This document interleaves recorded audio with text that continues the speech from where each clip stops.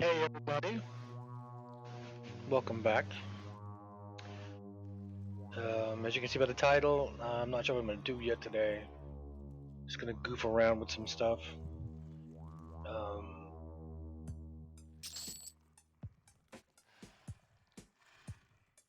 put you back on the main screen, get off the intern screen. There we go. Twitch updated its studio, so my software looks a lot different than it did before, which is, well, not a lot different, but it's added some cool stuff, so. Um, oh, the viewer count is up on top now, okay. Okay. So hopefully we have a good connection and everything's good today. Um, why is there an Easter basket? Or are you asking me the hard question? I have no idea. I just saw that just now. I was like, why the heck? Alright, we are level 243. So 243. I thought we were 280 yesterday, but we're 240. Alright, so I was going to go to Val Shir. Actually, I think I still have potion of... Yeah, 6-minute Shade Weaver Stick. This is exactly where I want to go. So there's an instance in Val Shir town. If you go into Shade Weaver Sticket, when you come back, you can go into an instance of Charval, I think is the name of the town, where it's the city's under siege or something. So I haven't seen it yet. I haven't done it yet. I haven't read anything about it yet. So I'm thinking about goofing around with it. So let's see if I can even do it first. Oh, now you're just getting technical. Oh, it puts me up here in the trade skill area. Oh, cool. This is the area in Shade Weaver Thicket where you do the trade skill. One of the trade skill signature lines comes up here, and I didn't notice that this guy could become a mercenary afterwards. That's cool. Wonder what level he is. Hey, and Fazul's on.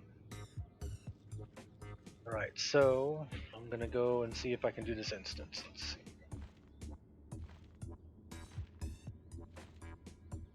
I was watching Steve play 7 Days to Die last night. He changed around. His schedule is still the same. He just changed around what games were played when. And why is it Sacred Hawk Chaos? And he actually bought a copy of the game for his daughter, who already had a copy and just didn't have it downloaded. So he was like, "Hey, Glassy, you want to come play with us? You can come play. I got a copy of the game here. You want to come play?" And I was thinking about it because 7 Days to Die is a zombie game, which I'm not really big on zombie games. I think their zombie stuff is way overdone. But Discord just announced that I'm playing. Thank you, Discord. But he said it's a combination of like Minecraft and survival games, which Minecraft is a survival game if you play it in survival. And I thought about it for a little bit because, you know, I like playing games with Steve. But our family's had a lot of flu going through it lately, and my wife is already asleep in bed, and the bed is right behind me. So I was like, I really don't want to because I don't want to wake her up with my chatting and yelling and screaming. And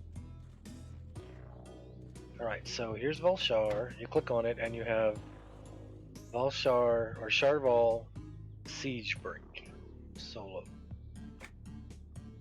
All right, let's go and figure out if I can do this or if I'm gonna die 2,000 times. So yesterday we played on Caladim, which is the time lock server, which I tell everybody, if you've been gone from the game for a while and you're coming back to play, if you're gonna play free, then you can play for free on the live servers, but you're gonna be starting with, holy crap, hold on, let me back up a little bit. You're gonna be starting with holy crap. You're gonna be starting. Well, I popped up and there was people fighting in front of me, and I was like, "Well, let me back up a little." Oh, my pet doesn't even have a buff on it. What the heck? My pet's named Dark Hearts because Dark Hearts paid the station cash to Name the pet. sorry, I had to move a cat. He paid the game. I call it Fat Loots, my channel points, to name the pet Dark Hearts. So that's why the pet's name is Dark Hearts.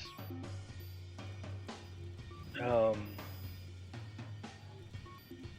I forgot what I was saying before that. Must not have been important.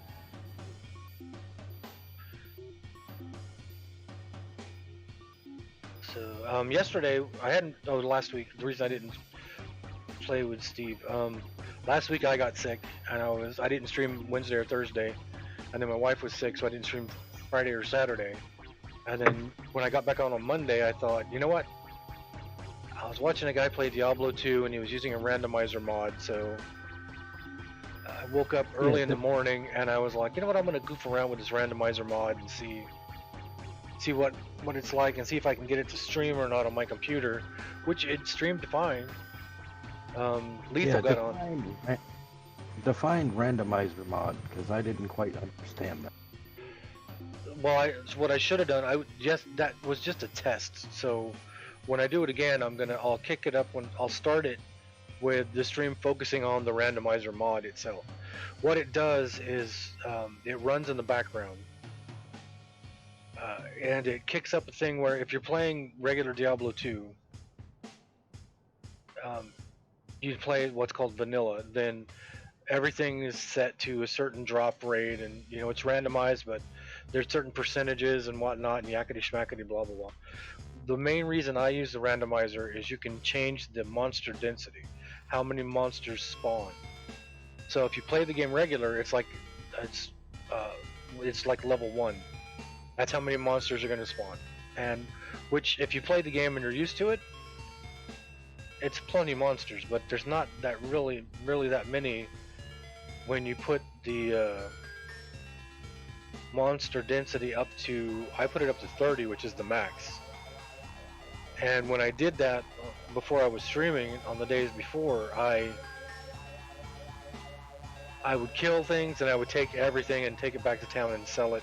So I wasn't getting very far. I'd play for hours and still be on the first map because I was killing stuff, picking everything up, porting to town, selling it, porting back, killing stuff, picking everything up, porting to town, going back and forth.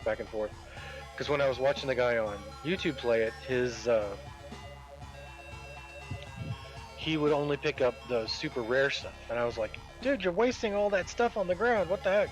Well, after I played it a few times, I realized why he did that. So you can, then the main reason it's called a randomizer mod is because it has a thing on it where it'll randomize the stats on weapons and stuff that drop. So instead of it being a certain set that it would normally drop, it'll randomize how many different effects it can have. What the it just makes it even more random, and you can increase the amount of.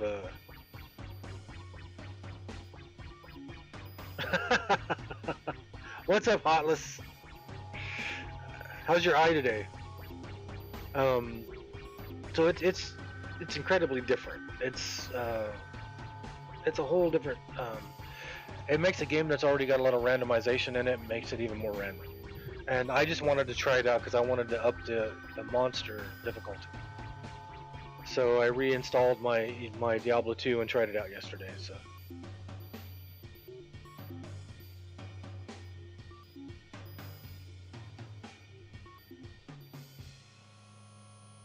And since I was off Wednesday, Thursday, Friday, Saturday, didn't stream on those days, I thought, I'll add a little extra one Monday morning. So I started streaming like at 8 in the morning, I think it was. You have to go back in a week to discuss the options now? Sounds like all the time. Alright, let's see if I can do this.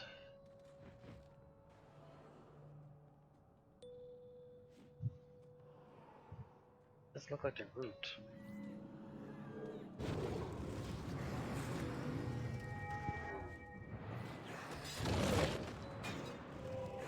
Akiva, gotta kill the Akivas.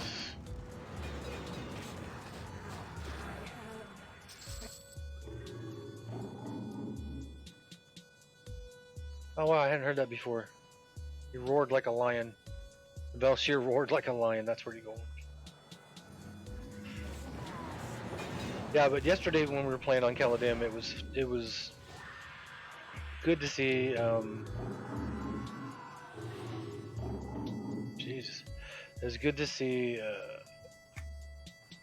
the trying to catch. Dang it! I say group. There we go. It was good to see the damage was much lower than it is on here. 14. And it was like it was a feeling of that's the way it should be. I mean, even though it was funny when I was playing with Steve and playing years ago was playing Final Fantasy 11. Oops, why'd I do that? There's nothing around me.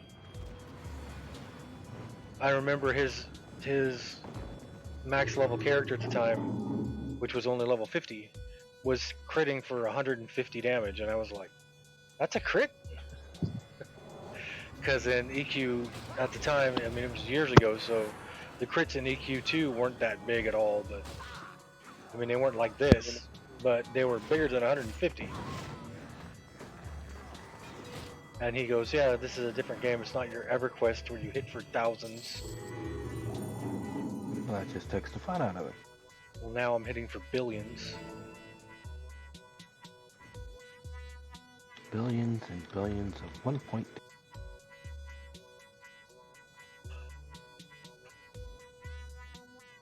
And it felt good to be back on a server where, because like when Michael and Tommy came here and started playing, and I was out damaging them, and I was like, it's not something I normally did. It doesn't feel right. The heck was that? Oh, it's Lord Legend for Akiva. So it was good. It made me feel like it was back in the day. It was, which is the whole point of a time lock server. So I had somebody comment on my YouTube channel. They'd been gone for a while, and they weren't sure if they would be able to play the game again because they would feel like they would get lost. And I told them, I go, if you come back and you paid for an account, start on a time lock, because that's more like it was than if you come back and start on a live server, because the live server's got all 17 expansions going. It's got a level cap of 120. It's got freaking ascension spells, mercenaries, more AAs than you have on a time lock. So if you paid for subscription, start on a time lock server, and then once you've gotten back into the game, then move to a live server if for some reason you felt like it. So. Whoops, I didn't see those guys. Yeah, you want to talk about a major difference between the two. Play on a live server, and it's like, hey, I played for 30 minutes. I'm already up to the top level. Play a time lock. Hey, I've been playing for 20 days. I still haven't gotten halfway through. And Heartless says, but time lock is just better. Live sucks. Oh, there's some loyalty points for the day. Yeah, because the live servers are just okay. Get them as fast as you can to the end. We were talking about that in yesterday's stream where they were taking the focus off of the actual game and just putting it on the end game. Cat, stop staring at the door. It's not going to open for you. Cat doesn't know that. What? A greater Akivia? No, he knows it because I keep telling him, and he keeps walking back over and just staring at the door. Alright, what is your mechanic, buddy?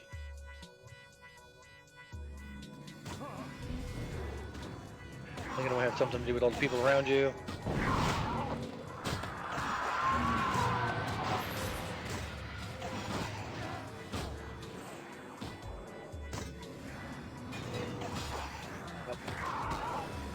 Pulled my targeting off of him.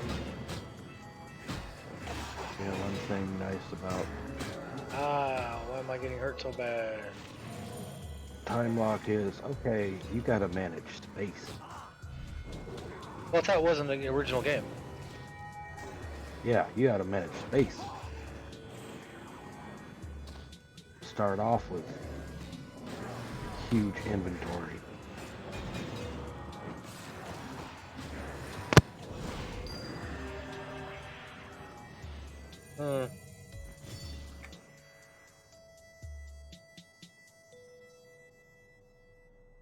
You can join Time Lock right now and start a new tune and get low-level group to run with. Yep, that's how.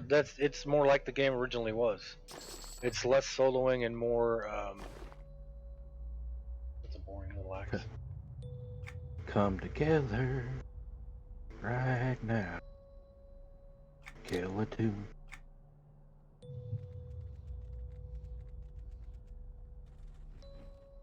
Yeah, because this game is made to be a massive multi-online player game and not the way I play it, which is get on and solo everything.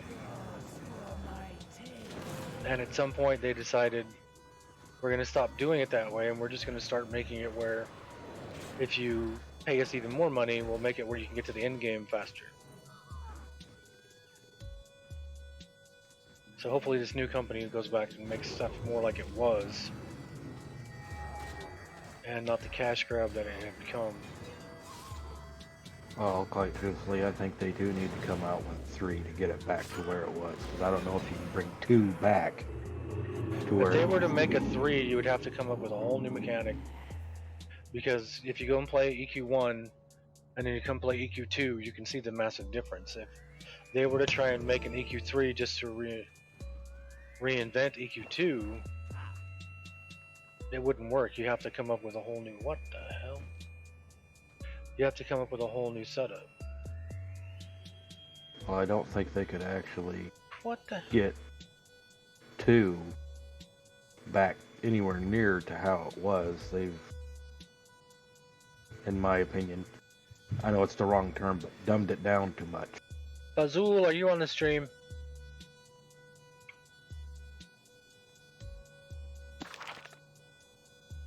Hit level 104.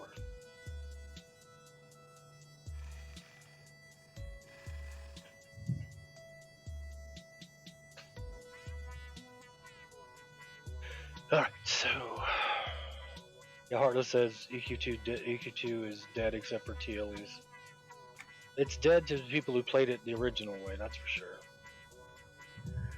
I mean, I've gotten used to playing on live servers because I've played for so long, and it's one of those things where you don't realize the changes because they were so gradual.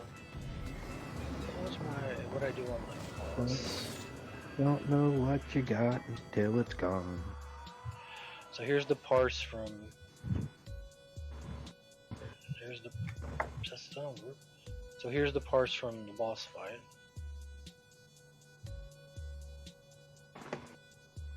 Okay. 17.5 billion. I mean, I still like playing the game. Obviously, I don't agree with some things. I don't agree with like this last expansion. I think could have been done a whole lot better. I was thinking about I was gonna go into it one of these days, and I was gonna do like a little like flow chart kind of thing, maybe, or just go over all the zones there are in the game and how they connect to each other, and not do it in a map type way because there already is EQ2 maps for that, but do it in like a just like a chart kind of way where you can see how many zones there are in the game and how many different areas there are and how many. I mean, I don't even know how many quests in this game, and I'm not even counting collections quests. I mean, just Alright, so if I attack this guy, is he gonna pull all of these guys?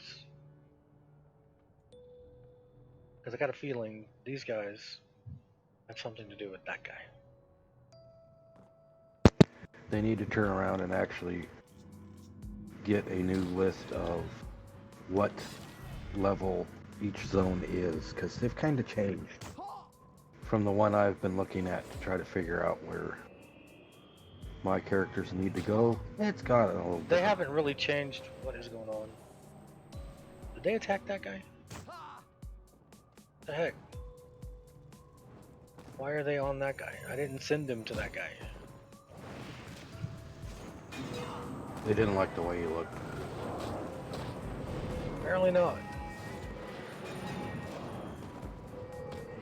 My frickin' mercenaries are gonna die here on their house. Hey, these guys are shooting quite a bit.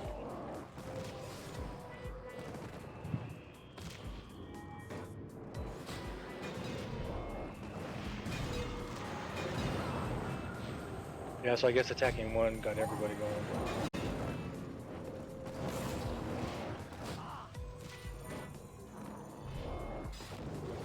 But I was thinking just doing like a little chart thing showing, okay, well if you start here in City of Kinos, you have this zone, this zone, this zone, this zone, this zone, this zone, this zone, this zone, this zone, this zone, this zone, this zone, this zone. Oh, they all disappeared. Well, you need to actually sit there and show people that they can start in somewhere besides Queen's Colony or whatever. Because none of the starting stuff has Freeport or Quenos as a starting area. Now it's all New Hallis, Kelthin. Why can't you see through my waist right there? That's creepy.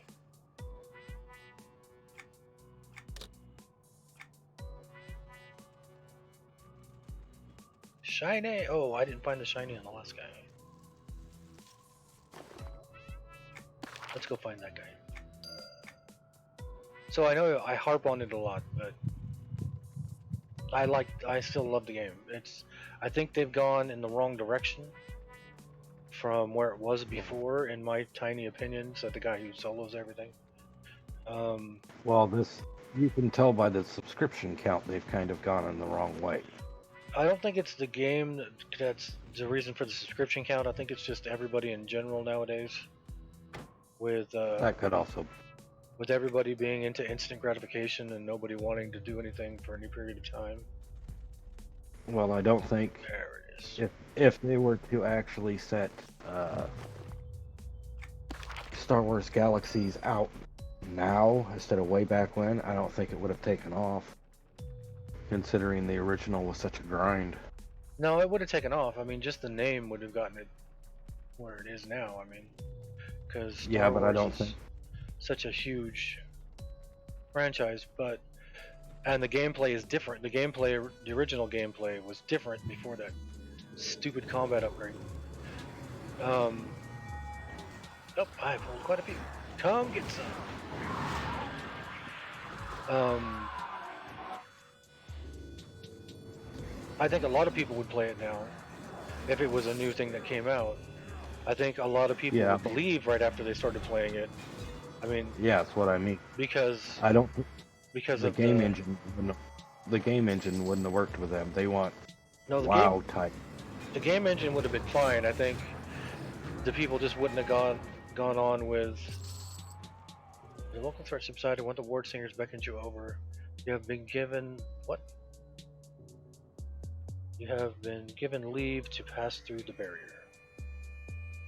Go me. I think the game engine wouldn't have been the issue. It would have been the amount of experience you had to get to the user next training point would have been the issue. That's not the game engine. That's the amount of experience they set to be the next level.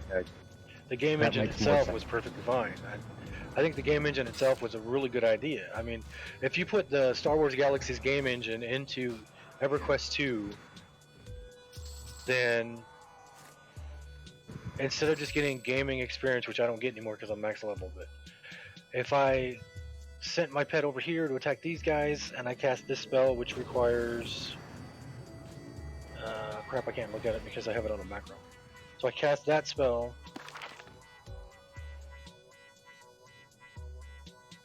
Just Blazing Avatar. So I send my pet in, I cast Blazing Avatar. Blazing Avatar requires Ordination. Then when that creature died, I would get Ordination experience. And then I could use Ordination experience on one of the skill trees. If I run in and I attack with my, what am I using, a two-hand staff? No, I'm using a one-hand slashing. Piercing. So I go in, I would get piercing experience. If I go in using a slashing, I would get slashing experience. If I go in using a two-handed staff, I would get polearm experience. If I went in with nothing in my hands, I would get martial combat experience. It's You get experience for what it is you're You get actually doing instead of. and if I Instead- sat down and kicked up a camp, then I would be getting scouting experience or camping experience or whatever.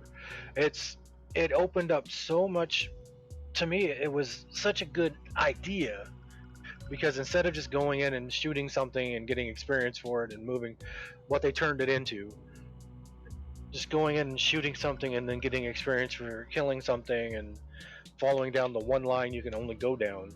Instead, when it had its extended line trees you could go down, you were given a certain amount of training points.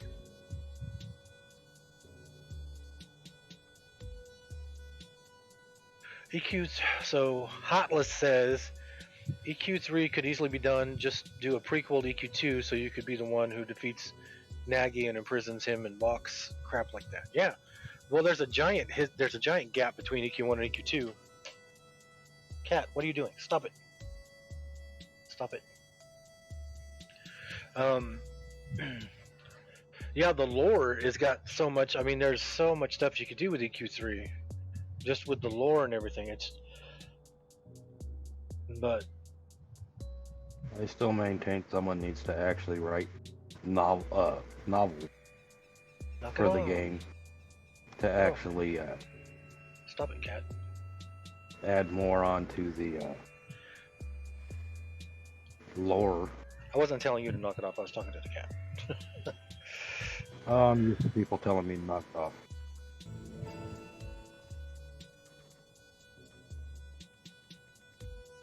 Ooh, that's not a good one. Ooh, I gotta go into the palace?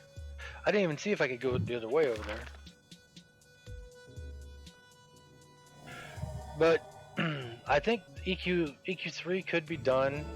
I think it would be because like the way I did it when I started EQ1, I'm sure there's thousands of people out there that did it the same way I did. You start with EQ1, played the game for years, and then EQ2 came out, and I went to play EQ2, and you could tell the difference. You could tell the difference between EQ1 and EQ2. EQ2 was made a lot more than just graphics wise. Yeah, more than just graphics. It was more like it streamlined a lot of stuff. It kind of like you said earlier with the dumbed down kind of thing, where in EQ1 you would just have to go up and talk to every NPC you saw, and if something they said had brackets around it, if you repeated what those brackets said, then you had a quest started. But from standing back on the other side of the zone, looking at the NPC over across from you, you couldn't tell if you had a quest or not, unless either you'd gone to a website and found that that person had a quest, or you just walked up to him and hit H for hail, and then found out that, and he started speaking and something was in brackets, then that was a quest. It wasn't as hand-holding as EQ2 is. So that's why I always say, if somebody's getting into a massive multi-online role-playing game, and they've never played one before, start with WoW, because that's the easiest one. And then go to EQ2, which is a little bit more difficult. And then if you want to, go to EQ1. I always viewed them as like WoW is elementary school, EQ2 is high school, EQ1 is college, because EQ1, I don't know how it is now, but back in the day, EQ1 didn't dumb down anything. You would Well, that die when you died. You lost experience.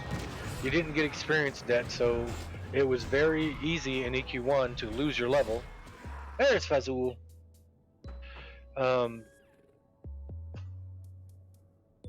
as much as I hate to say it, WoW was kind of the reason that a lot of these MMOs have kind of dumbed their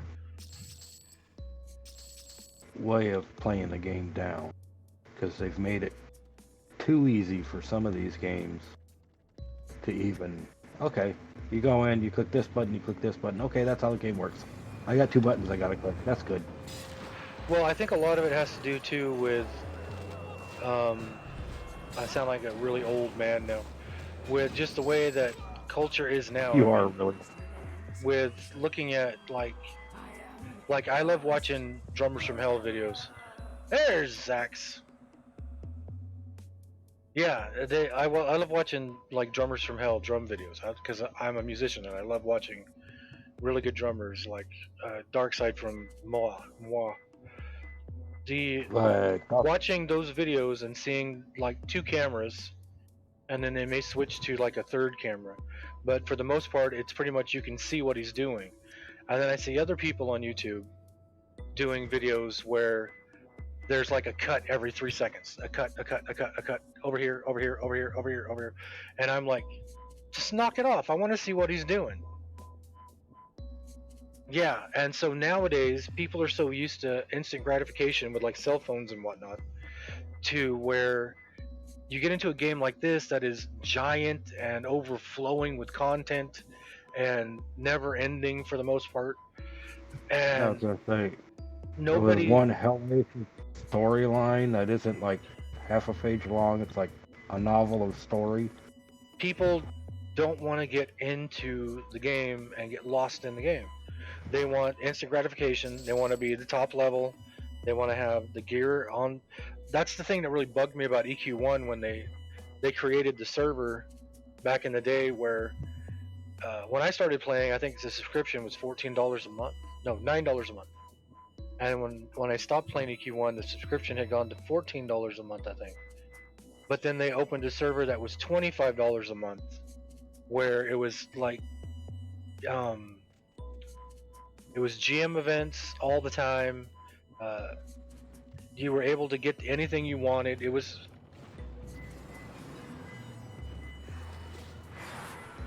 Yay, 11. Yeah, like Heartless says, no kids back in the day could understand how to play EVE Online, but now they can because it's easier. I think a lot of it has to do too with, like I said, instant gratification. It bugs the crap out of me. It's like if you want it, that's one of the things that really cheesed me about this new expansion when it came out. After I did 2.5 days to finish the Panda Quest, which are not difficult, just time really take a lot of time to do. And then I bought the new expansion, and the first thing I run into is somebody saying, "Did you get your armor out of the box?" I'm like, "What are you talking about?" And I go and look and click on the armor, and the last 2.5 days I had got the best armor I could get without raiding or anything from before the expansion. The expansion comes out, gives you free set of armor, free weapons, and they're twice the stats of what I had just worked for 2.5 days to get for free, just for having bought this is the new expansion. I was so cheesed. I ranted forever on that stream. I was like, this is the problem with what they're trying to do. Uh-oh.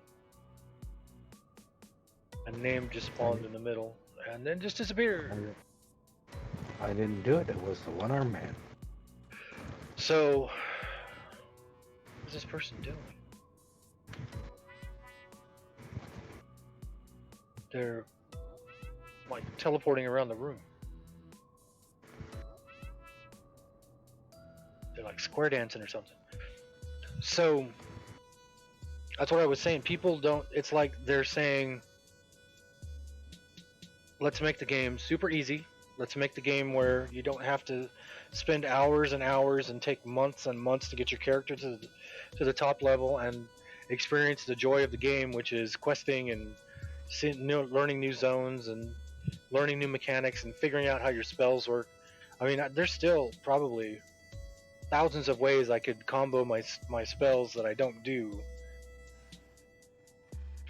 But there are other combos that I do because I've played the game for so long. I mean,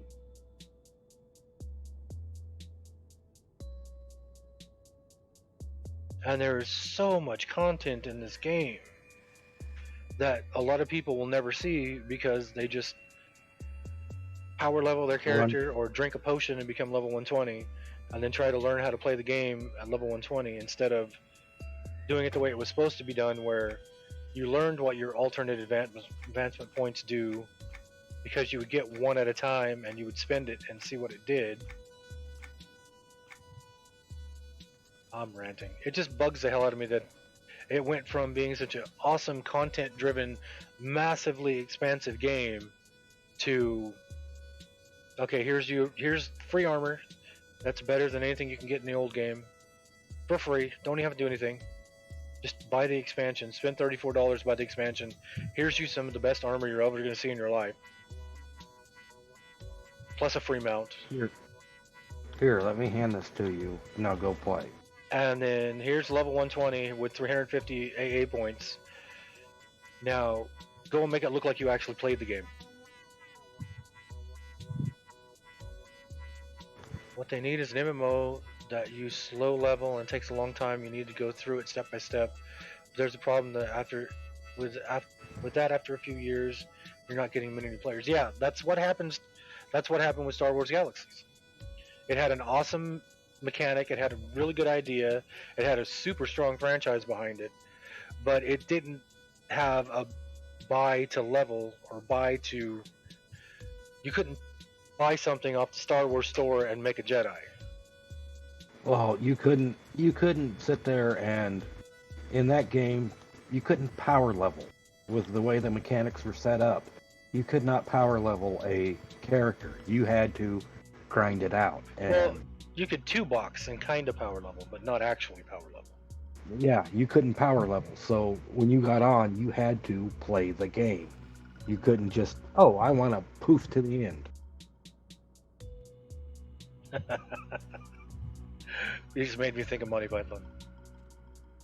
You want to poof to the end. Okay. No, poof this.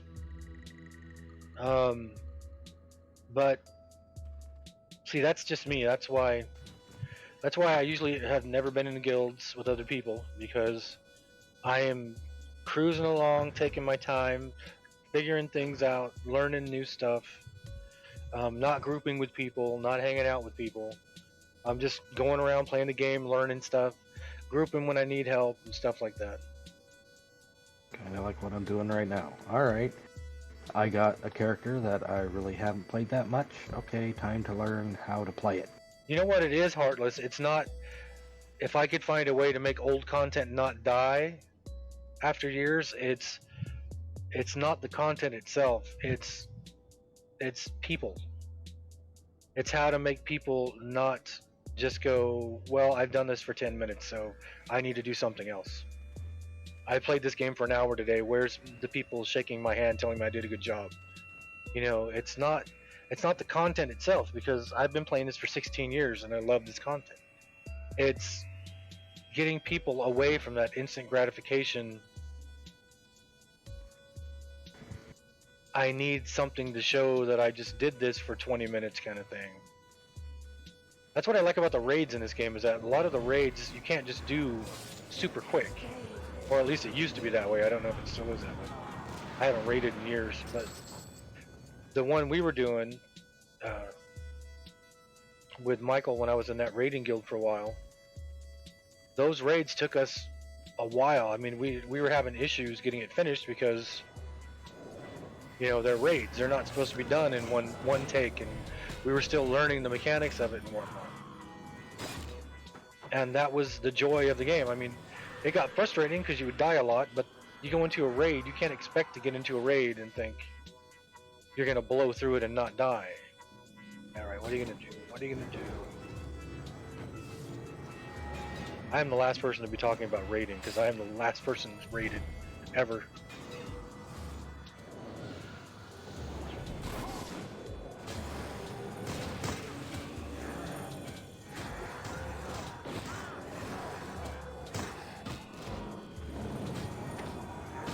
Jiminy Christmas.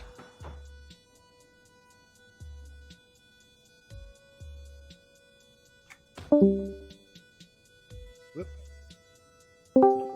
Dusty resetting his phone there.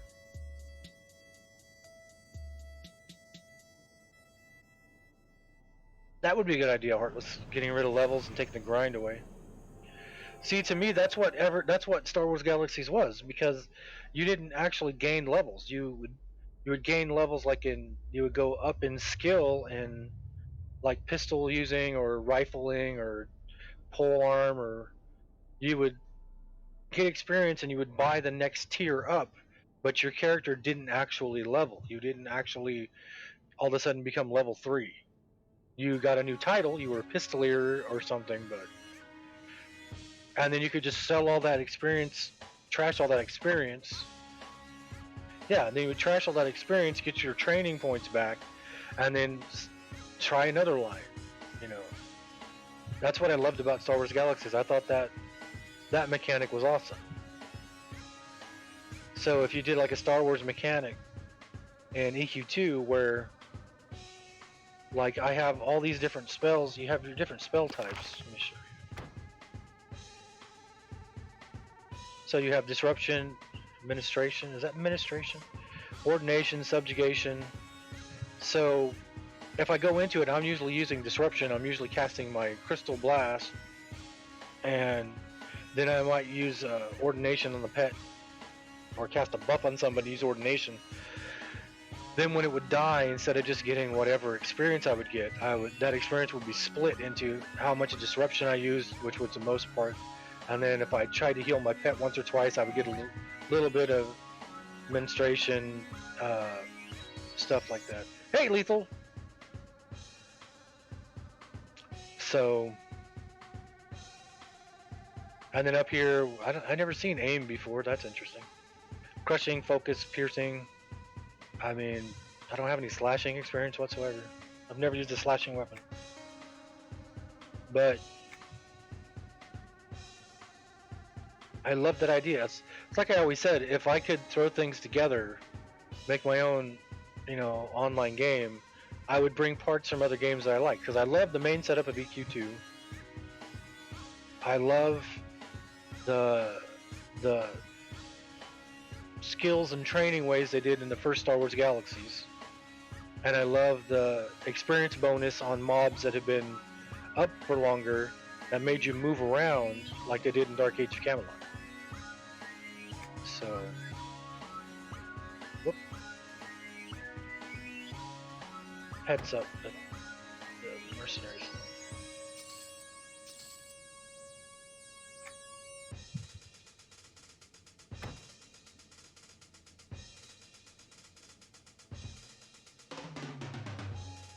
Okay, so for me, it's just evolution, really. I mean, when I was young, computers weren't there yet.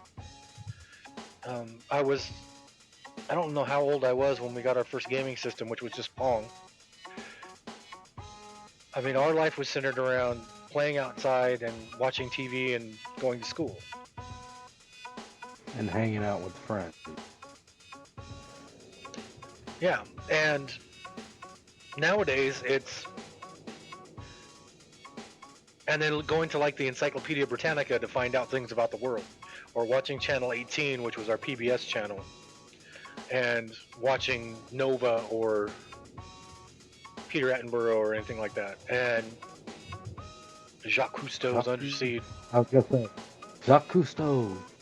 That's where I found out about my love of all BBC television, was through what they would play on our PBS stations when I was young. That's how I found Keeping Up Appearances and Are You Being Served and Jack Frost and whatnot. So,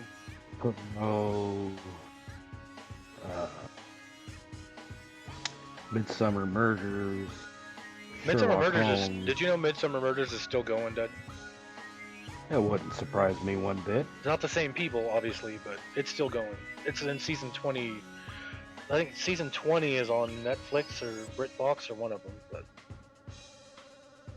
But I think it's just evolution. When when Everquest came out, it was one of the first 3D online games, and people would spend hours doing it. And then, like everything that comes out and is successful, it's going to breed knockoffs, it's going to breed copycats. People are going to look at that and go, hey, what if I did this? So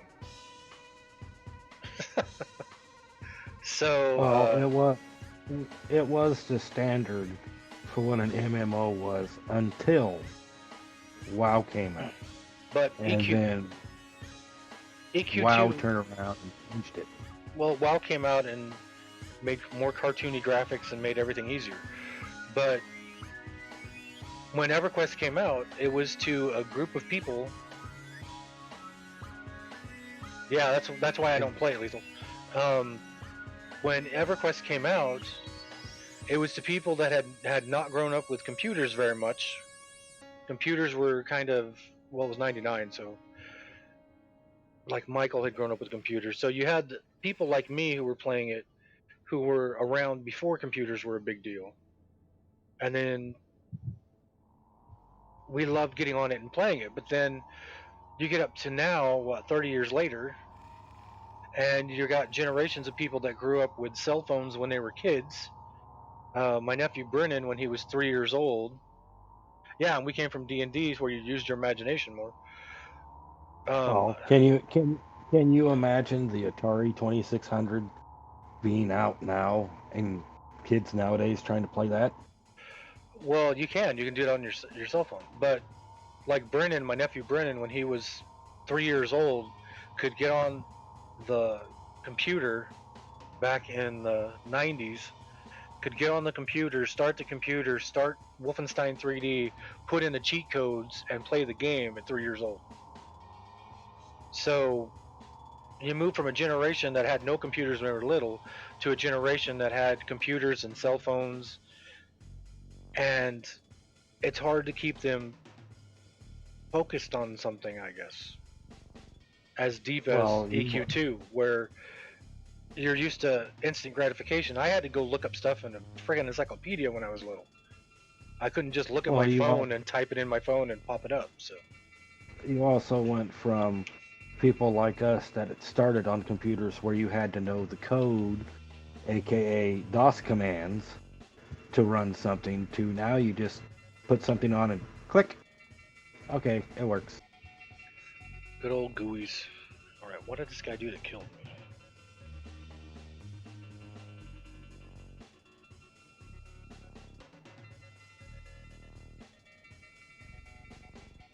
The heat generated by whatever's fiery detonation has left you a charred corpse. Told you not to eat. So when he says that, you just need to get out of the area. Told you not to eat the chili. PvP, 6,000 hours in Quake Team Fortress.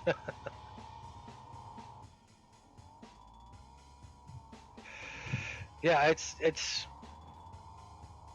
So to me, I think it's not that the main structure of EQ2 is flawed, other than recent years, but I think it's just that society has moved to where it can't focus very well. I mean, when I was younger, I could sit and read a book for hours. Now you get people playing video games for like an hour or two, and then they got to go play another game. So I resemble that remark. Yeah, that's my rant.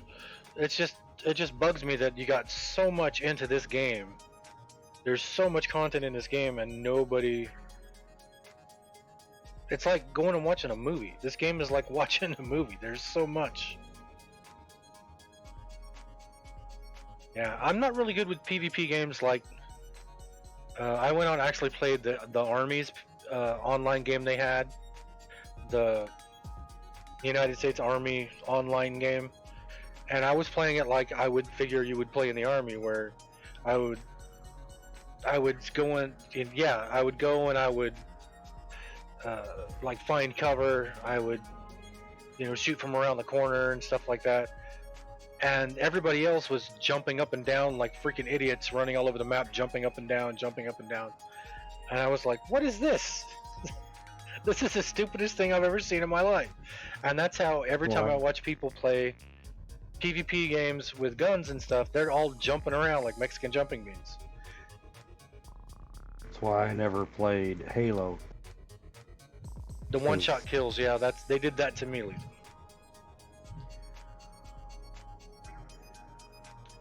Alright, so I gotta get out of his way when he casts that AoE.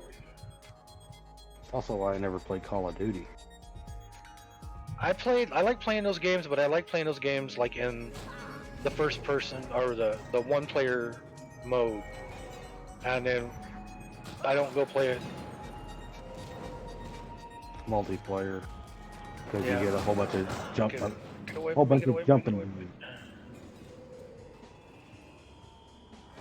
Look at my pet, don't look at me. God dang, so that took up the entire freaking room.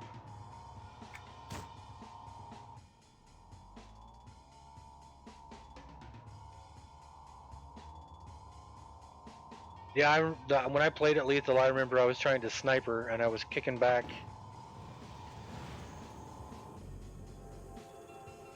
Oh, god dang. I was kicking back snipering from this one spot, and where I thought was a good spot, but then somebody ran up behind me and shot me and killed me. I mean, that's what it would be like in real life, but oops. Never saw him coming. But does it say?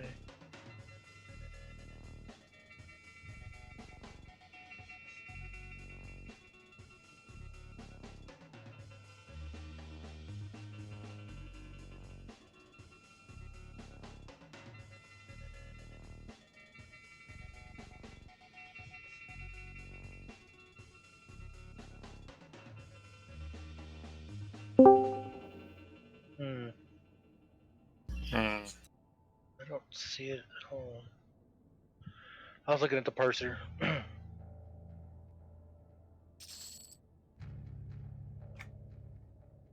But I do just sound like an old man. I mean, I play a lot of newer games, but I like going back and playing some older games.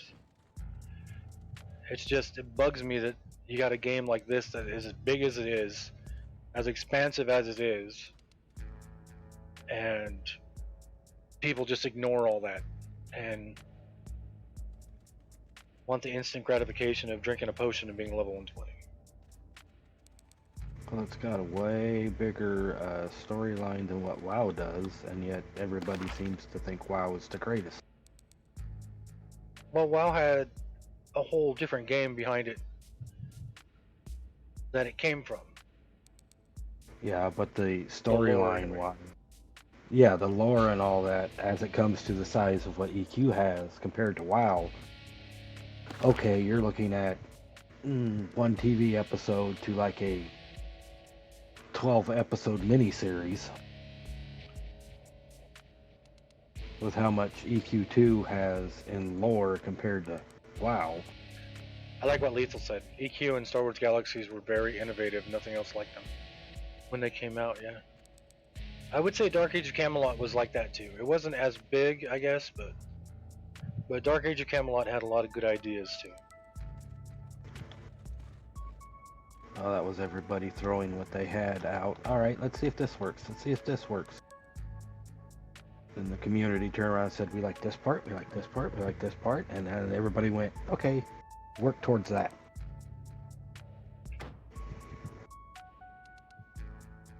What, Dark Age of Camelot, Lethal? What was it, crazy, lazy, heartless? I want to make a MMORPG, but have it like zombie survival.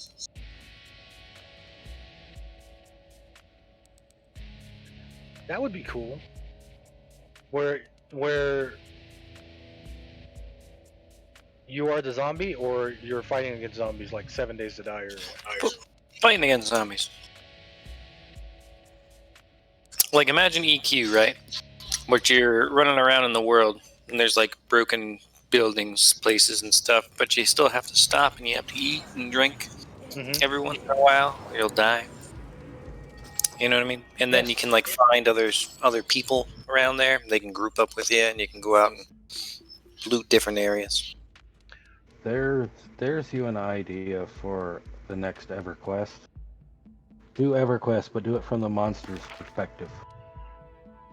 They actually did that in some of the GM events back in EQ1 where you couldn't do it if you weren't a guide, but they would let the guides be the monsters that were attacking, kind of thing.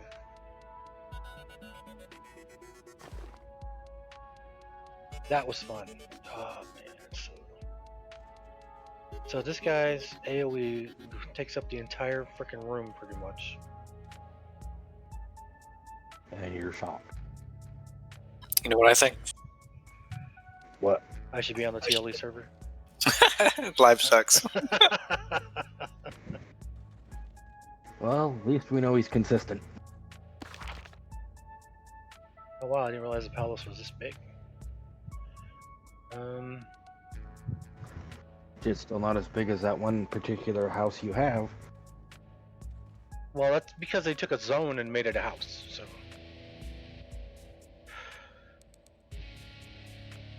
That's what we need is the guild hall.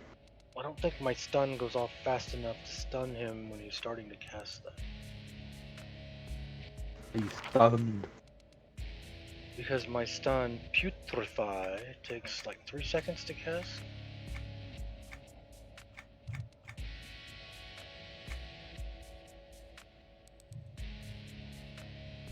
This only takes 1.79 seconds, but it seems like it takes a lot longer than that. So Lethal says, so MMORPG, the players can play as the monsters also have to limit where they can go, but that would be awesome because clerics would die first for sure. Yeah, it would make it a crazy game. Well, sit there and have a MMO where you have both sides. You have the heroes and you have the villains. That was like, didn't they do that with Warhammer? Something like that? I never played Warhammer. The drummer for one of my bands is a massive Warhammer fan. So much so that his Facebook is full of pictures of the stuff he's painted. Warhammer was the first game with the public quests, like.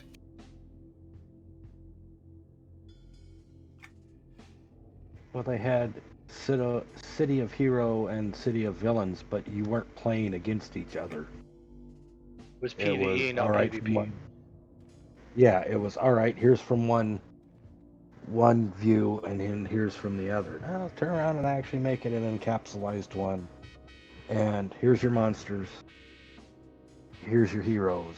Let them battle it out. I played City of Heroes, I think. Yeah, City of Heroes was... I can't remember if I played City of Heroes or City of Villains. But I played one of them, and it was fun when I first did it. But then I fell into the trap that I always fall into, where I started playing it and got to a certain couple levels in and then thought, well, what if I made a character like this? And I would park that character and go make another character. And while I was playing that character, I'd be like, but what if I did something with this and park that character and make another character? I can't just set on the one character.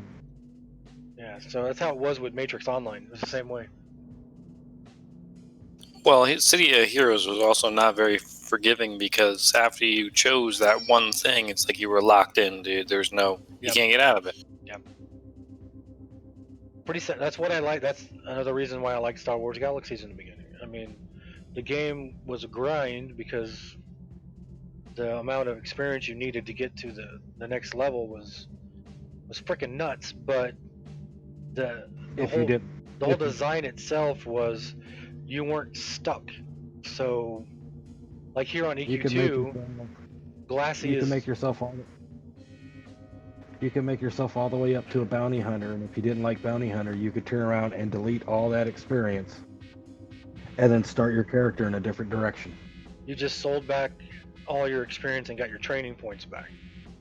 And then you could make a whole. You could go up the next one and try it out. And I think the flaw was they made it where I don't think they put enough tiers in the training, and they made the gap between one step to the next level way too wide. I think they would have trimmed that down a little more and added more skills to that. I mean, look at I'm level 120. Look at all the freaking spells I got down here. In Star Wars Galaxies, I would have maybe one hotkey or two hotkeys. So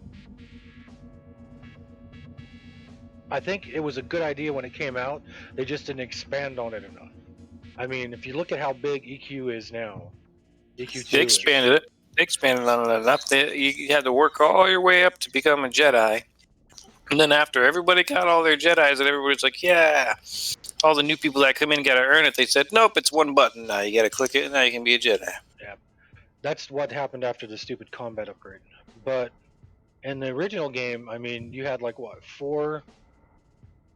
If you were doing like Pistolier, you would do 4 levels on the bottom for pistol training, and then you had a next level that had 4 more that you could specialize in.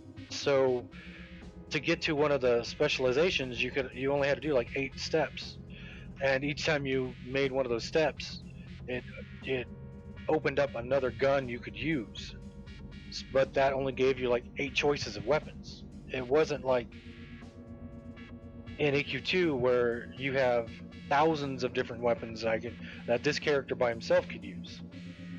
And so that's what I mean by if they would have expanded it out more, they would have given you more choice. It just seemed kind of cookie cutter. Oh, it was self-limiting. Very serial. It wasn't parallel at all. I mean, it was. You only had those, like, if I'm remembering correctly, I haven't played the game since it was out.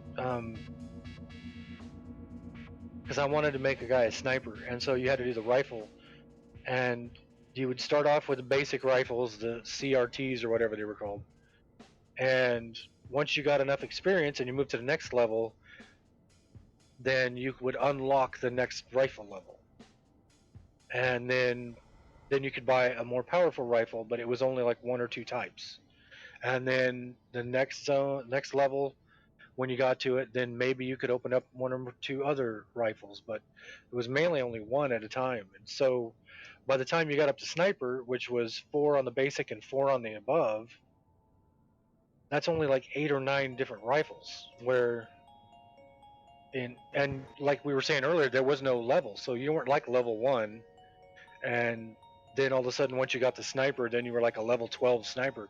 There was no levels. It was just you would do the 4 training on the basic and the 4 training on the advanced, and that was it. You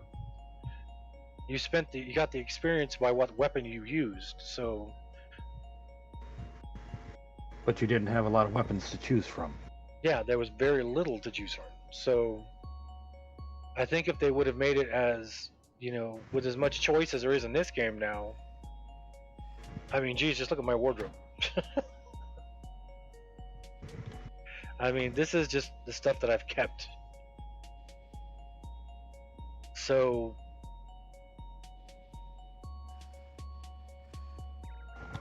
I think if Star Wars would have actually had that much, I mean, because if you look at Star Wars I mean, EQ2 is limitless. There's nothing that this game can't do. I mean, I would hate to see it go into the World of Warcraft type of thing where you have the blunderbusses and the guns and stuff. Is he a robot for you too? What's that? No? I didn't hear what you said. What'd you say? I don't like in World of Warcraft. I don't like the guns, because to me that takes Beeps and boops and bobs. Yeah, it takes you completely out of that whole thing, and then the motorcycles. I was like, are you serious? A tinkered motorcycle. I don't see EQ ever going into that. I wouldn't expect to see spaceships or anything in EQ2, but EQ2 is like a blank slate. There's so many places you can take the lore and go, and so many parts of the lore that haven't even been invented yet that you can go into. That this game could be friggin' limitless. But and in Star Wars, you have a giant freaking I don't even know what you You would call have it. lore. You have a huge amount of lore I don't want to call it there. a universe because that's corny, but you have a giant world of things to choose from Star Wars Galaxies. So it never should have been as limited as it was, other than time and money that the company had to put it out. And they put out what, 2 expansions? They put out, yeah, they put out One was 2. Kashyyyk and one was Outer Space. If memory serves me correct, hold on. I'm gonna go try this guy again. I need to figure out. Wait a minute. Is there anything in the room? No. Is there anything in the room I gotta click on or something? Or, you know what? We'll come back to him. Let's go this way. We'll come back Jump to him. to light, jump to light speed and raid of the. Jump to light speed, Rage of the Wookiees, and Trials of Obi-Wan. So there were a total of the basic and 3 expansions. Were they actual expansions? Because I never heard of the Trials of Obi-Wan, I don't think. That was the last one they did. That was released in 05. Added a planet.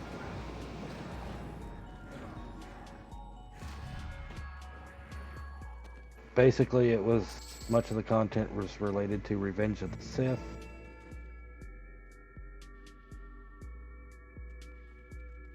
And the week after that, after they released it, that's when they put in the NGE, the new game engine, which turned it into a WoW setup. The CU, the combat upgrade? Not the combat upgrade. It turned it into WoW, where, okay, you have buttons. Every time you get so high, you get a new button. So you do a new thing. Kind of like how when you level on here, you have the toolbars and you get new icons on the bottom. That's pretty much what their new engine was. You didn't go to, okay, here's my actions. Let me grab the new one and bring it down. Nope, it just popped up on there. No, Zax, I'm not going to Caladim full time. I'll go to Caladim when Gore or Colt are on, and we're gonna go goof around over there or something. But I'll never go there permanently. I got too many characters on this server.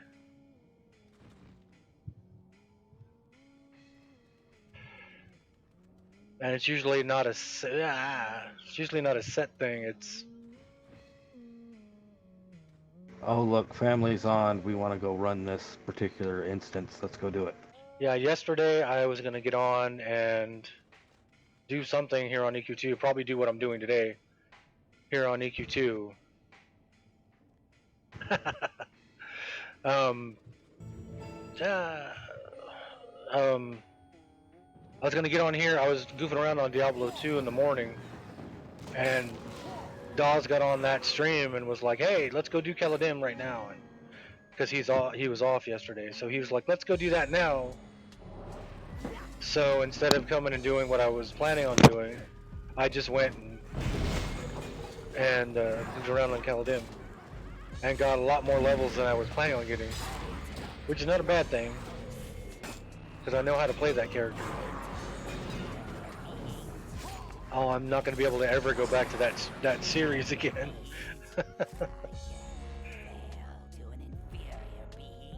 No, we just have to make new tunes. That's easy though. Well, the whole point of that whole stream was to try and recapture what the game was like when I first played it.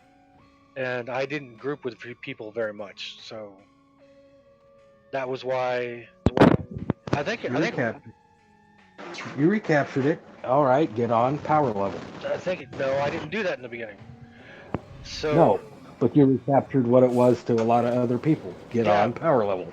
but I wasn't doing it to be like other people. I was doing it to do it the way I did it, which was pretty much by myself for most of it. And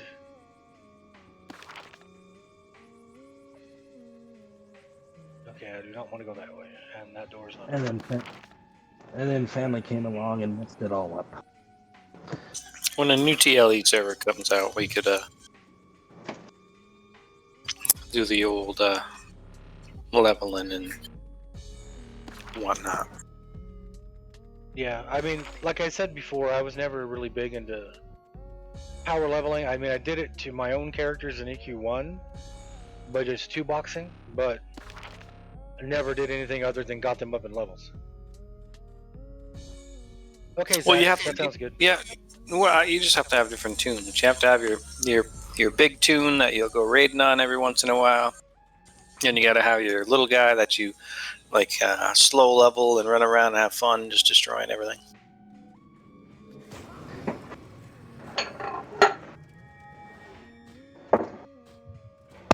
Yeah, have each one said, okay, this is for me playing by myself. This is for me when I group. This one's for me for whatever. Oh, you punk Sit there ass! and Stop it! Stop it! Stop it! Stop it! I didn't do it. It was the one-armed man. Heal me, you dummy! Where you at?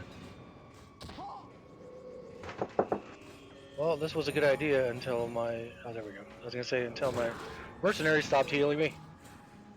You know, it's a better idea. Time lock servers.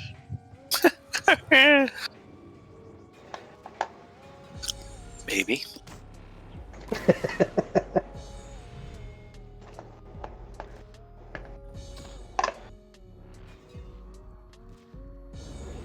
Heal me, you... God dang it! I didn't do it. It was not me. Have you ever played Grounded? I used to when I was little. I was grounded all the time. I was gonna say I was grounded all the time. Never lasted very long, but I was grounded. You never seen that little game Grounded where you're small? It doesn't sound familiar. I might have seen it, I just don't remember it. You know, small. That's Just small. It just came out a little while ago. There's another one coming out called Smallville or whatever. Smallville, I think. It's like Honey, I Shrunk the Kids. That's what it reminds me of. Oh, that's cool. That didn't branch out into a million extra movies.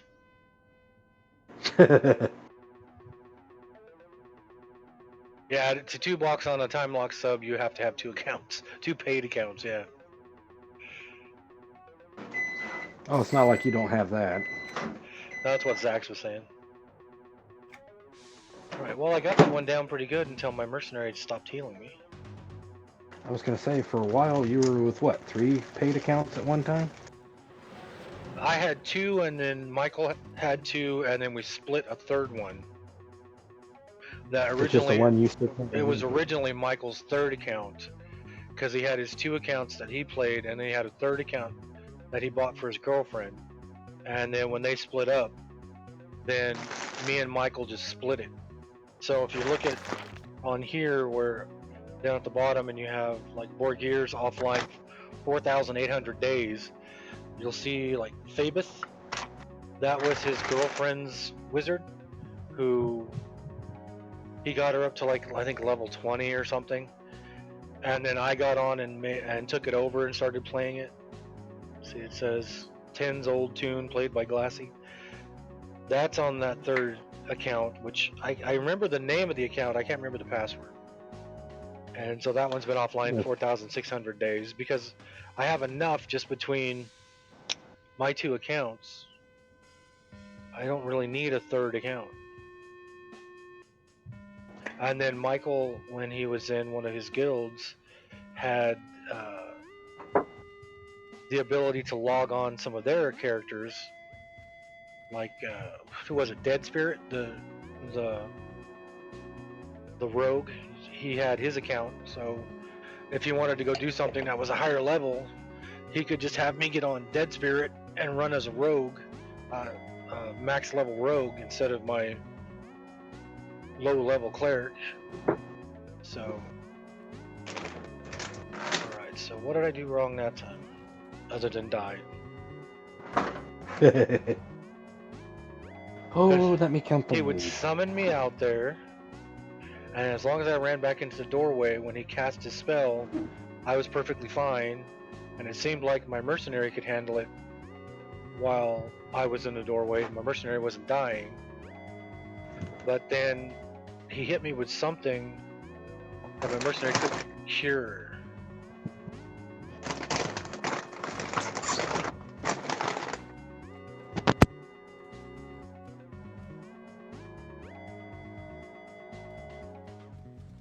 I think I'm gonna try it one more time. Where am I at?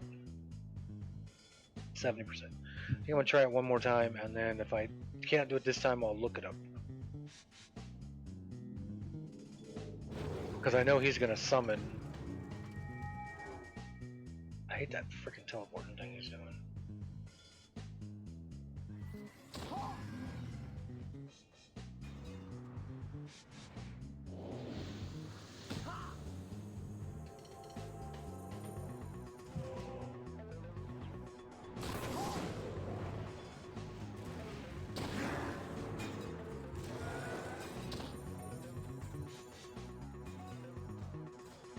If that's an arcane, I can cure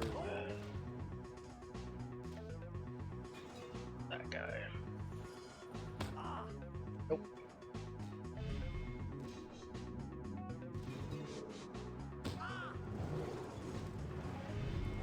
I wish I could summon my friggin' mercenary to me.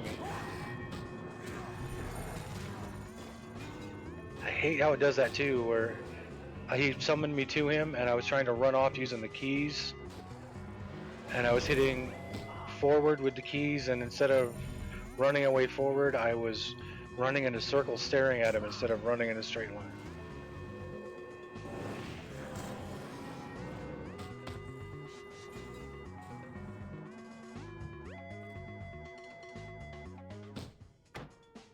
Nope. The heat. Stop it. The heat generated by Everquest Fair or whatever's fiery detonation has left you a charred corpse. I'm starting to notice a pattern with you.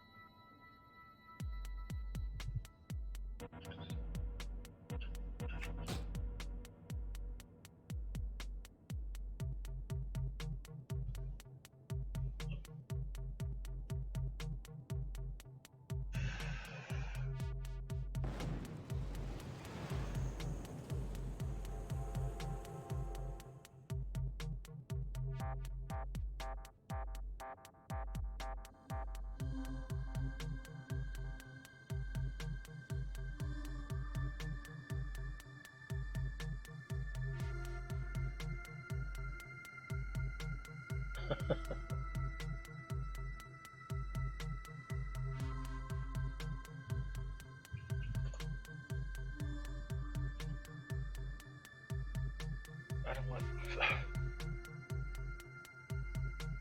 First thing it's popping up is victory. I was like, I don't want victory. I want to know.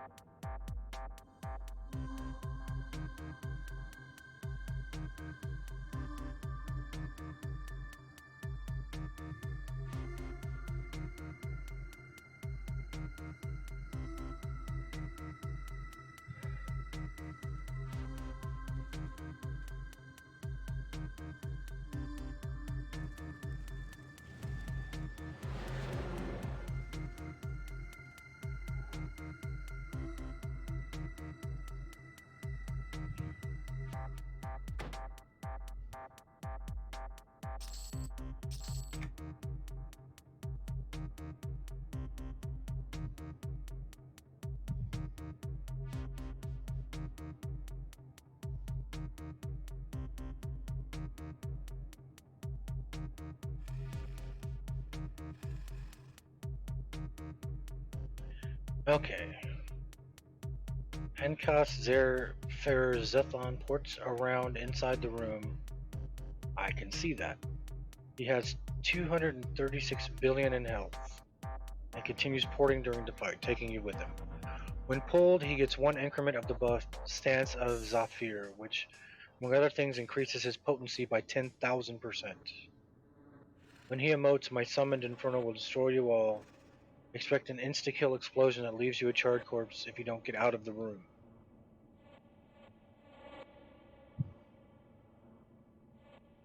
And that's all it says.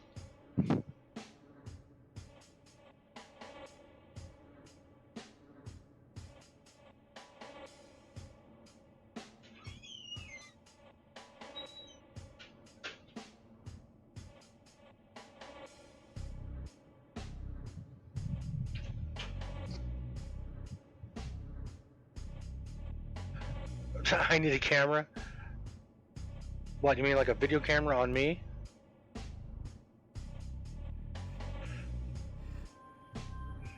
So it says I need to get out of the room, which I was standing in the doorway of the room that time. I was like right here when it went off. So. No, I don't need a camera. You wouldn't be able to see me right now. I'm sitting in the dark.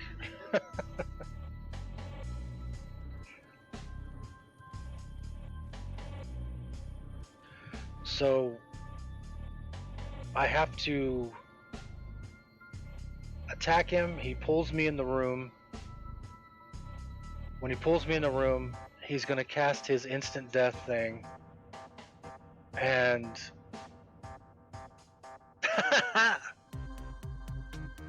Zach says he pictures me as a long-haired hippie.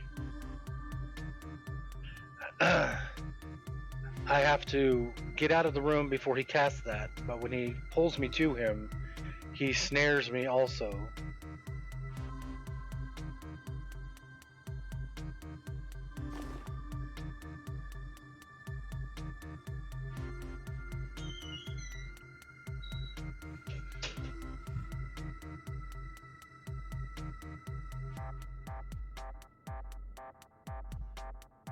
I had hair down to my pants when I was younger. I think I shaved my head the first time when I was in my late 20s because I started losing my hair. But I'm not a hippie. I'm a metalhead. I have a bunch of metal bands that I do. One of which I do with Dawes that we were talking about yesterday, but.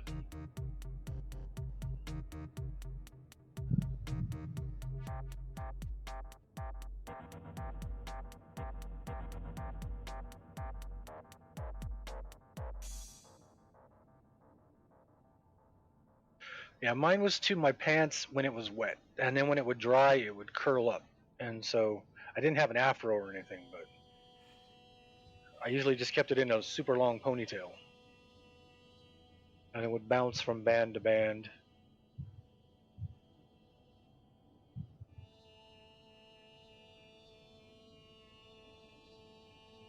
So what if I'm using the wrong potion?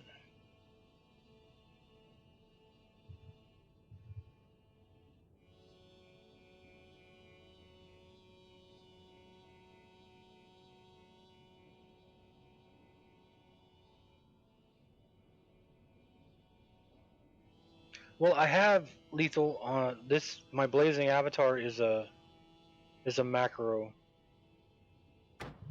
where it casts blazing avatar on my pet and then sends my pet into attack. And then usually once the fight starts, my mercenary just joins in automatically. But the issue I'm having with this is I'm not getting out of the room fast enough.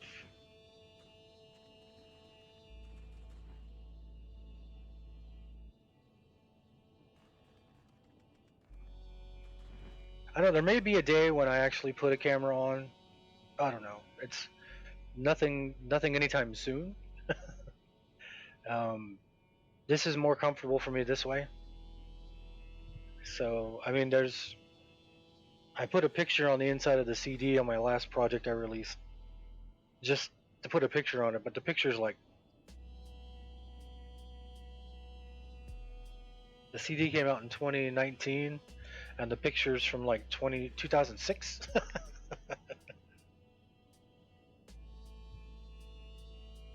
Well, I was thinking when he pulls the mobs in, a lot of the stuff in this expansion, when they pull the extra mobs in, they pull the ads on. Usually that makes them not take damage or increases their damage, or usually when the ads are there, on one of them, the ad actually makes them invulnerable.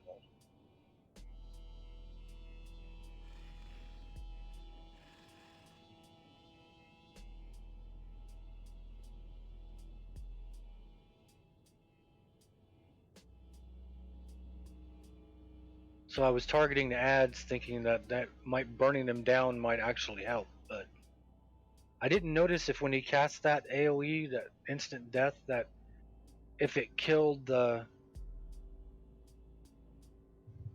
ads too.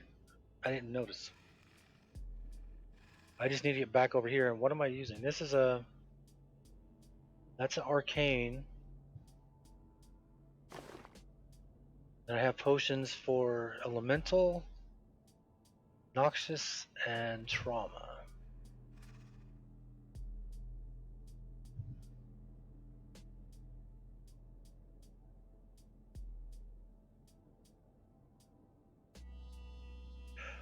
I think it might be the fact that I nervously tab target. That's probably driving you crazy.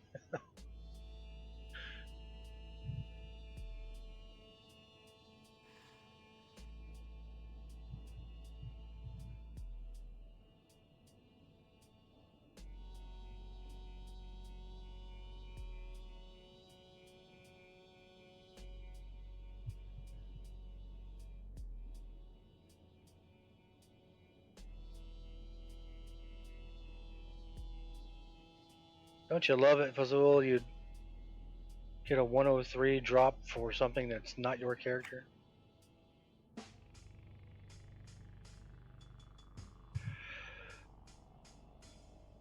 Yeah, I do that a lot. You'll see me. Well, I don't think I've done it on this stream at all, but you'll see like I'll go into a fight, and once I'll target the mob, I'll hit F1 to cast Blazing Avatar on my pet and send my pet to attack them, and then I'll hit F1 twice, so it'll target me and then target my pet, and then that way I'll be taking out whatever my pet's taking out. But I just haven't done it on this one because I'm dying too much. I'm focusing more on running away on this one than I am on actual fight.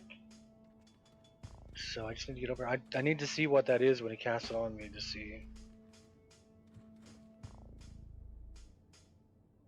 Go ahead, do your porting thing. You got a macro for it? There we go.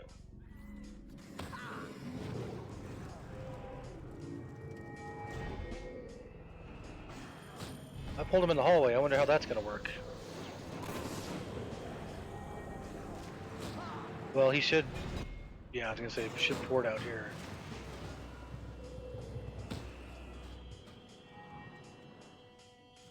Doesn't say what that is.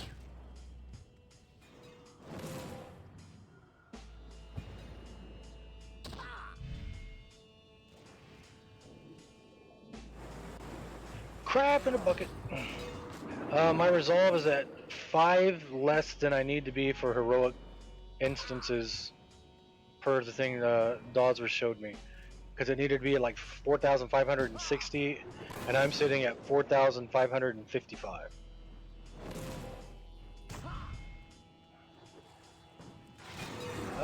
Where's the door? Where's the door? Where's the door? Get out of the frickin' room.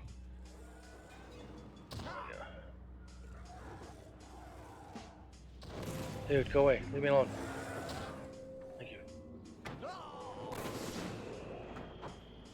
Well, I saw the mercenary come over and try to cast it on me.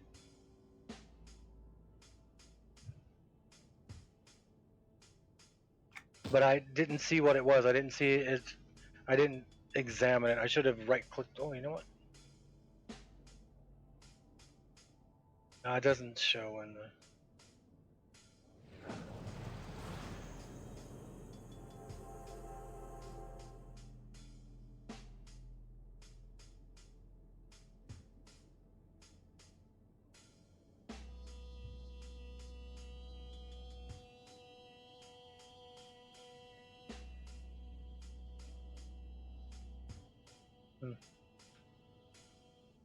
Oops, don't do that.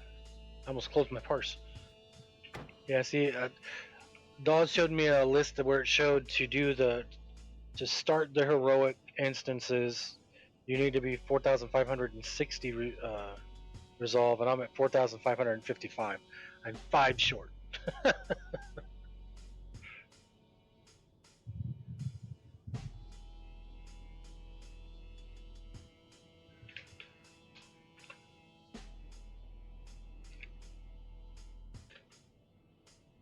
gonna break my armor pretty soon.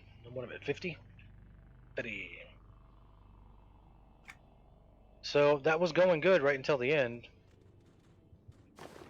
which I guess you could say about pretty much any fight you lose. It went really well until I died.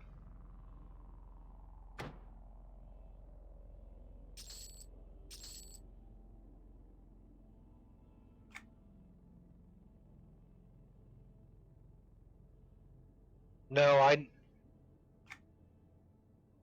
it's another thing I rag about. Oops. The only time I ever messed with tinkering, I was only like level 5 on tinkering, and then I was running through. I don't know what zone I was in. I was just running through, and all of a sudden I got 4 achievements, and it was for my tinkering maxing out and my what do you call it? Adorning maxing out. And I was like, what? Out of nowhere, while I was running, didn't turn anything in. I didn't get an AA or anything. Just out of nowhere, all of a sudden, my tinkering went from level 5 to level, what is it, 555 now? 550 out of 600. And my adorning did the same thing, 550 out of 600. I had never done any adorning. So I don't know if it was a server-wide thing they did or if it was a claim thing they did, because I hadn't claimed anything that said that. But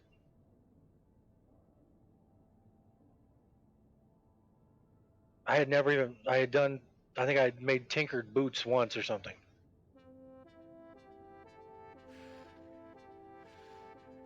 So I have very few tinkered recipes.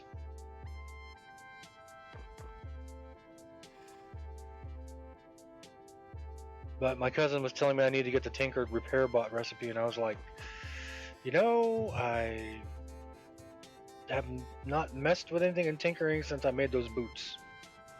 And I remember they were red when I made them.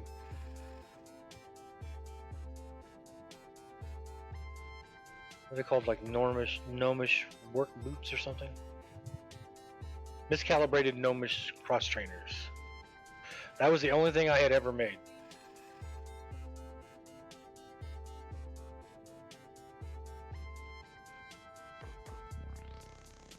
Which is funny because I can't wear them. And then all of a sudden, it just shot from 5 to 550.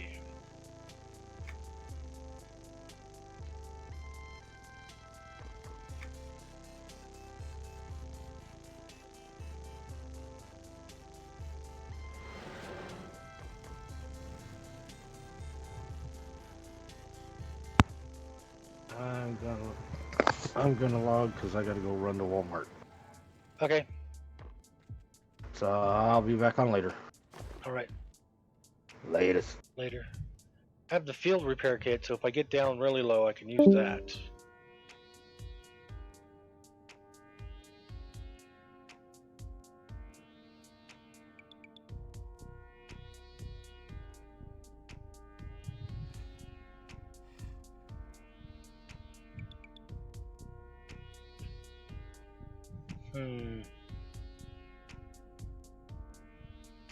I macro a lot of stuff, like my Guardian. His setup, this entire bottom hotkey for him is all macros. My illusionist I made for the raiding guild has a crap load of macros.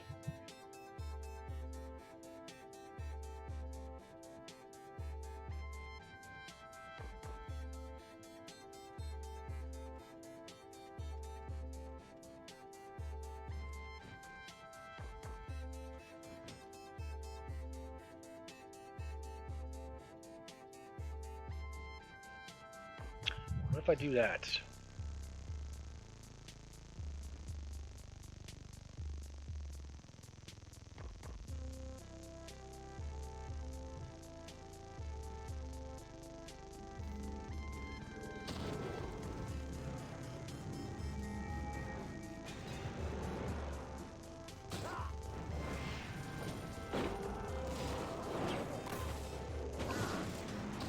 Get off the table.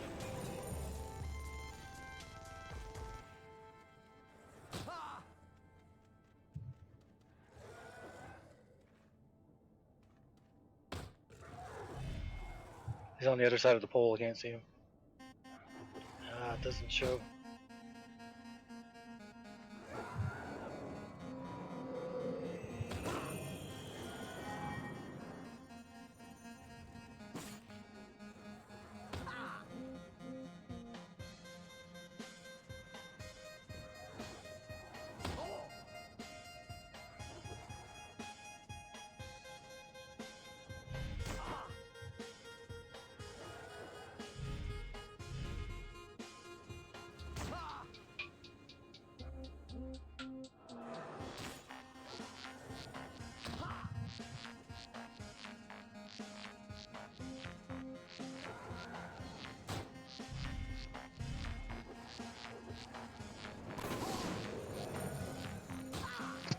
That's what I was hoping would happen.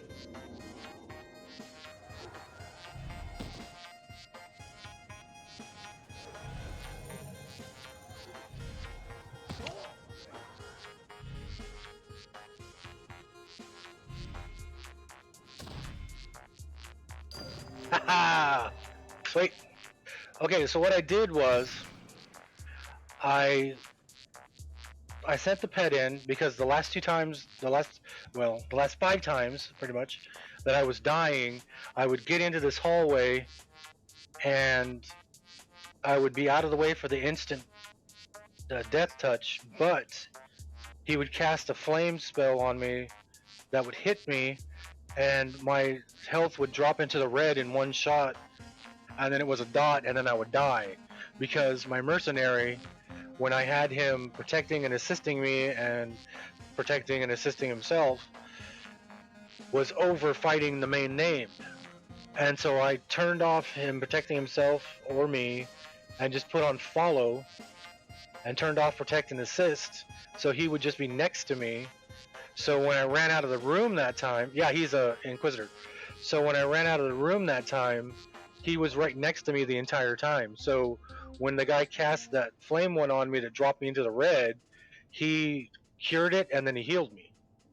And then my pet was able to take out the main by himself. So I was just thinking when I popped back up over here and was dying in the hallway, it wasn't the death touch that was killing me, it was the dot. Hey, I can use that.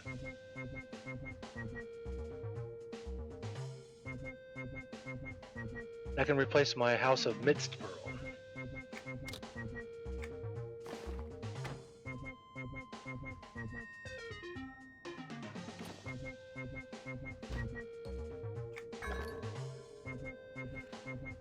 Hey, my resolve is 4,560.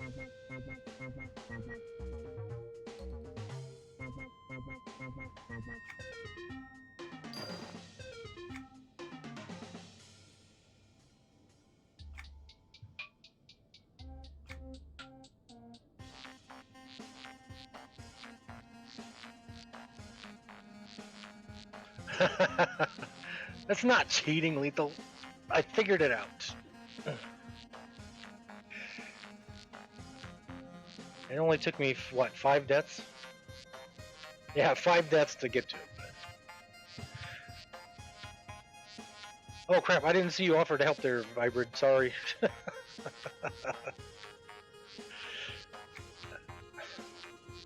See, it's times like this when I feel this is like a little victory.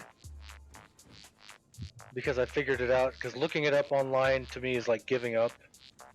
But I didn't want to have to die as many times as I did. Where the hell is the Shining? And then in the end I figured, oh, it's out here, that's why.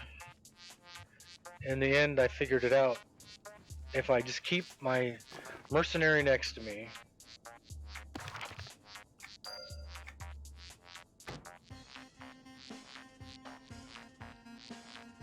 See, Inquisitor.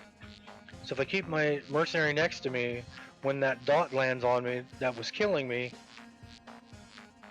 my mercenary, because I would be standing here, and my mercenary would be way over here fighting the names, so I'd be out of range, and I couldn't run back into the room yet. So if I just turned off everything and just made him follow me, I know that he or she would automatically heal me, or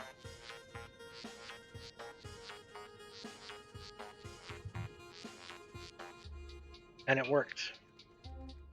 I didn't even see Darkheart take any damage whatsoever. One of the first mercenaries I used was the Shadow Knight from Narek. I would run my characters over there to try and get in without dying, my good characters.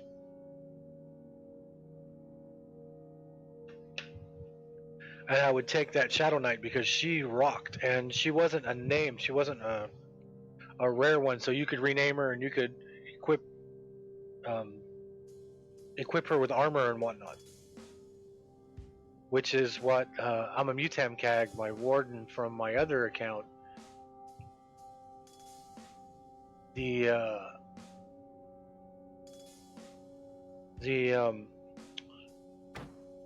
appearance items that he was wearing were, I could put them on her and then put them back on me, and she would still look like it. So we looked identical almost, only she was shorter. You can't do it. The newer ones, I don't know if you can do it anymore, but all of this is mercenary only kind of stuff. But the no-named ones, the ones you can get in the beginning that are just like treasured. Is she on the list? Oops.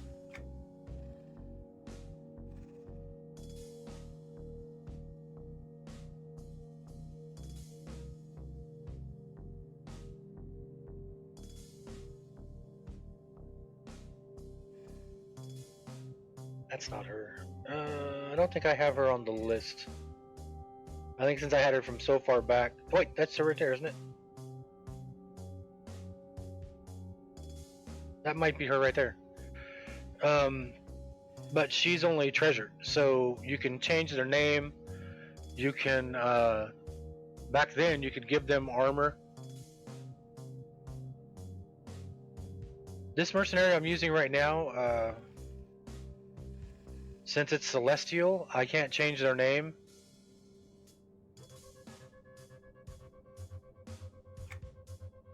Signature mercenaries may not have their names changed. I spent 40,000 plat and bought it off a broker. And then went and got it.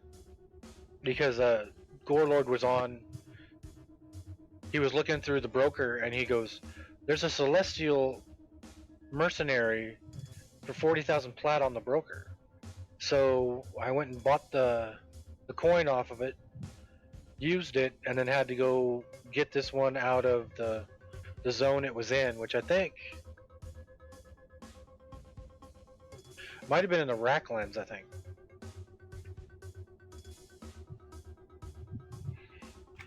Alright, so let's go see what else I can get beat up by.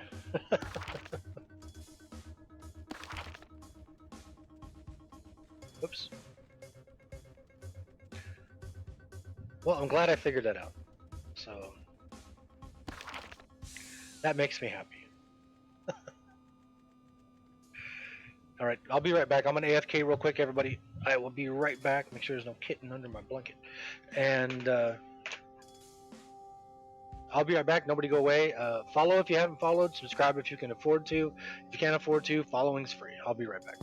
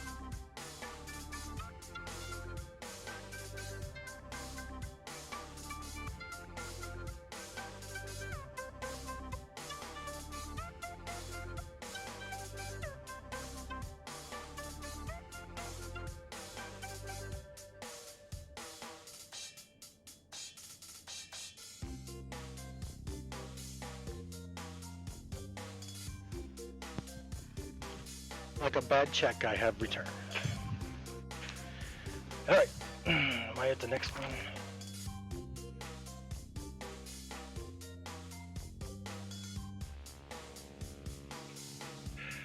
Okay, so is there a name in here? Yep.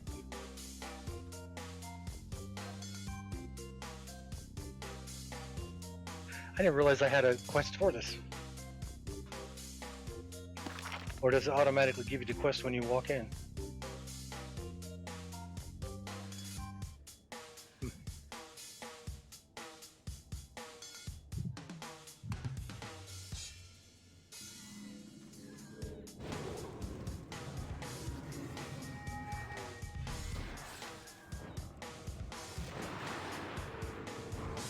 Wasn't there another one right there on the side? Oh crap, that's the name. I wonder if this one's gonna go the same way. Alright, how many times do you guys think I'm gonna die on this one?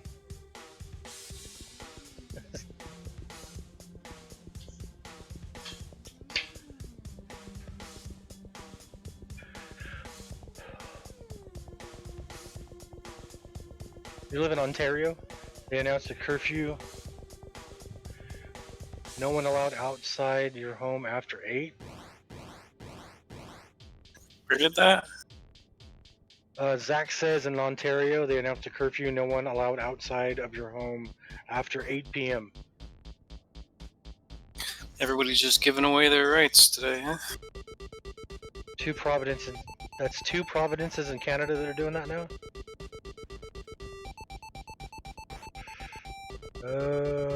This person's name is Venomous. I'm thinking there's gonna be a poison dot.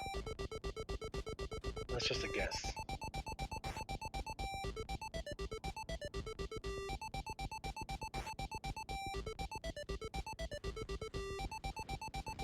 Oh, there was another one.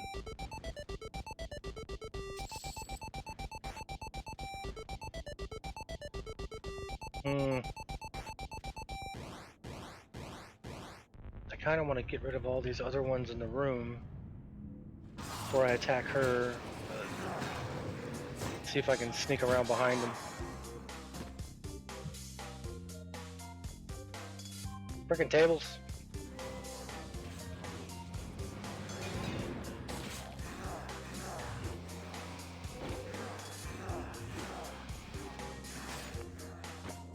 Hurry up, come on.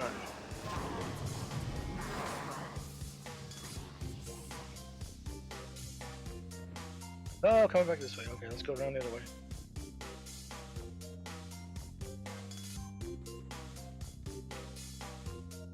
That's crazy. When the governor of California earlier said they were going to break up California into 5 parts,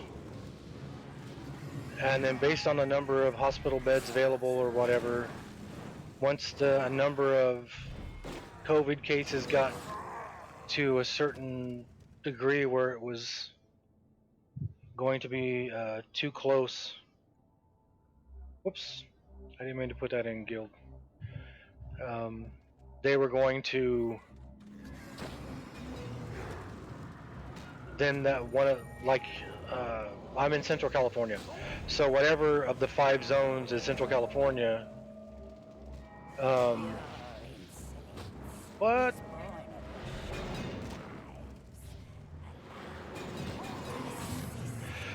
Whatever.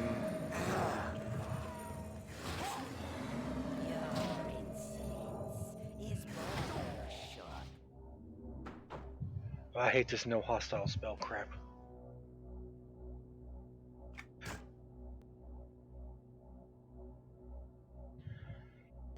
I'm not a political person, but once they got to a certain amount, then they would do the curfew thingy, and for that area, that's 5th of the state. And as soon as he said he was going to enact it, the area I live in was instantly put on that. So, but with me, with my super social anxiety I have, the longer I have to stay in the house, the happier I am. but that's just me. Ah, come on, 5, 4, 3, 2.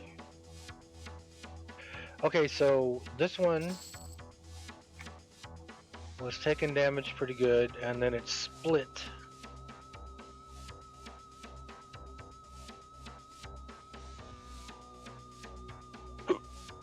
And killed my pet and my mercenary. Yeah, the job I'm doing right now, I run traffic control for road construction. So last year when the lockdown was going on, they put us into overdrive because they were like, hey, nobody's driving, let's get out there and fix the roads. So I spend a lot of time, upwards of 6 hours away from home. So I find out on Fridays where I gotta be, and then go and work, and then come home. So then, like in December, usually the season's over, and then we start again like in March or April. So I get a vacation, which is awesome, but then having to go back to work is awful. Paychecks are nice, but I prefer to be home.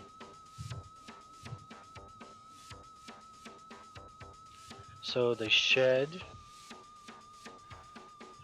and when she shed, she killed my mercenary, but she shed a few times. She killed my mercenary and my pet, and then killed me. Wait, she didn't kill my pet. My pet's still here. She killed my mercenary. So I thought maybe I needed to take out the shed skins.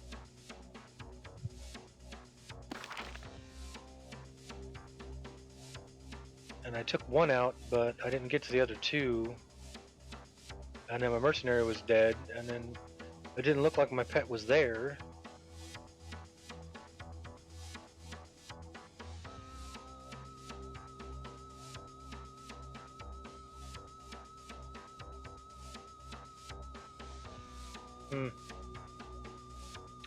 Alright, well, let's figure it out.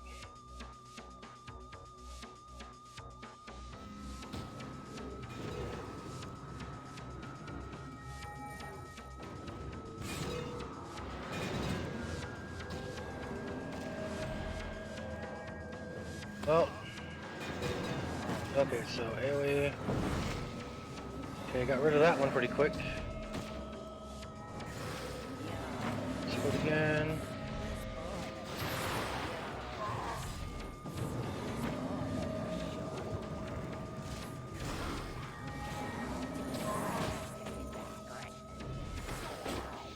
Jiminy Christmas.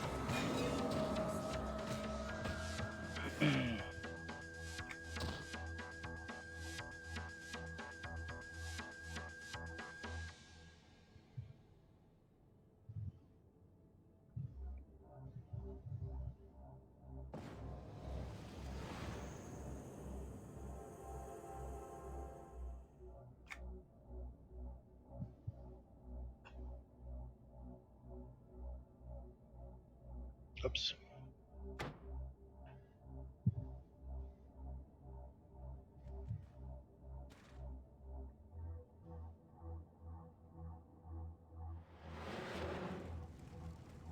Crap in a bucket.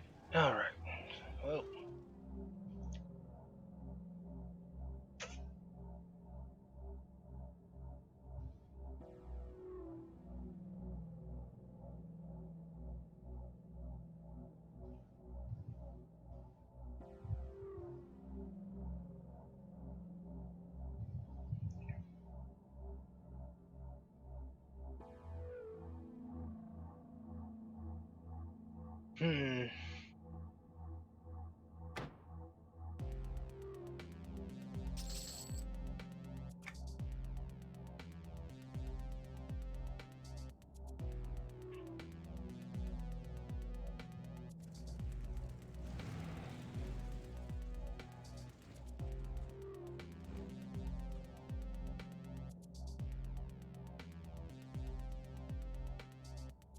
So it wasn't like a death touch thing unless it was from the...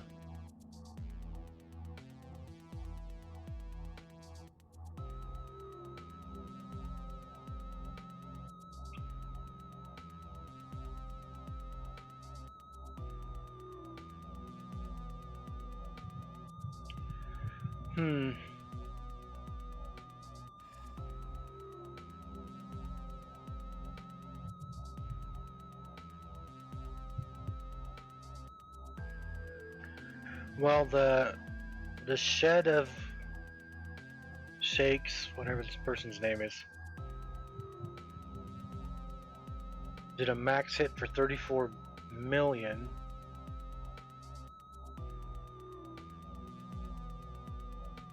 And in total did 176 million damage.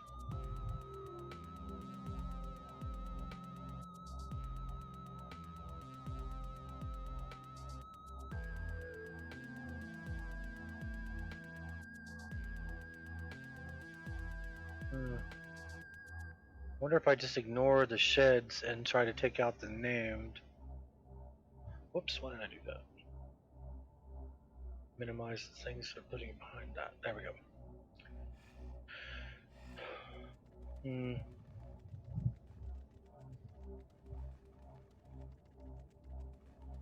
But it's the sheds that are killing my...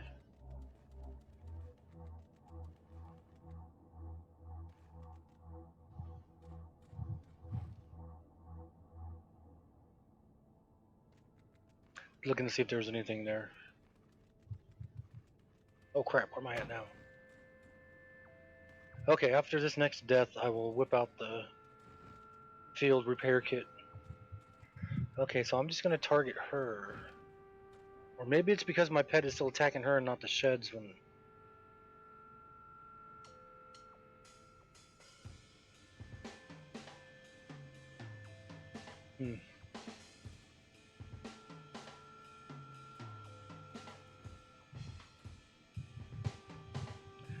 The only way to figure it out is to do it.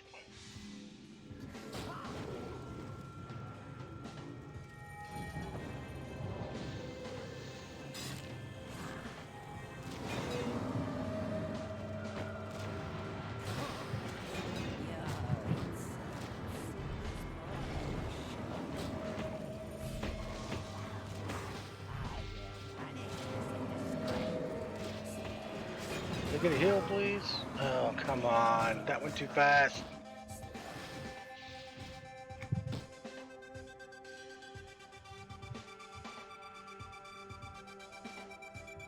Well, that was awful.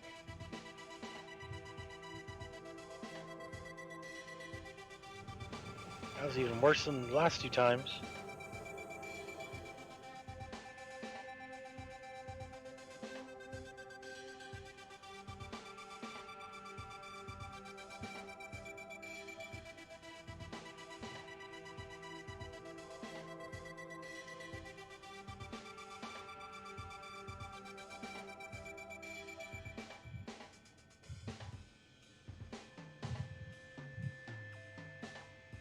That's cool. Your insolence is born of your short lives. Allow me to assist in that.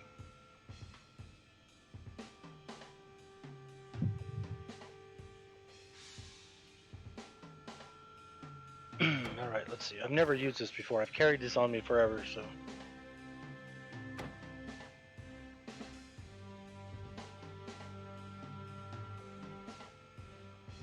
There we go. 10 more tries. I should have carried more than one of them on me, but usually I would just gate back and repair.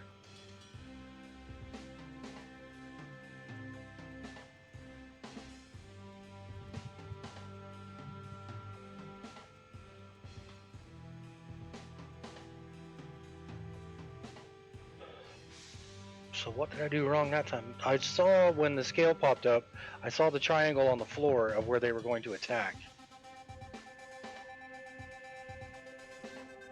And I wasn't standing in it. But I still died.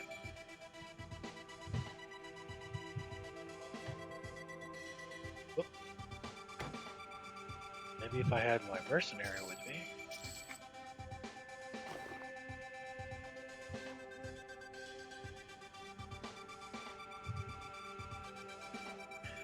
I'm gonna stay in the hallway again. I'm gonna send them.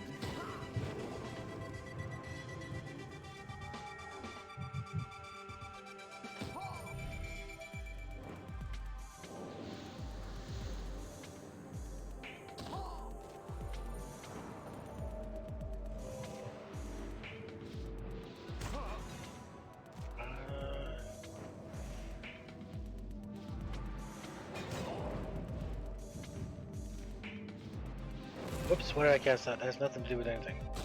Right, so I am now almost dead. Oh, it's because I have all these guys on me now.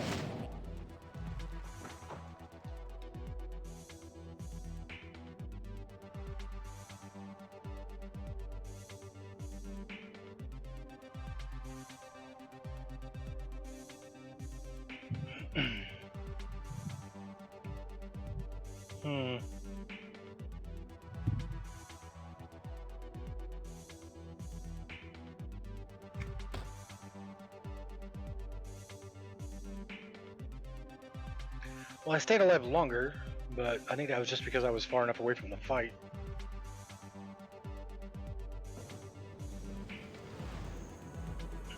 I didn't see if Darkheart went down or not.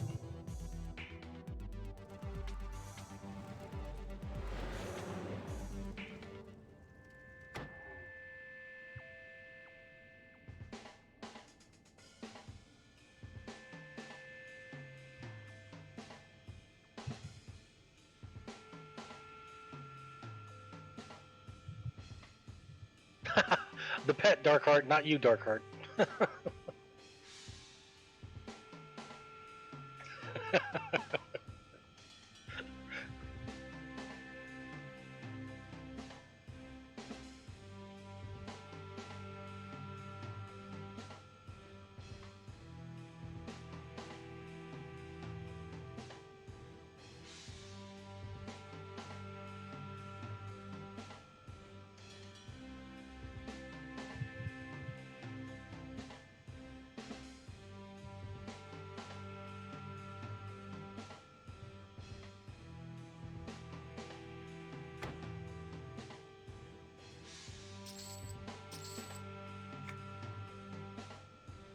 Times like this, I wish I knew how to read this parse.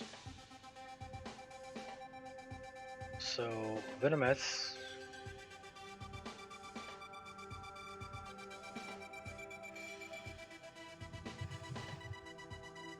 Has an aura. Cast Battle Fatigue.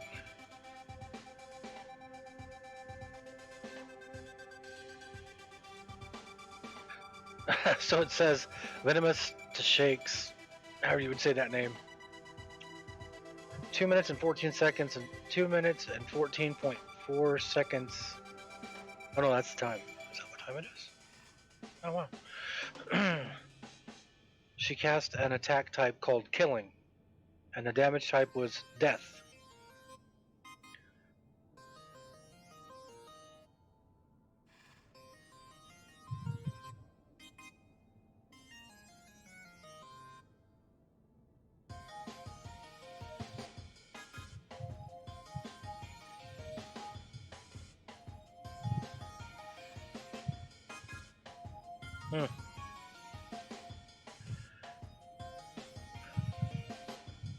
Okay, so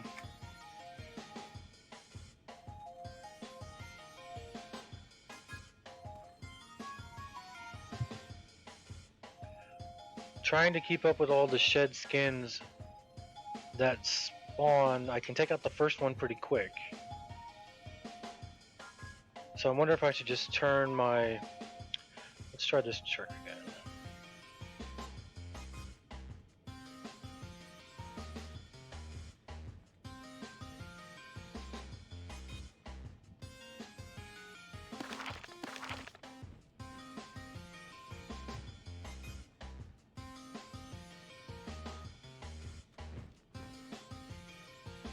Where am I going?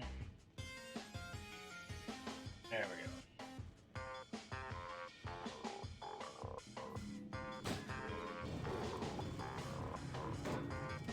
Get away from me, attack the pet.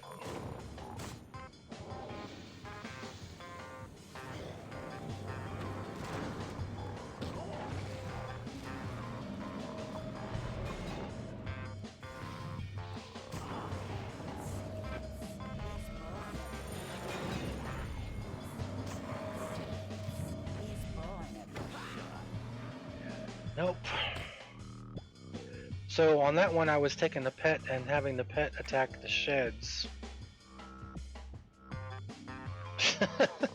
That's happening a lot, Dark. So that time I took and made the mercenaries stay on me and not attack anything. And I sent the pet after the named, and as soon as the sheds came up, I sent the pet after the sheds. And the fight lasted even shorter.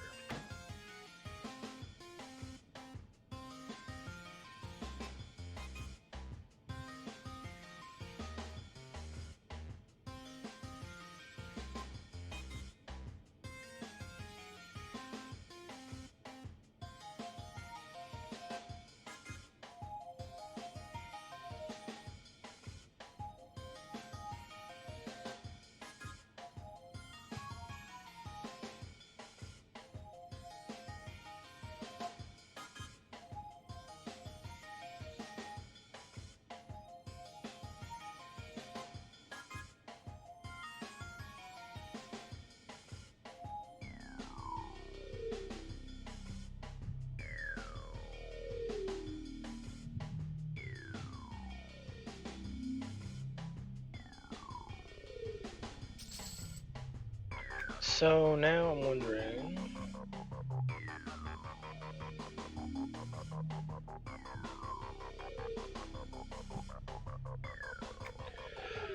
So now we'll try it again. This time I'll leave the pet on the named. And keep the mercenary on me and not switch him to the sheds. And just ignore the sheds as much as possible. We'll see how that works. I'm predicting death. My own, of course. Not theirs. Alright, so...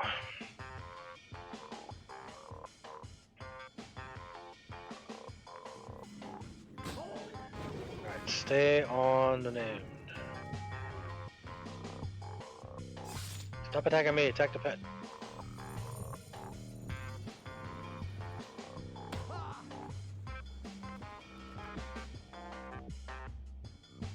Well, they're all over the mercenary.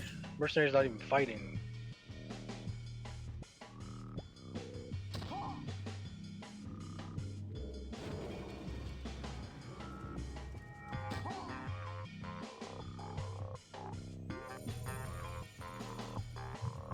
Must be because the mercenary healed me once.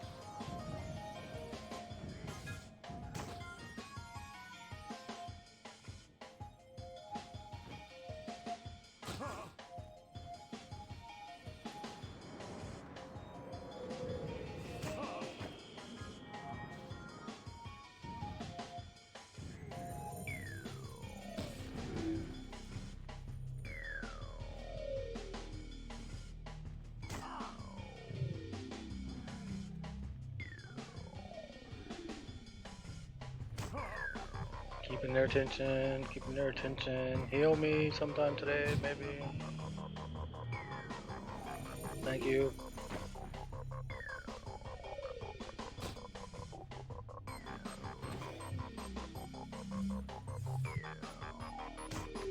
I feel like one of the Three Stooges. I think they're all on the... No, they're on... I don't know. Yeah, they're not on the mercenary at all now. They're just on me. Pet's taking out the named. Heal me, please. Thank you.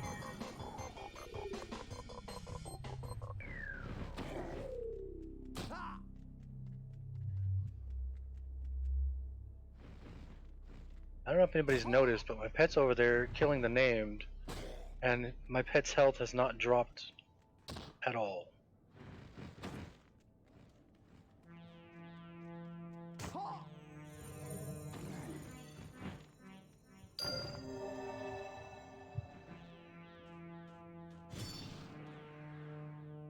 Wow. So, keeping the mercenary on me and not attacking anything, and just following me, knowing that when I start losing health, even though I don't have the mercenary protecting or assisting me, or protecting itself, or protecting me, it's still going to heal me, it's still going to cure me. And then with me not attacking at all, and just letting the pet attack, and pulling all those scales away from it, that's 2 fights in a row where turning the mercenary to just follow and heal me and not attack at all was the key, pretty much. But my pet never dropped in health whatsoever.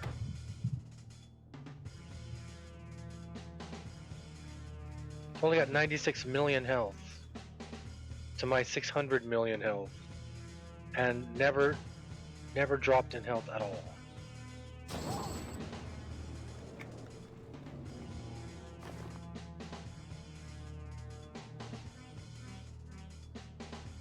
I've noticed it seems like on this expansion, the color scheme was brown and blue.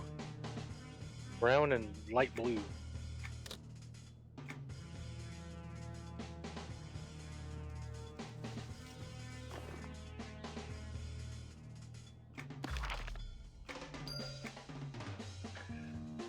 Okay.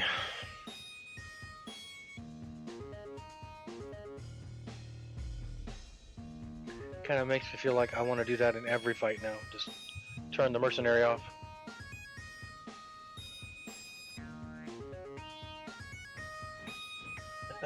I'm trying to look around the corner, and I'm tilting my head to the side like I can see better that way.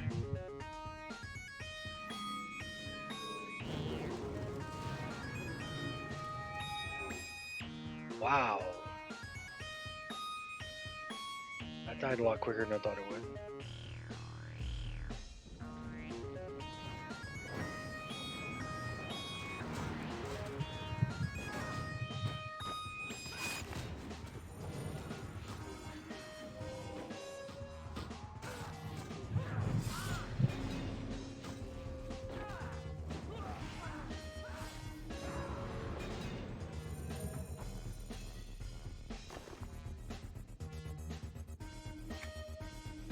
Akivian symbol. Okay.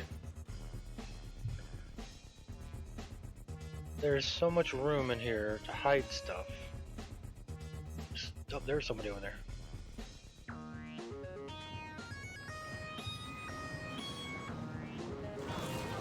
So many quest starters that could be hidden around this room.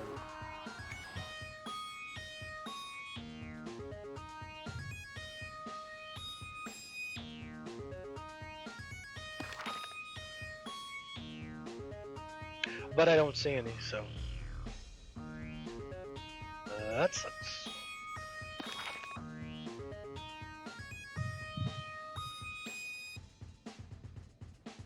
Okay, when I read the walkthrough for the last guy, or the guy before the last guy, I also read on this person. All it says is wait through the villain monologue, then kill the 8 shades, then she'll go aggro and I can attack. Kill the wave of invaders, and Akiva, she gives you a limited time in which to kill the ads each wave. That's all it says. So...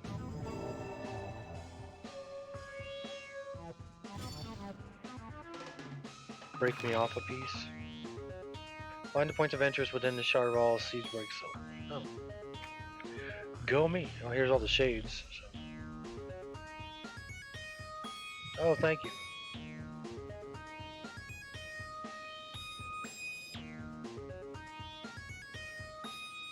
Oh, the heroes have arrived. This boredom wears on me like unused skin. Our great emperor saw fit to provide me with disposable bodiness. Now let's entertain the game.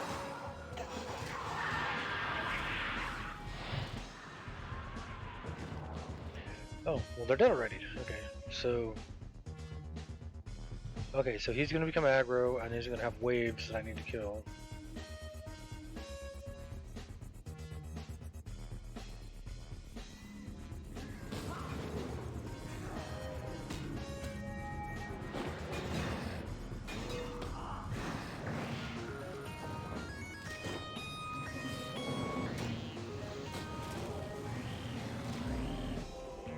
Alright, there's the ads. Alright.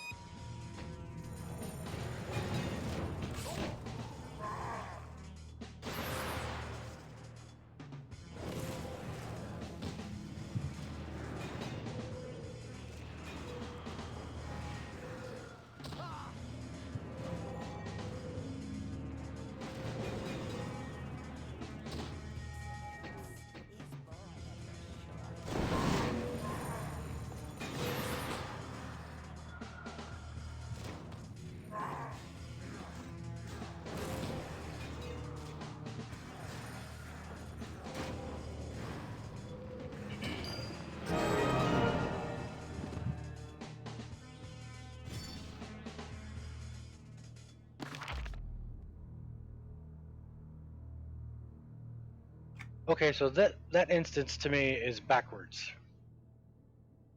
The first one I had to kill was a whole lot harder than the last one I had to kill.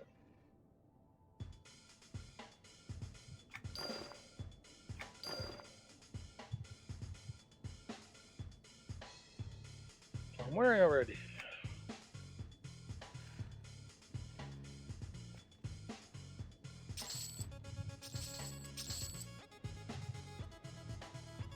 I died to the first one, what, 7 times?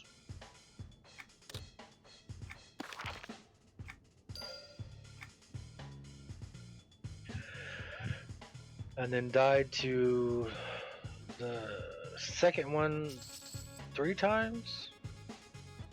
And killed this one super quick the first time.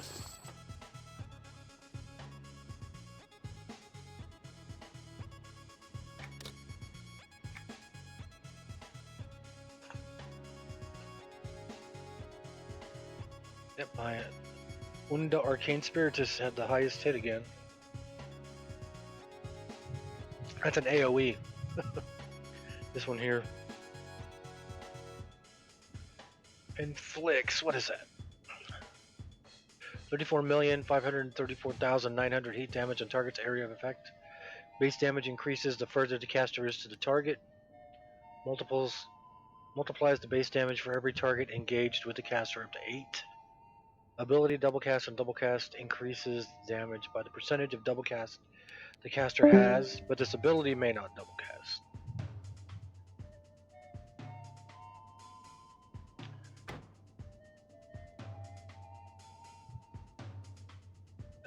Spell double cast is only 7%, ability is 97.7%.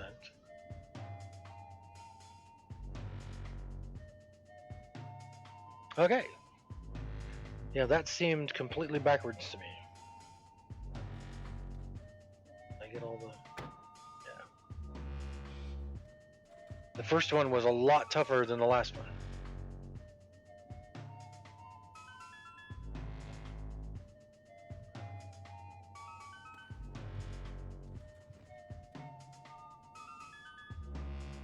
The last fight was just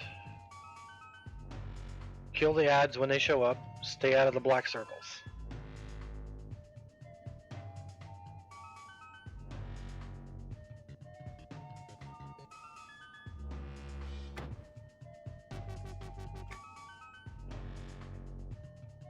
Well, now I can't say I haven't done that one.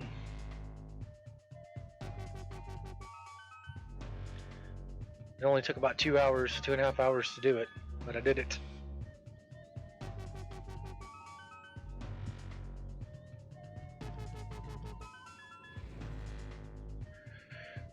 Hey, shiny.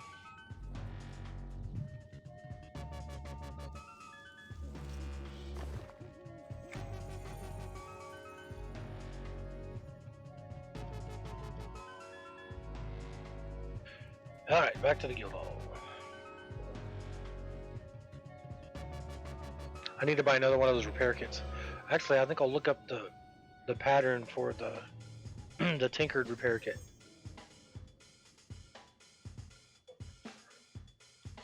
Anybody know what the name of that is?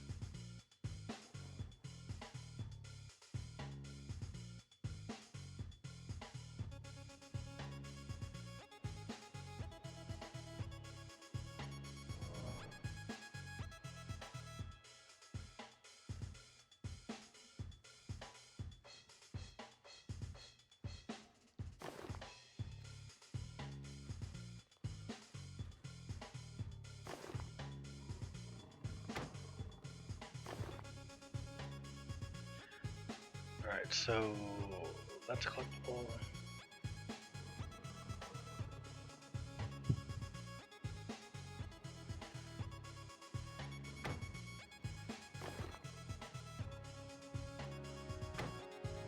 I think I used all the collectibles I picked. Yeah, I used all the collectibles I picked up, so. Anything in here I need?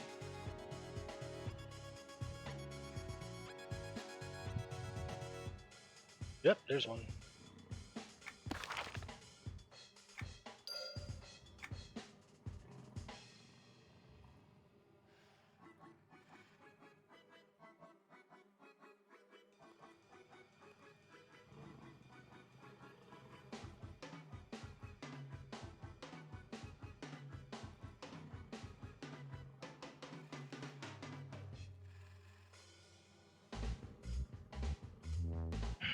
Nope, just the one. Okay. Lauren Legend, we got Heavious stuff. Okay, I didn't harvest nothing. Sold something. Oh, tuning cap for 95 flat. Cool.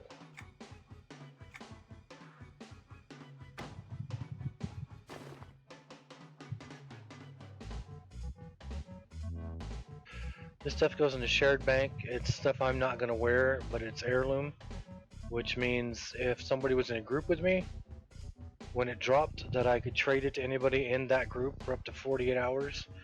And since I'm soloing, I can't trade it to anybody other than other characters on my account. So that's why I can put them in a shared account, because the shared account goes to every character on this account. So, and I just went through and sold a bunch. I had almost all of these full. I went through every character on this account and grabbed anything that they could use that was in the shared bank, and then anything they couldn't use, I just left, and I ended up selling them all.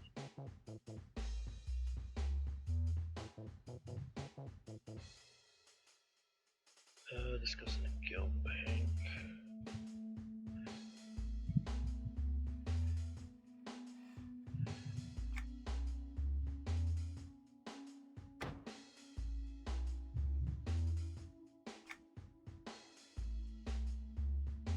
I think I may take these out soon. Doesn't look like they're going anywhere.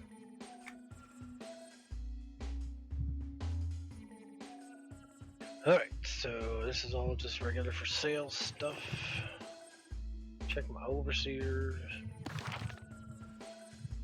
It's done.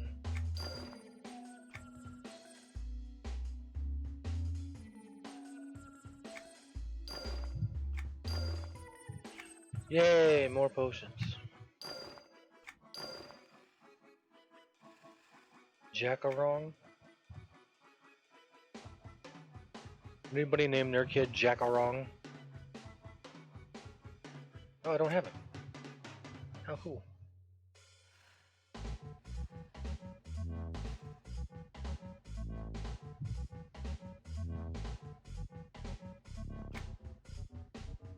I thought I was at the limit.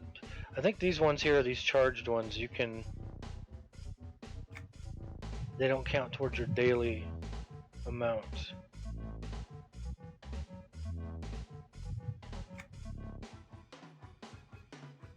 And charged ones are just the ones you can go buy in the docks, and then you can stack them up to 10, I think, in here.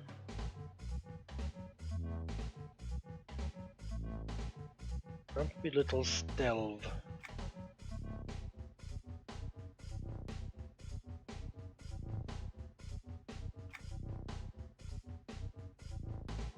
Yeah, so I think this one, what is that? Patient? I haven't seen that one yet. I don't know if it's gonna let me do this one. I think I've already hit the limit for the day. Oh, nope, it let me.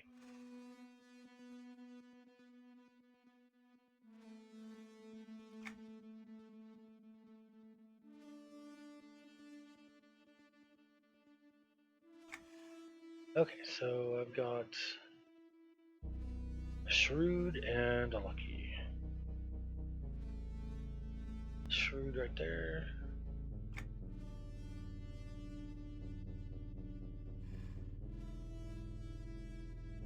There's a lucky. Everybody else is busy or recovering. Alright.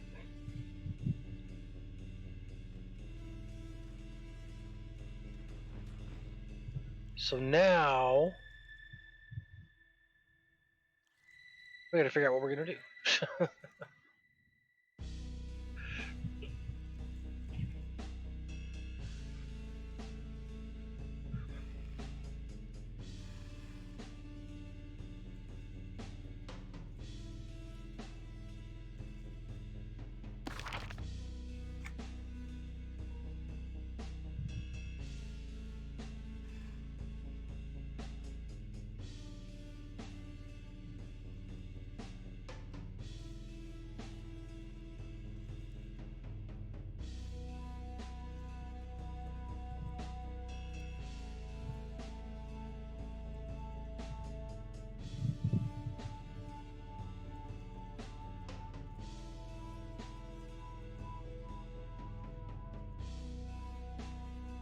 I still just need that Pox Fiend Claw. And when I looked it up on the broker last time, it was like 6,000 or 60,000.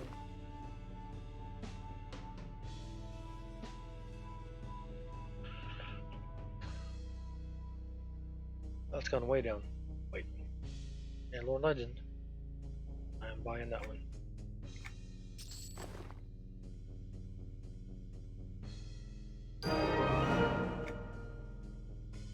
Dun, dun, dun.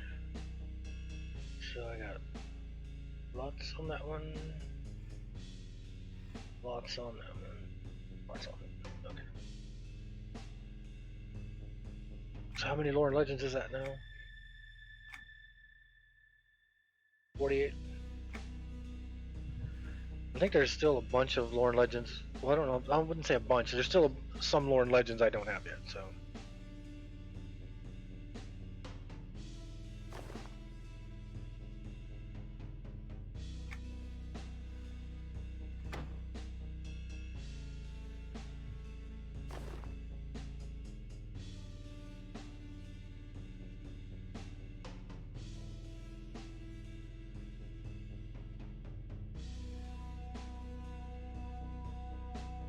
Goes in the house. Goes in the house.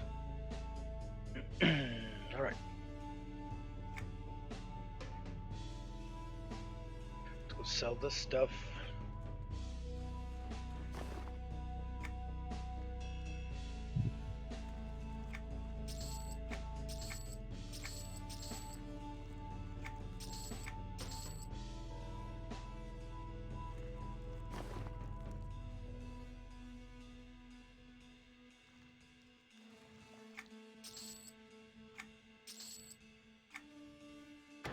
How am I doing on status? 31 million.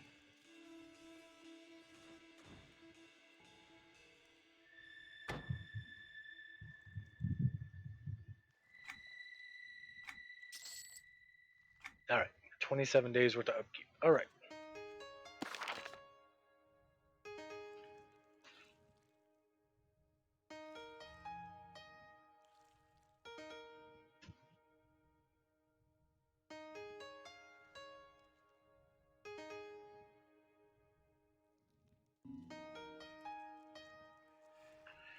Epic. Epic.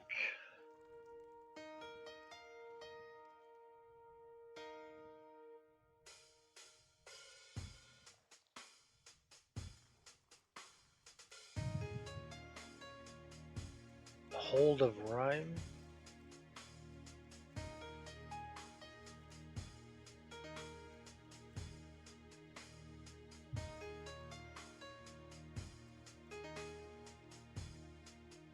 the way I stopped that one.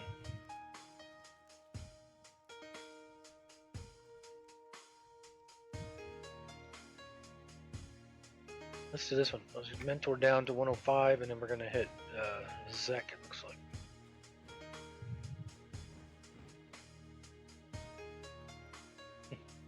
Feels weird to say mentor down to 105.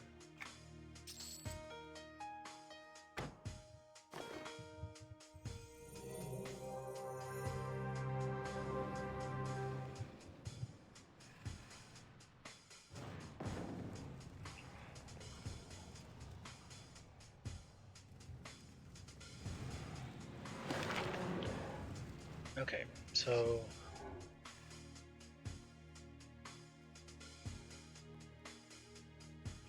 Balon Grove the Elder, so that's in Zek.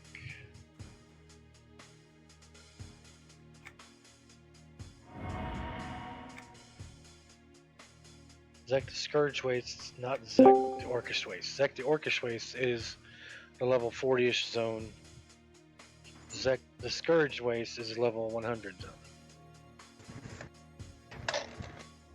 Yeah.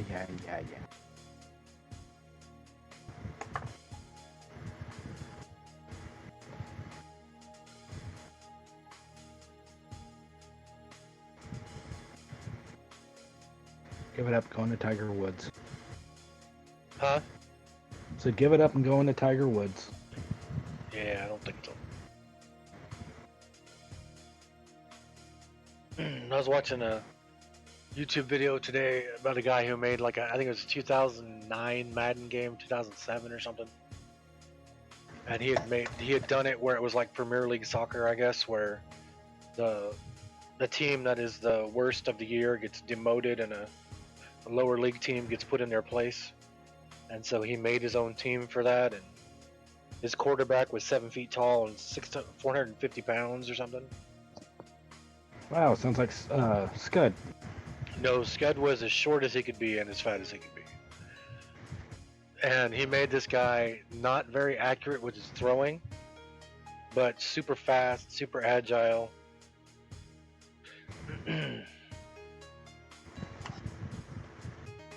I got about, I think, a little ways through the first quarter of watching him play the game after he did the whole storyline of why he did it, and I was like, why am I watching this?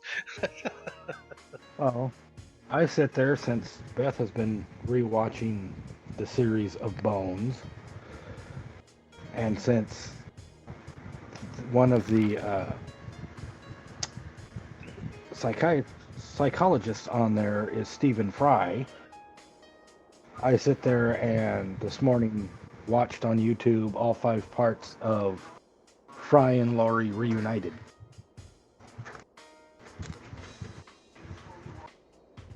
Because I was like, he was with a comedy team with Hugh Laurie.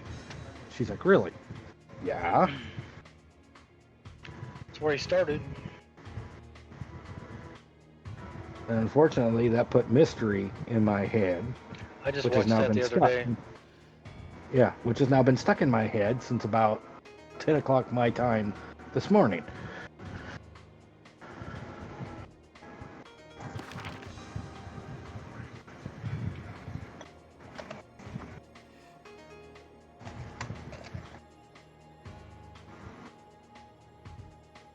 But she's slowly starting to somewhat get into British comedy. A Bit of Fry and Laurie was a really good TV show. I've watched every episode that was ever out. Hey, look at that, and it looks hilarious. I would love to watch it, but I can't have that. Pay for that British app. It surprises me that John doesn't actually have that app. What app? The BBC, the British one you were talking about earlier, when I was on earlier, the British television app, so you can watch all the British TV. Oh, I don't remember how much it is. well, that guy died before I could even hit him. Oh, I'm mentored down. These things are gonna die quick.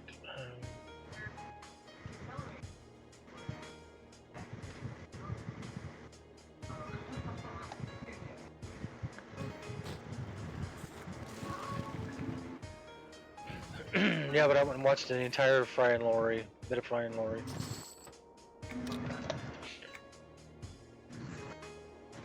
I think I watched it when I was on my kick, when I was going through all of Little Britain and Mitchell and Webb look.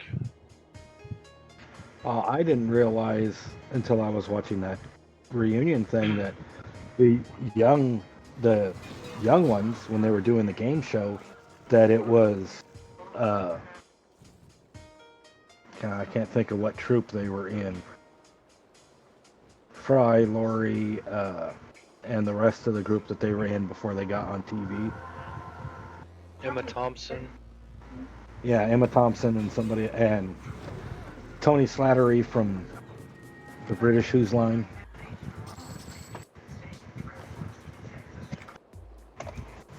But I didn't realize that, oh, they were on that show until I saw that. So I was like, I didn't know them back then. I think, wow, geez. The first time I ever saw Hugh Laurie was on House. And what's funny is I didn't even realize he was British when I was watching House. What's the name of the movie that's got Hugh Laurie in it? He's the dad. It's got the mouse. Stuart Little. No, I'd never I'd seen have to it. say the first time I saw him with Stuart Little. Because I think I saw House before I ever watched Blackadder. So I never knew Hugh Laurie was a comedian.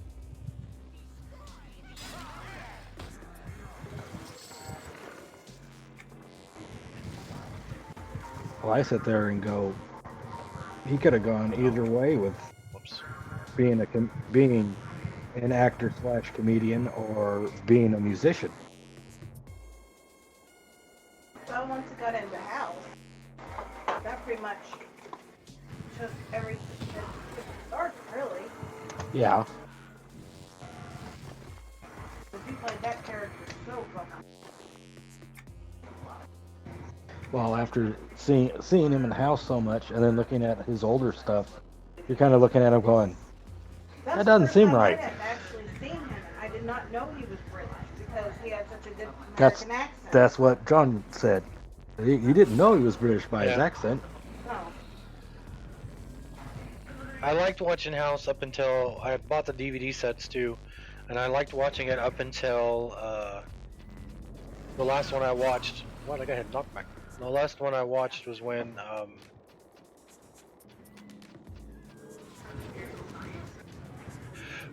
the season where it ended with him going into rehab. And then Clipped on. I've never seen any episodes of him in rehab. I've never seen anything after that.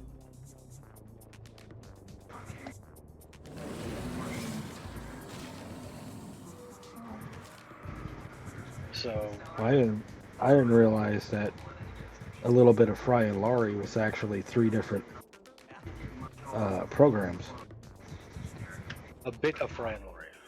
Yeah, a bit of Fry and Laurie was 3 different programs. They had it on for this bit, and then it stopped, and then they had it on for this bit, and then it stopped, and then they had it on for this bit. There's actually a Hong Kong. Probably. And then their last one was Worcester or Hong Kong. Worcester and Jeeves, Wolfter and Jeeves. which I have never seen either. I've heard a lot about it, but I've never seen it. It's like Only Fools and Horses.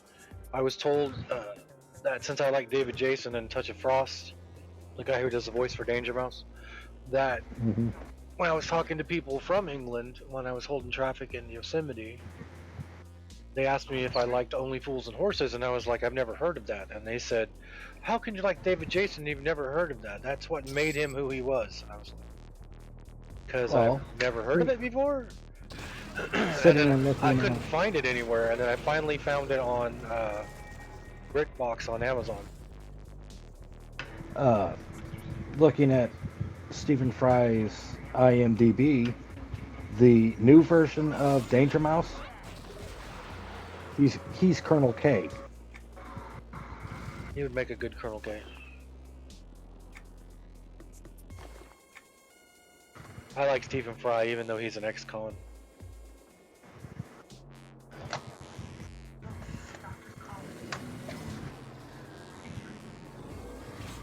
Oh, it's very rare to see a Renaissance man anymore, and he is a true Renaissance man. He's got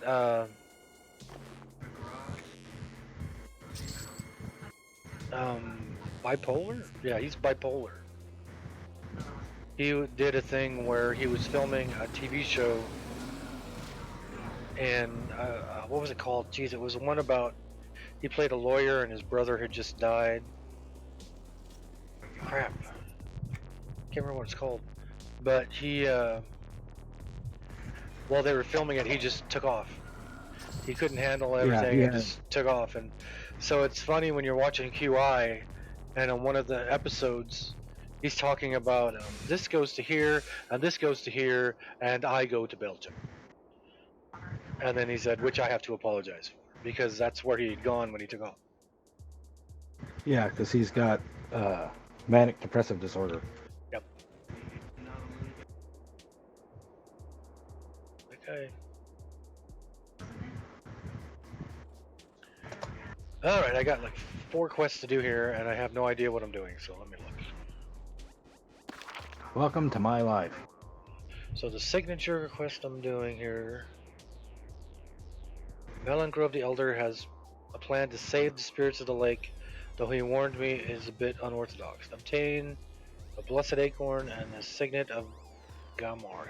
Ganar. That's pretty good armor. So a watery tart's gonna lob swords at you?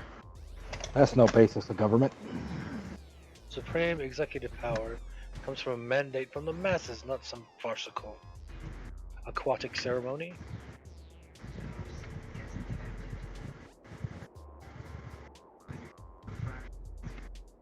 At least he caught on to that joke.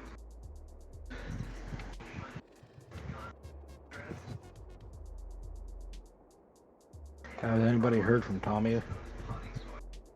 Warlord? Yeah. He's been on here, like when I watched Steve last night, I popped up on here to do my overseer stuff, and he was on, but he didn't say anything. Well, I saw that Kristen was in Cayucas. Was she? Yeah, there was a picture when I got on, I think this morning, of Cayucas. So it kind of makes me wonder. Spelled that wrong. I was kind of wondering if Tommy was up there or not.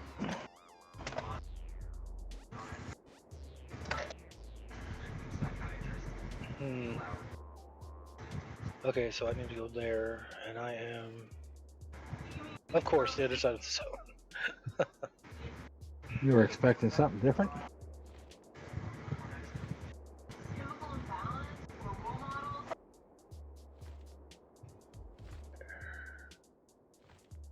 Top of the zone. Top of the zone to you, top of the zone.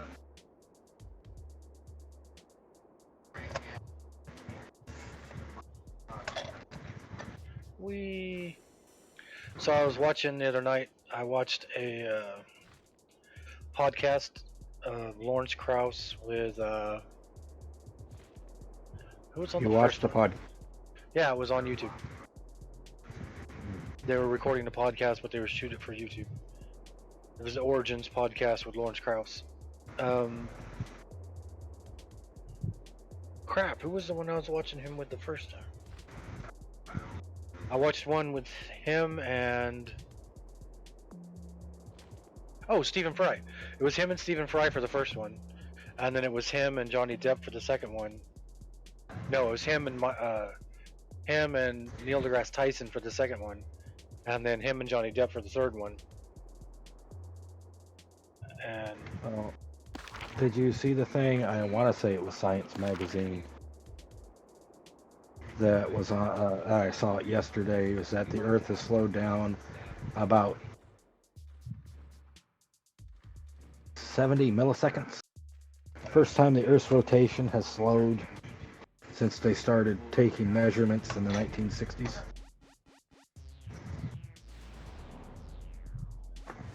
I saw something about that, but I didn't read about it. Since Steve started, since Steve is streaming on Wednesday nights now, I don't watch This Week in Science on Wednesday nights anymore. Because Steve starts streaming about a half hour after that starts. Now, if they could just set it and make it to where one earphone went to one particular thing and one earphone went to another. So you could sit and watch Steve and listen to the podcast at the same time.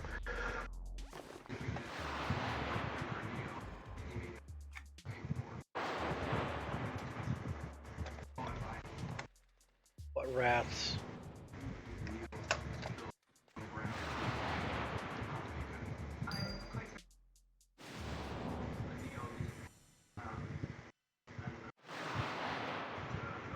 Oh, from the watchtowers, okay. All along the watchtower. Destroyed watchtowers? Like this one over here. Are they destroyed or just not finished being constructed?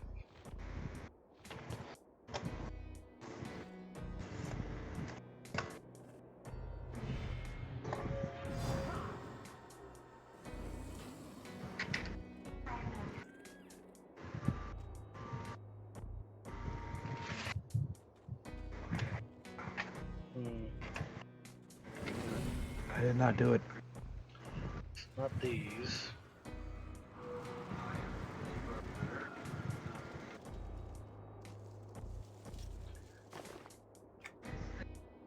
So...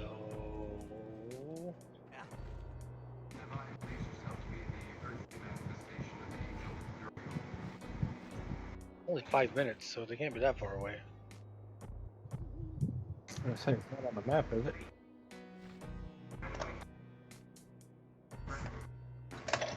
That's not a watchtower. Oh, that's just a pillar of flame.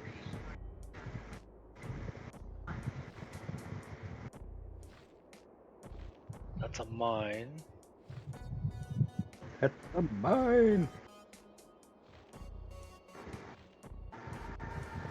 Well, we're gonna fail that one. Wouldn't be the first time I've failed one. But it's redoable, so it's no big deal.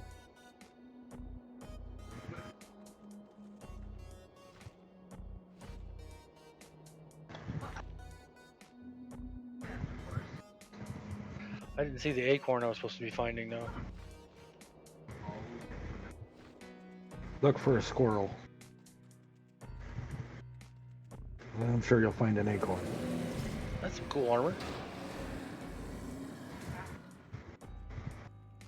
There is a...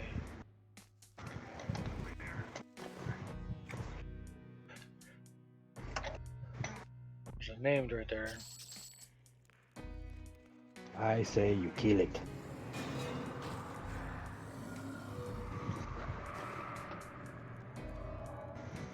An infuser. That's pretty much what I get the majority of the time I do any overseer. Yeah, there's a lot of Different things. infusers for some reason. I'm still sitting with only three. 3 people? Yep. I just got another one, Yeah. so I'm up to 1, 2, 3, 4, 5, 6, 7, 8, 9, 10, I got 2 choices 11, 12, and 13, 14, 15, 16, 3 17, people. 18, 19, 20, 21, 22, 23, 24, 25, 26, 27, 28. I have 28 people now. I've got 3 people, and when I do stuff, I have 2 choices. I usually can't even go through the whole list of quests I have available because I'll go down the line and it'll tell me I've reached the maximum number I can do for the day.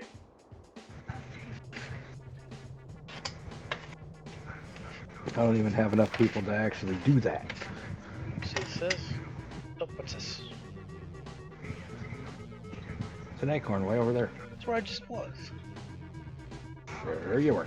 That quest I was doing where I was actually stopped at.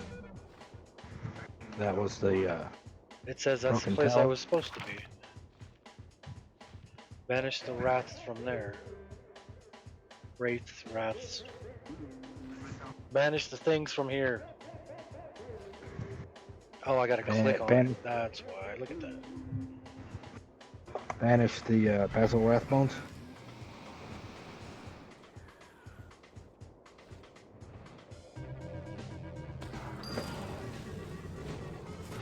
Oh, they only give you 5 minutes to do this quest? You were expecting Bogart?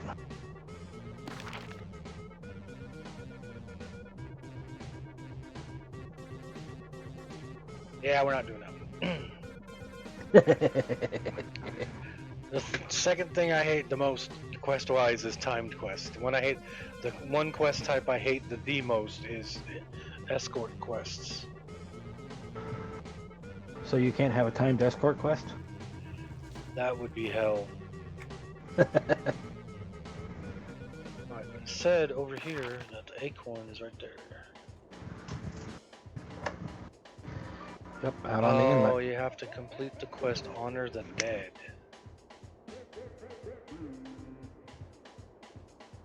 And what I'm doing now is not called Honor the Dead, that's just Wrath on the Wastes. And I wonder if that's along the same quest line. I don't know.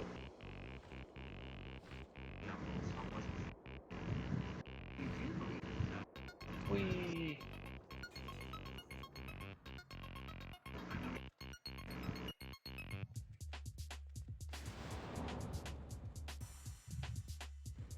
See, because it looks like behind this here, I'm thinking, no, that's just a stick. Do I have Honor the Dead already up? I thought, spin back around. The axe, right before you jumped, it looked like the axe lit up.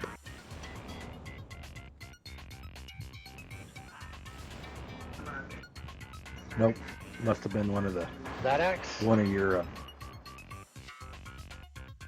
that one. But it may have been one of your little Ioun stones that made it look like it was shining. Yeah, because nothing's clickable. Okay.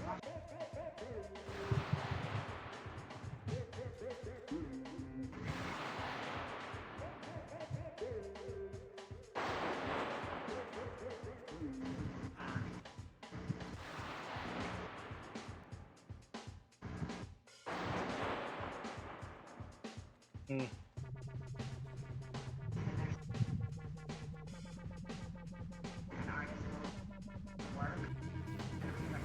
Who was it that said they pictured me as a hippie? Oh... It was Zax. I was gonna say, it was somebody that was on this morning, but...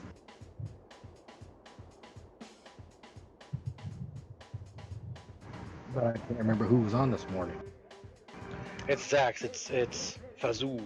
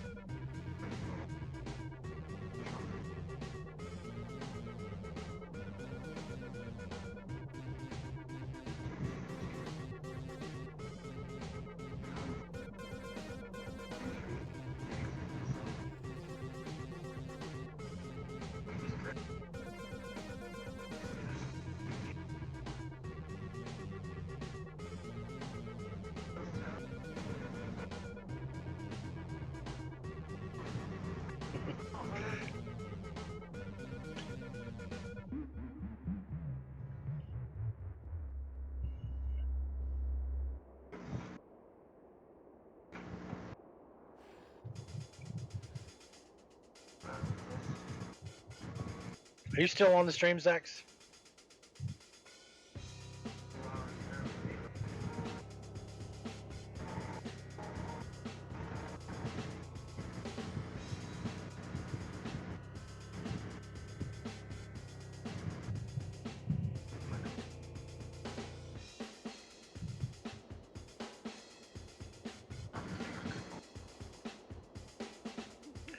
I'll take that as a no. We got 5 people. And unfortunately, the list of users right now is a heck of a lot more than 5 people. Yeah, I don't know how that works. I think that's everybody that's been on today. Not the actual 5 that are currently on, but just everybody that's actually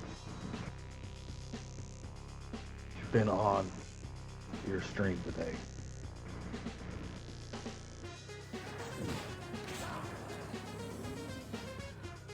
Honors dead.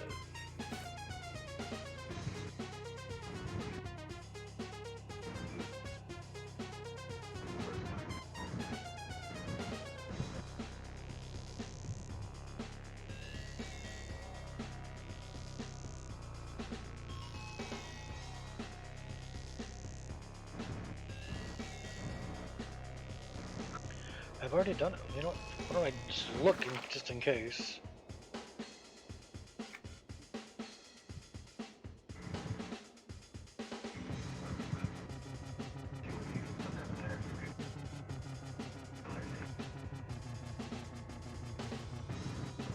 There's none done under heroic called Honor the Dead. There it is, Honor the Dead.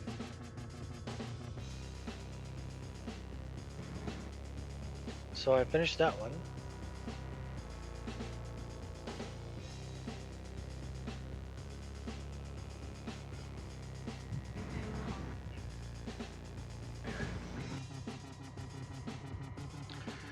So let me look up Siege of Zek.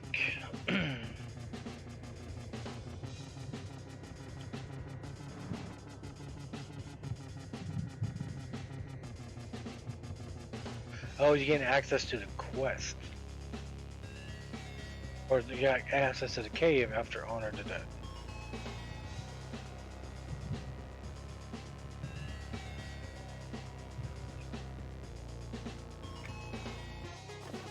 Wait a minute, does it say I already have it? Johnny Z, the founder of Megaforce Records, passed away. Johnny did? His wife passed away the other day. Okay, sorry, not Johnny. Johnny's wife. Melissa, Michelle, Marshall Zazula. Zazula. Uh-huh. I read that wrong. Her that passed away. Yep. MOD mentioned them in one of their songs. John and Marsha manage it, and Leslie books our shows.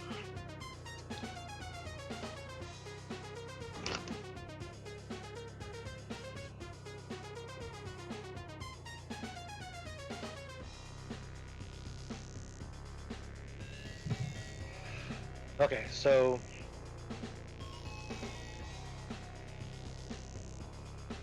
it just says obtain the acorn, which you gain access to the cave, which I already have. Because that's the cave right there.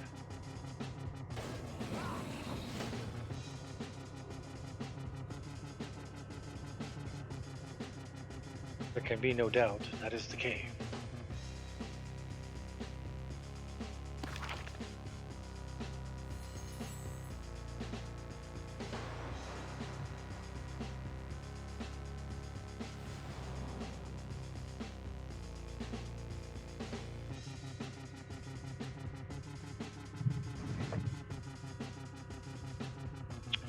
I don't see no stinking acorn.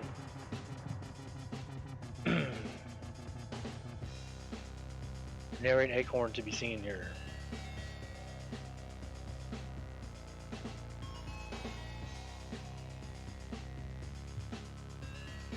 Maybe that's why I haven't finished this quest. Well, considering that you have it up on the highest graphics possible, that means seeing it's going to be down there impossible.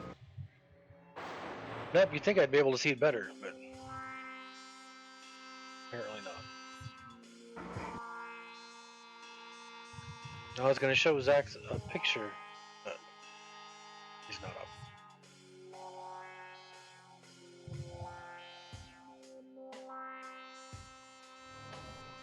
You still in the game? Yeah.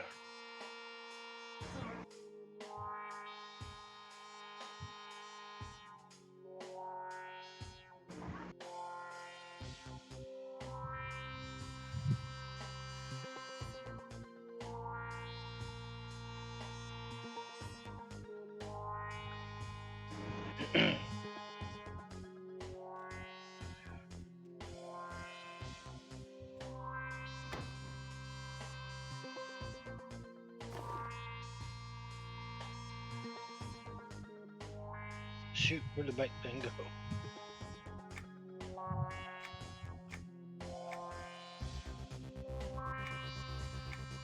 Looking to see if I might have had the acorn and didn't inspect it or something.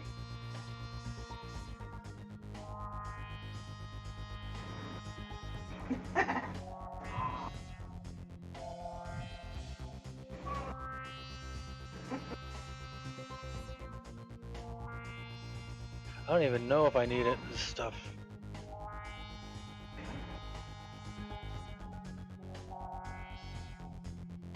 This is just the stuff that survived the last time I went through and threw a bunch of stuff out.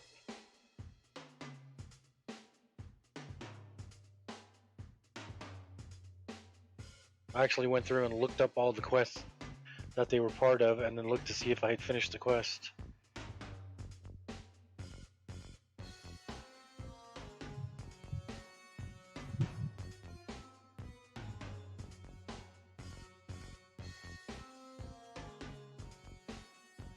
The heck?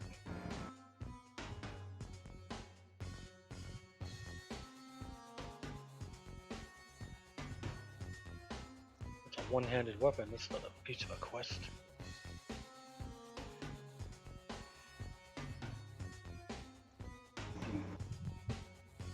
Not in that junk. Not in this junk. Not in this junk.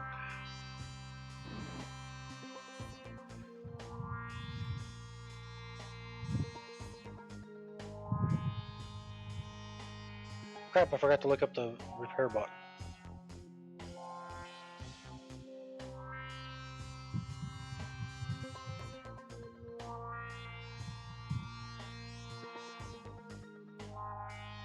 I don't see anything that looks like it.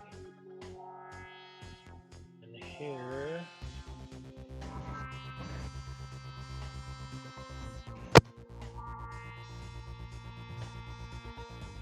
Put these over here. Actually, I'll put them right here. Alright. Nope. Nope. Nope. Put it on.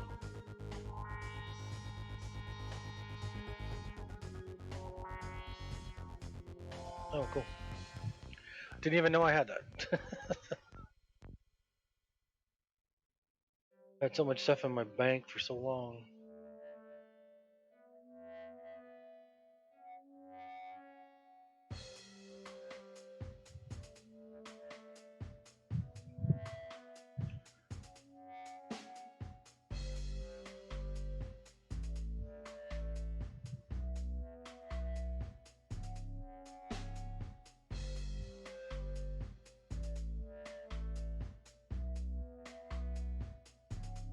Nope.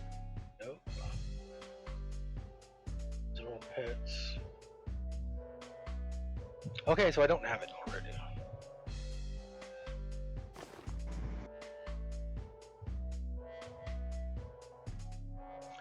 There it is.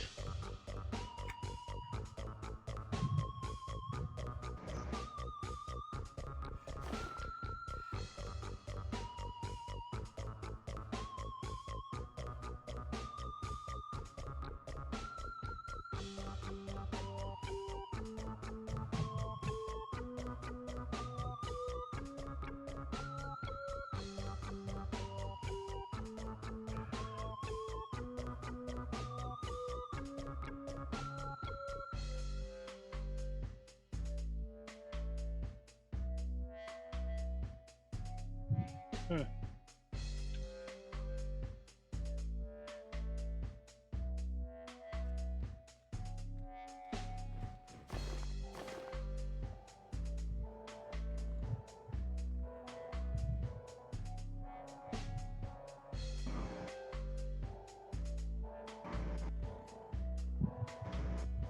Lore and legend.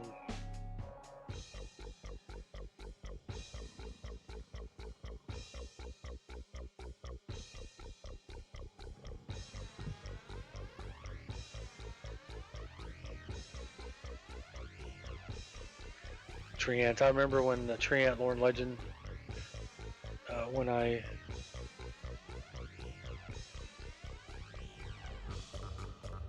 first had a piece of that drop, I remember freaking out, going, "What? Treant Lore and Legend?"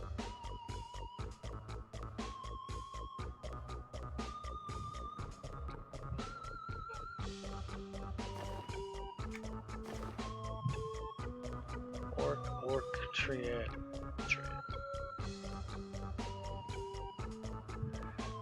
That was back when you had to find the books before you could actually start the quest. Before they made it where you just had to inspect the things and it would start the quest. You used to have to go find where the books were hidden. Like one I think was in Thunderous Steps under a bed.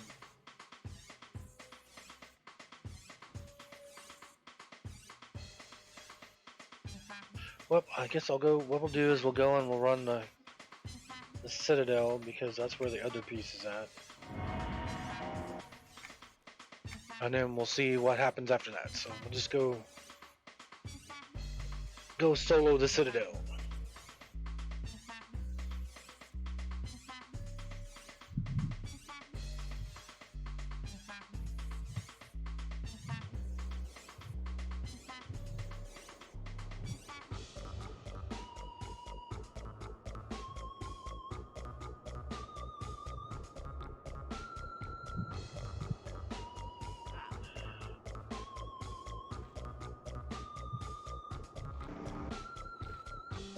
And we're off.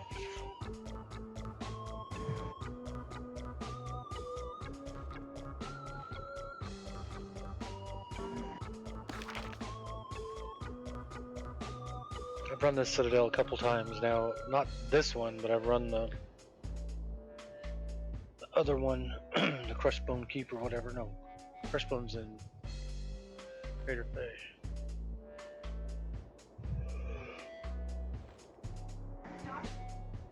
But I've done this one quite a few times.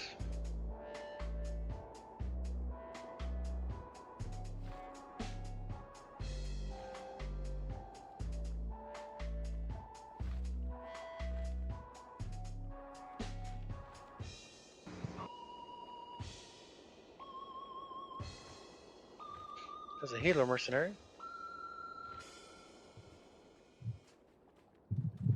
There's Zergus.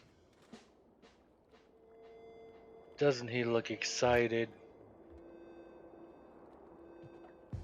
That's a mercenary I was using before I got the Celestial. Zergus Blightstrike.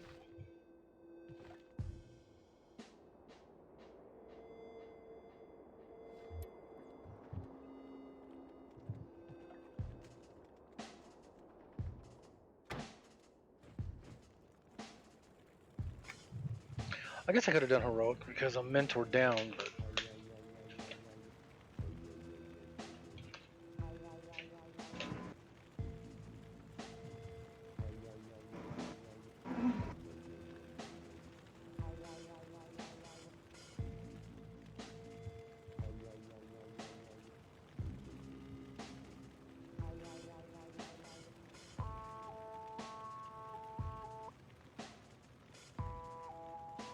someday the zone will load.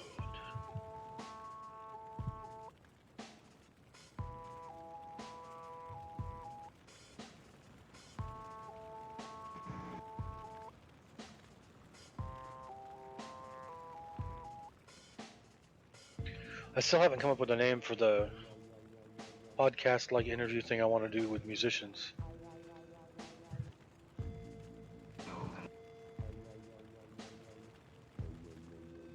I don't want it to sound super cliche-ish. But then I don't want it to sound like something somebody who doesn't like metal music is gonna tune into and hear it and be like, "Ew, why did I listen to this?"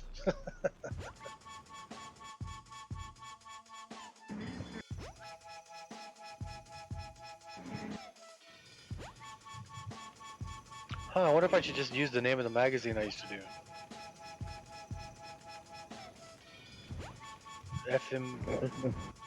FMV Presents. But then that might get confused with FMP. Music is pain. Well, if you listen to my music, then I'm pretty sure you would agree with that sentiment. And kick you in the butt for that comment. Yay, I cast an AoE just in time for them to already be dead.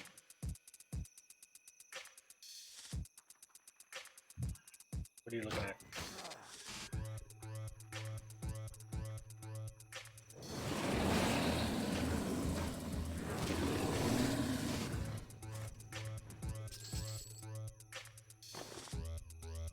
Just what everybody needs, a bag of gypsum.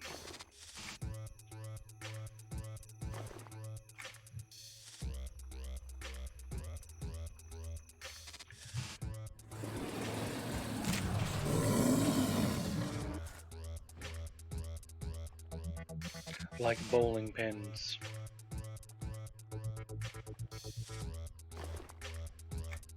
Oops.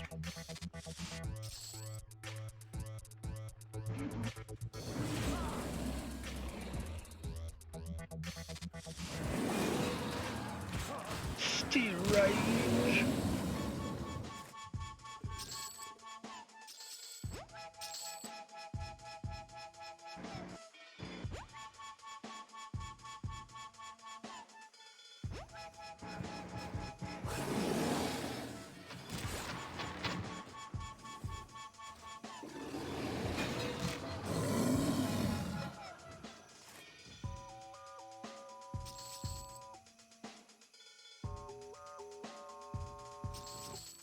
So what do you got Beth watching now, Dad? She's still watching Bones at the moment. What?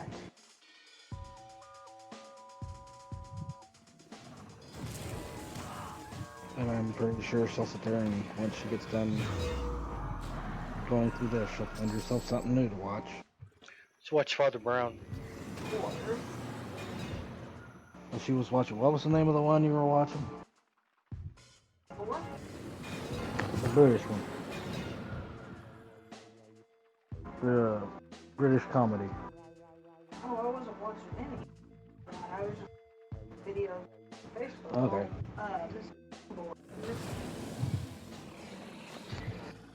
John said, what'd you say? Father Brown. Father Brown. I would say Father Ted, but you guys should know that by now because Father Ted's one of the funniest things that was ever put out. Well, what's Father Brown? Father Brown is the guy who played on the Harry Potter movies, the guy that played the father to the Weasleys. He's a priest in like the 40s or 50s. Wow, I don't even, thinking about it now, I can't even confirm what time it is. But it's kind of like Matlock, where he's a big mystery buff, and all these murders and things happen around him, and kind of like Murder She Hopes, and he figures it out. The Weasley dad. Yep. The guy who plays the dad, yeah. That's the guy, and it's kind of like Matlock. Kind of like Matlock. So 1940s and 50s era piece, but it's kind of like Matlock. And he's a priest, not a former What's that Andy on? Griffith lawyer. What's it on? They're I think on Netflix. There's Netflix. 6 seasons on Netflix.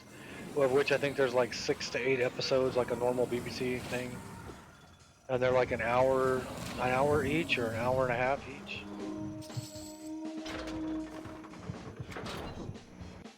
The strawberry scones will get you every time.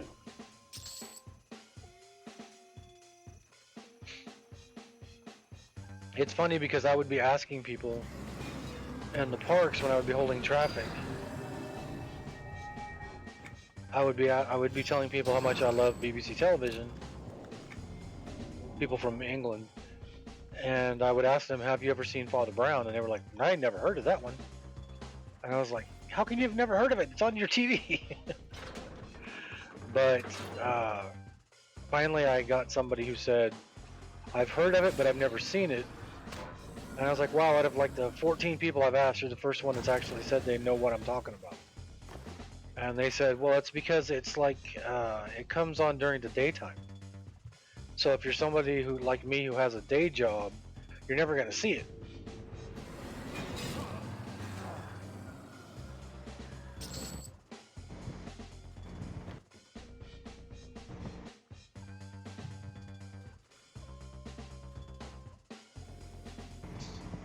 So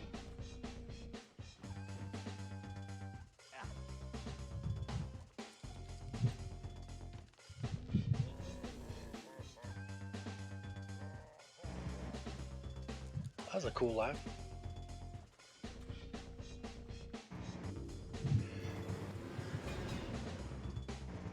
But I watched like season 1 through 5 of Father Brown, and then season 6 came out like the year later, and I went through all of those in one sitting.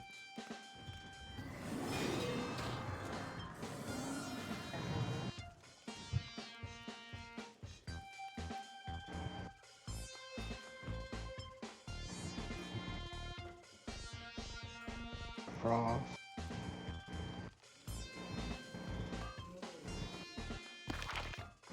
Puzzle. Oh, cool. Wow, he repaired all my stuff. I'm killing everybody in his little fort here, and he repaired my stuff.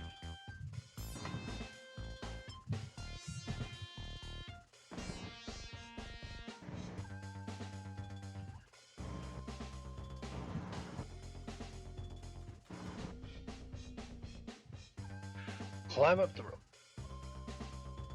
That's Louise Lee, dad. Mark Williams, I think his name is. Yeah, because I'm looking at BritBox, and there's a show called An Inspector Calls. Classic detective mystery set in 1912. He does that one too? I'm looking at the picture, and that looks like him. I could be wrong, but that looks like him. Oh look, Are You Being Served? Are You Being Served 2016? Yeah, they've been trying to do remakes of those forever.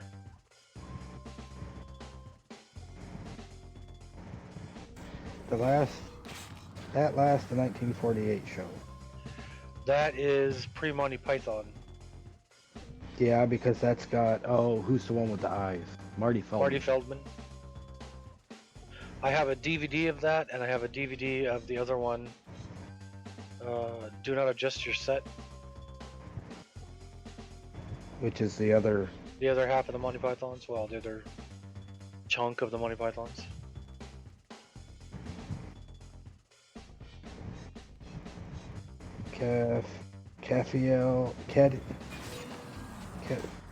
I can't pronounce the word. Cadfael.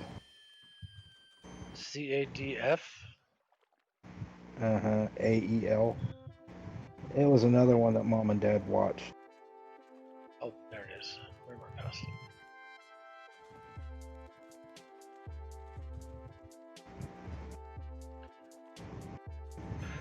Alright, I gotta go to first person when I run through here because third person just gets locked up, so. These guys should attack me before I get to the bottom.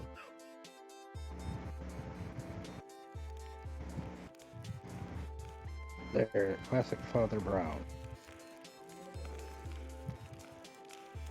Well, Father Brown, it says classic Father Brown.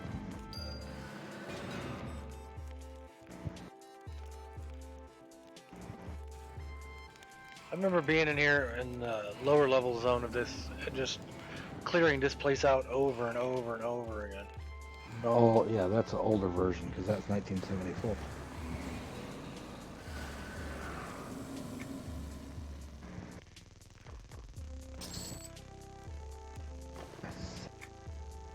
I love it when I Then pull I stuff gotta- and didn't realize I pulled it. Hi, how y'all doing? Okay.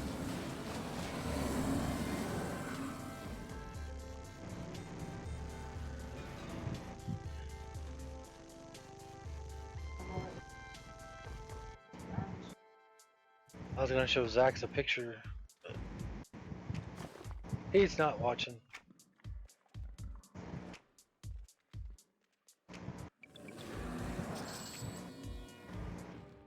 Do not adjust your set. Who the heck?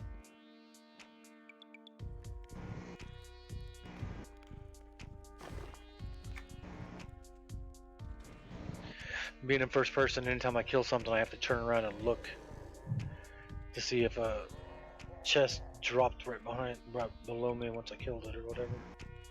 Oh, look, Father Ted. Father Ted was awesome.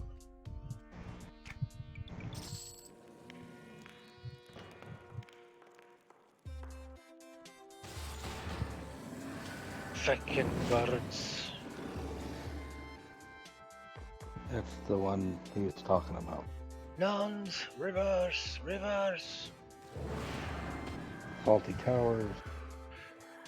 Yep, Faulty Towers is interesting to watch because it was written by John Cleese and his wife Connie Booth. And then I think the first 2 seasons they were married, and then the 3rd season they were divorced. But they still worked on the show together.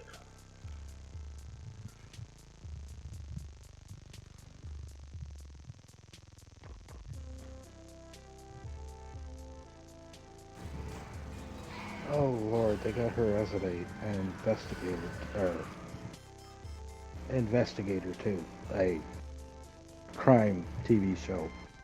Ooh. Hetty Wainthropp investigates. It's Mrs. Bouquet. Oh. Hyacinth? The bucket lady. Yeah. Yep, the bucket lady. They put out a movie last year, maybe the year before, called Young Hyacinth, however you say that name.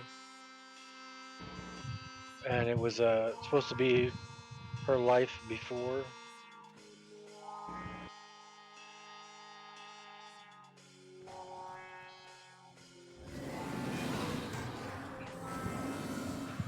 Pardon the interruption, but I'm here to kill you. Thank you so much.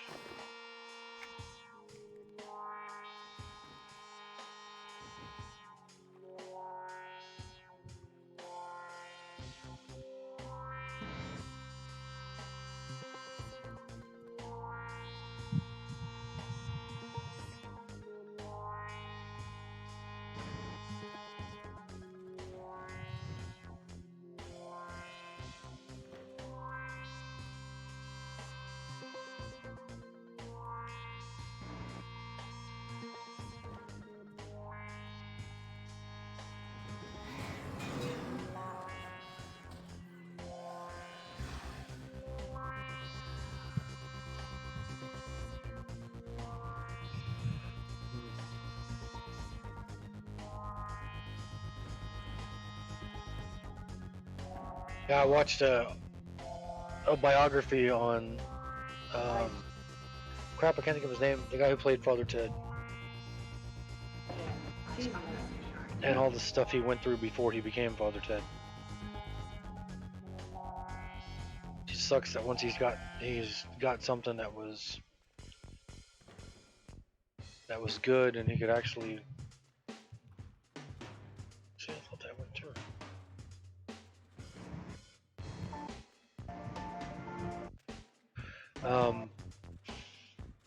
He passes away in the middle of it.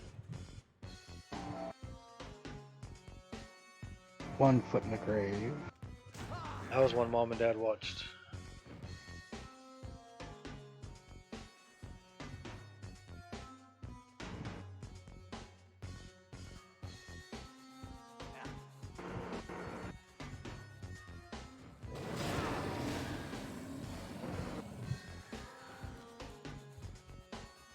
IQ.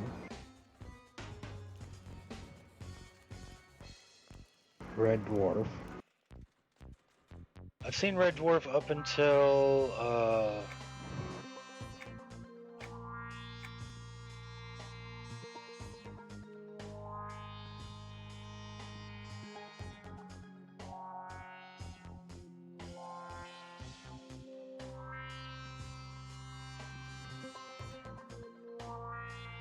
Oh, that. Jeremy Brett, Sherlock Holmes.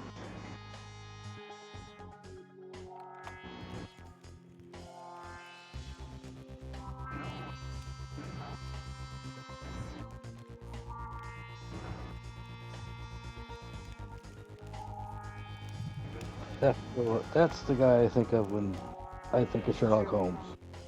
Dad thinks of Basil Rathbone. I think of him. to who? Jeremy Brett.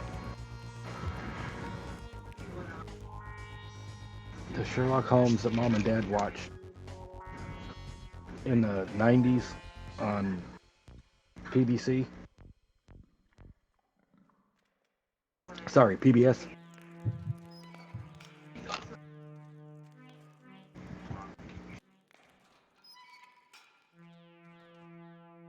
I always remember Daniel Rothbone. Basil Rathbone. Oh look, spitting image. But they're supposed to be putting out a new TV show.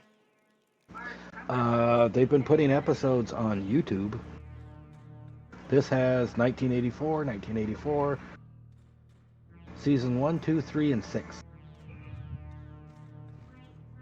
But this has 1984, so I'm pretty sure the video we had, bits of it will probably be all through it. God, that was a long time ago. When Reagan was president.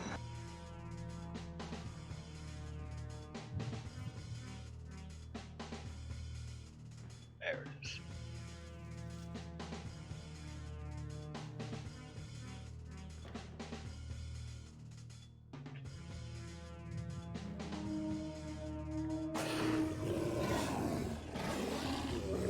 Hey, look who it is.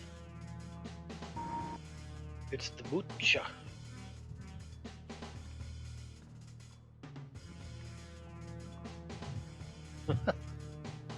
Hitchhiker's Guide to the Galaxy.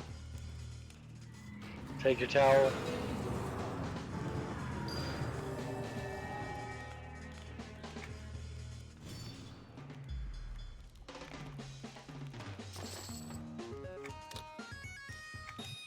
$42.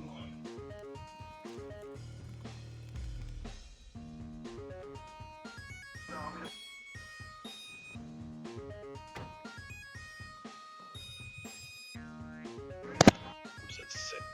Just crouch. There we go. Isn't there a guy sitting down here who says, "Don't kill me"?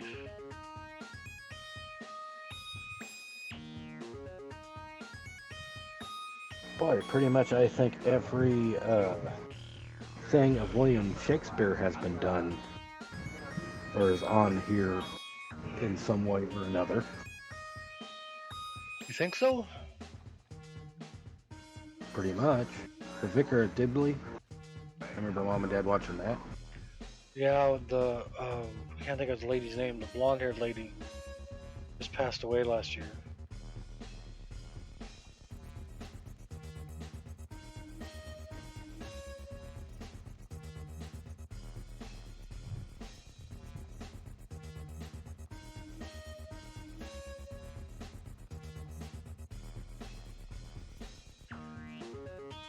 Alright, there's the bridge again. Ah! Waiting for God. Yep. Which is the one I remember. The one I remember Mom watching. Believe it.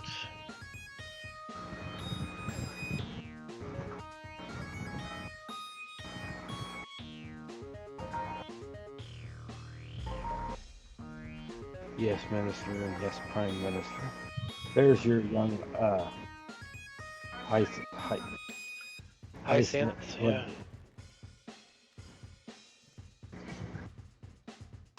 One thing I am shocked that isn't on here is Whose Line?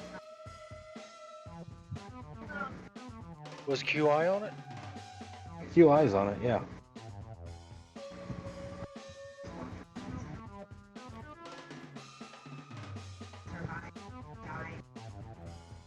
$7 a month.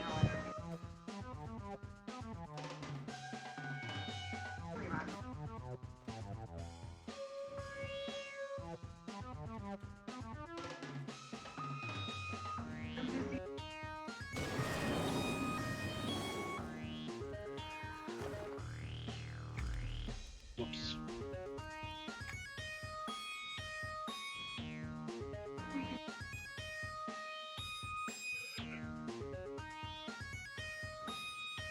Oh yeah, the freaking tunnel area.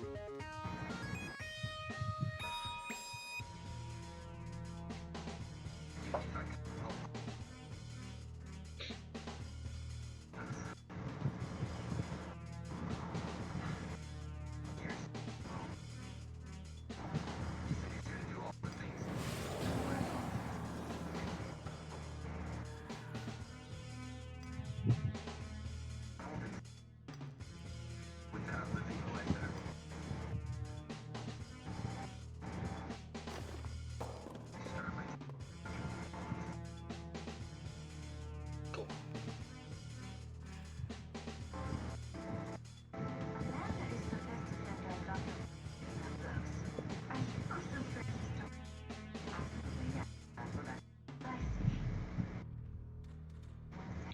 So where do you come in from?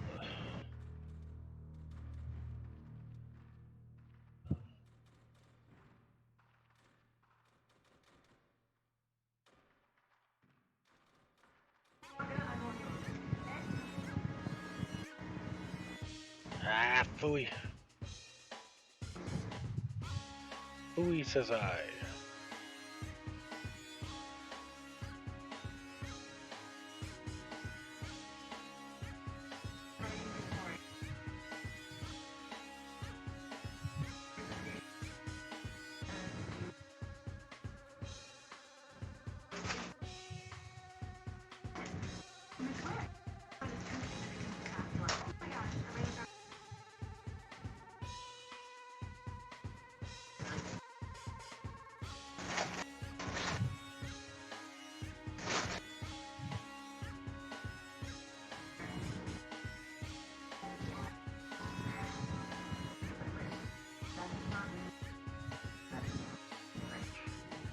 Have some rocks.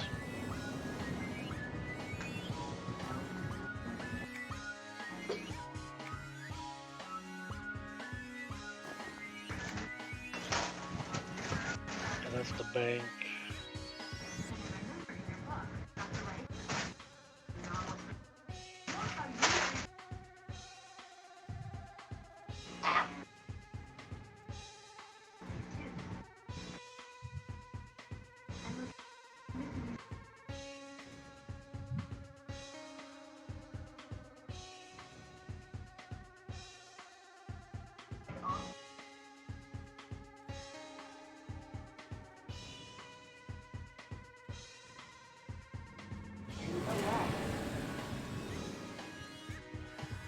Nice.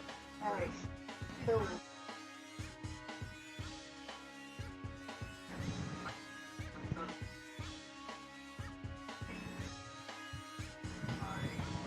I'm gonna log off here for a bit. I'll be back on in a little bit. All right. All right.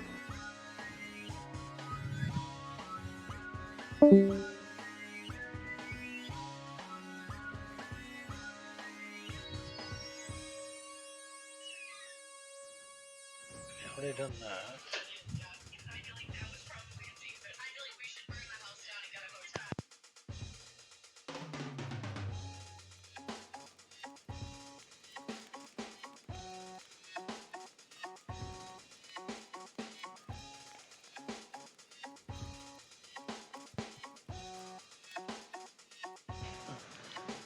I think what I'm gonna do, I'm gonna gate back to the guild hall.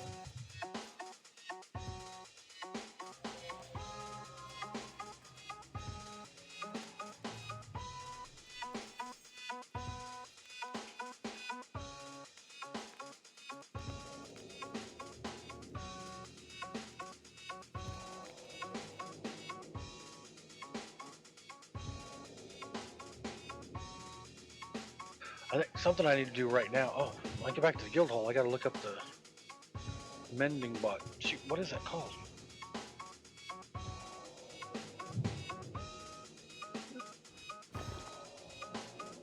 I sold something for 999 flat.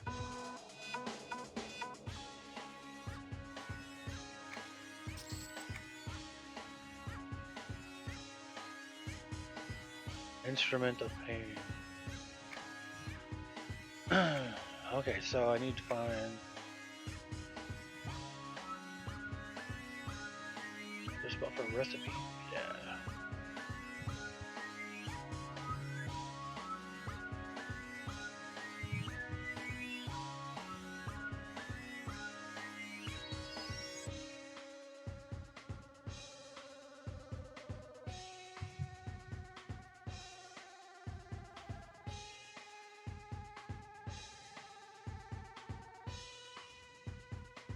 Mm.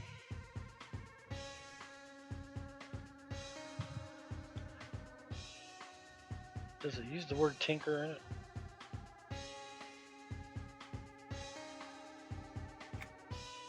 Yep. Well, those are.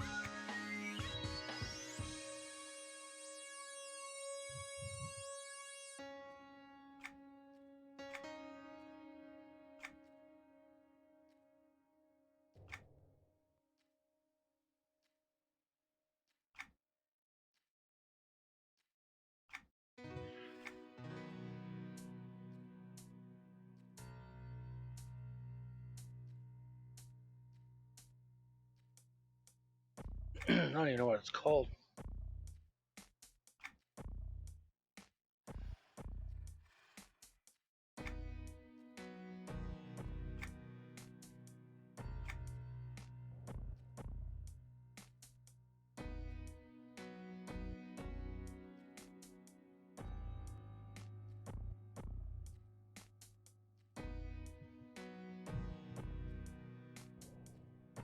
Wow, decrease falling damage by 53%.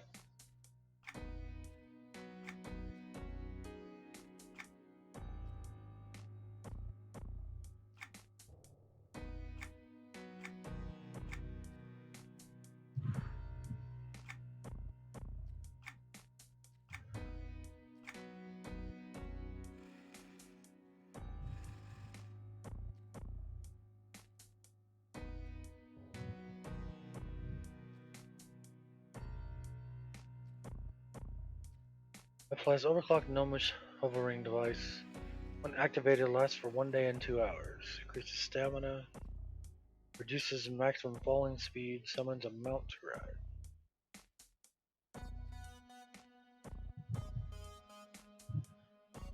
But you can't view it in the...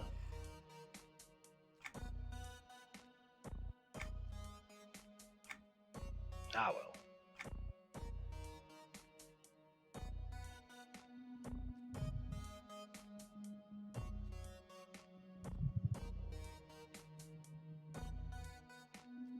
Well, especially ones for your own house.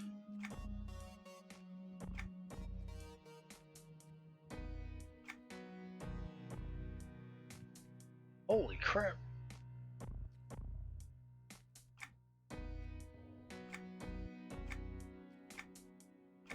Moors of Yak Sword.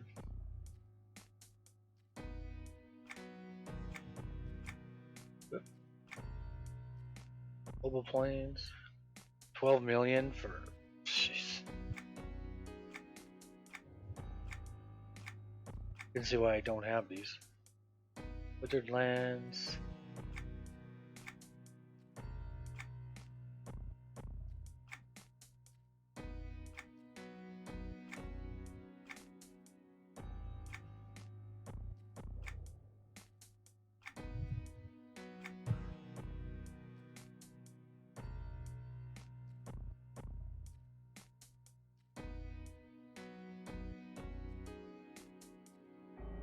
I didn't see it.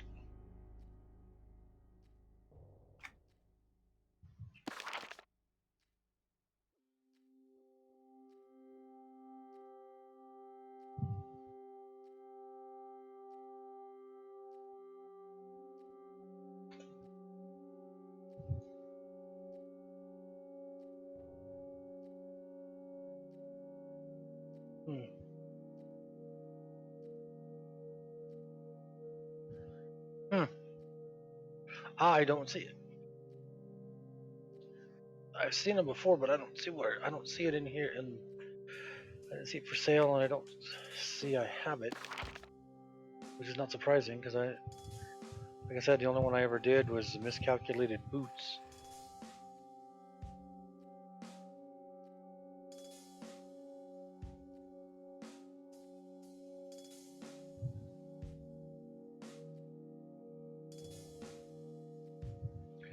Ask away, Vibrant.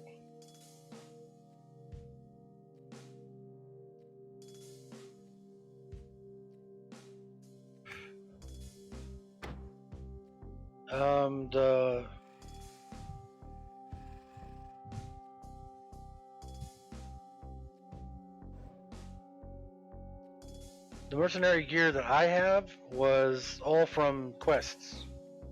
It was all quest turn-ins I got, and I don't think I got any in Plane of Magic. I think I got them all from Myris Library and doing that signature quest, but I could be wrong. Because I have so many. I mean, I have Zergus.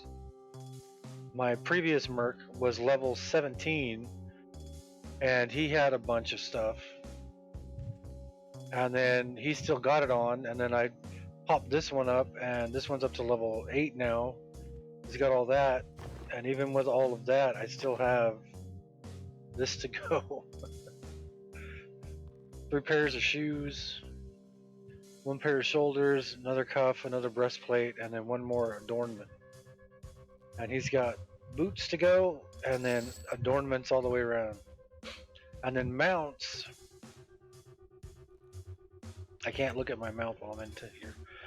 But the mount stuff I got, I think I had this drop. I took it out. It's in here.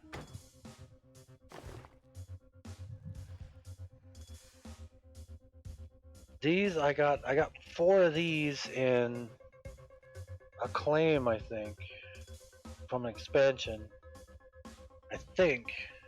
I don't remember. But then I think these have just dropped.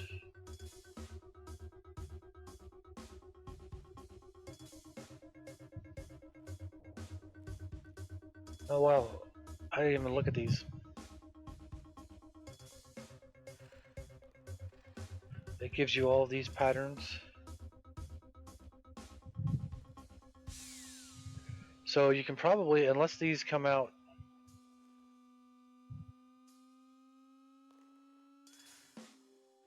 A tunable, ornate mount only. You should be able to buy them off the broker. Let's see.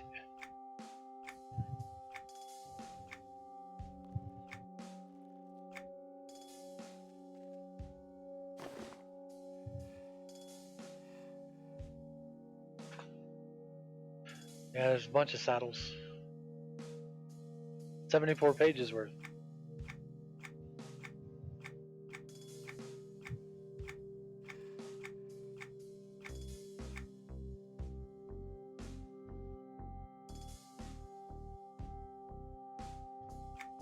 I wonder if there's Merc only armor you can buy on here too.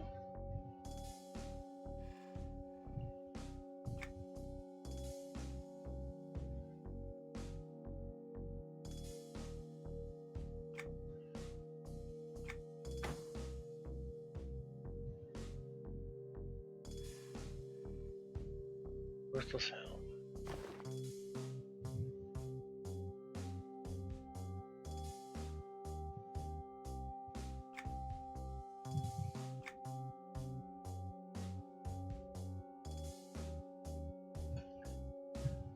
I don't know if the mercenary armor is tradable or not. Of course, they're not going to be tradable when they're on them, but.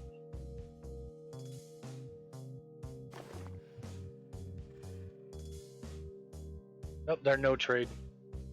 So I think the mercenary armor you can only get once you're in. I think it's Myris Library. I could be wrong. It might have been Plane of Magic to start with.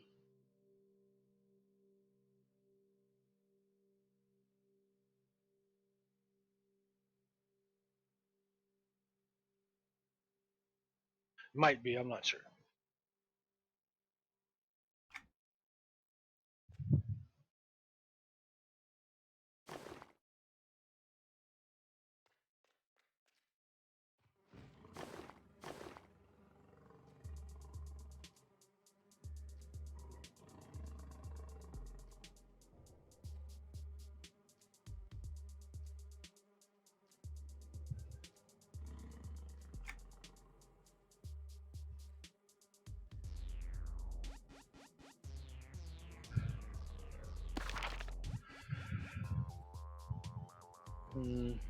What do I want to do?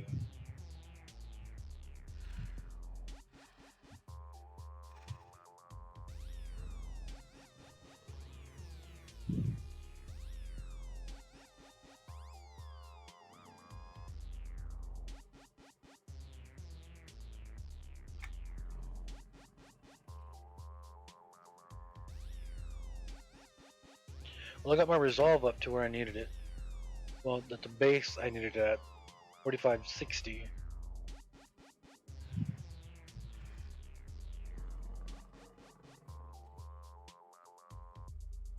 Oh, I wanted to. Well, I'm thinking about it. I want to get on Genu real quick. I don't have to do that. I can just do this.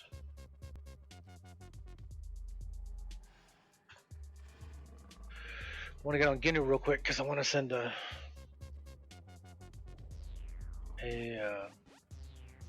bug report about his freaking pants. Well, I'm thinking about it. Because you'll see when I kick up on the character select screen, as soon as I click on Genu, his when he pops up, as soon as he pops up, his belt drops to the floor. And if I'm playing him, it'll drop to the floor, and as he's running, it'll hit the floor, and it'll slowly start getting farther and farther and farther behind him.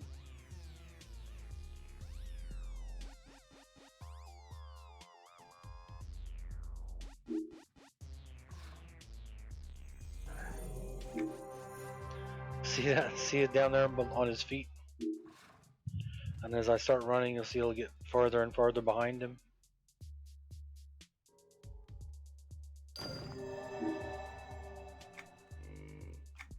This is the character I started playing. This is my first ever character in this game.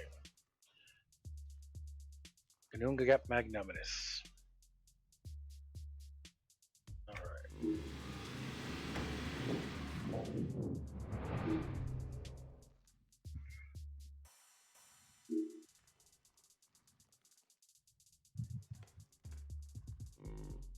I guess I should.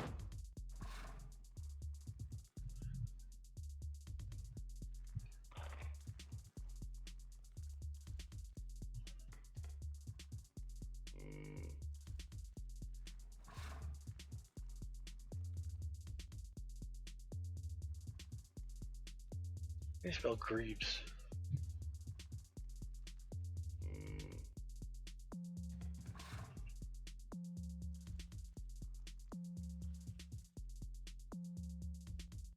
All right.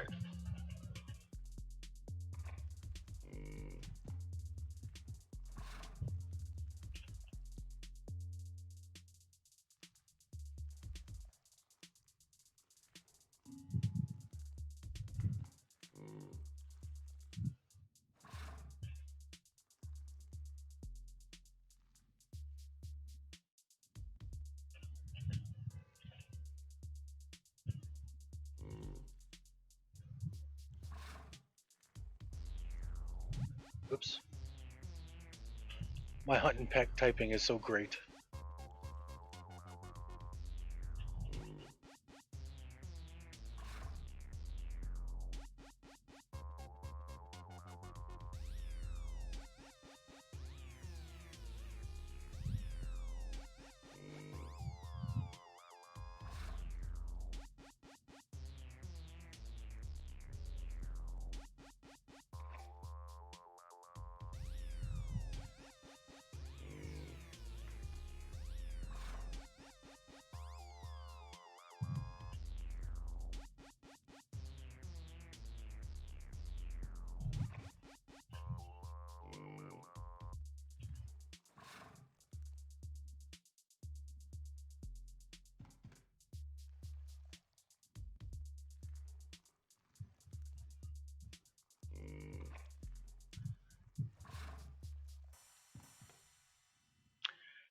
I think that's good enough.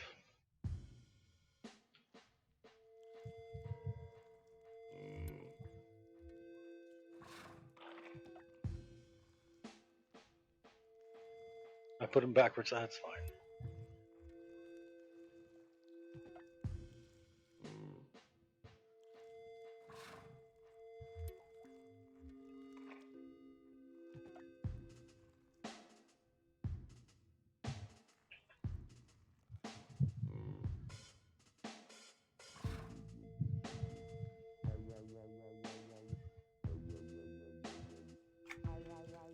Alright, they're never going to do anything about it. But this is my first ever character.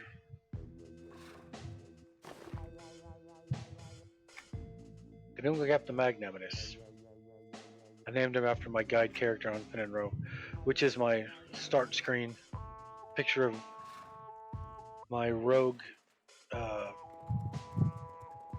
Everquest 1 rogue, gnome rogue, Gnungagap Magnanimous, who was made a guide as Inaruk, as an Inaruk the size of a gnome.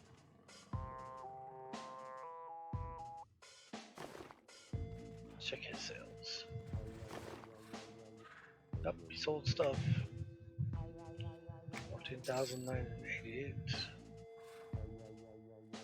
This character is a swashbuckler and a chef. But he's only level 50, I think, in trade skill. Yeah, it's only level 50 provisioner.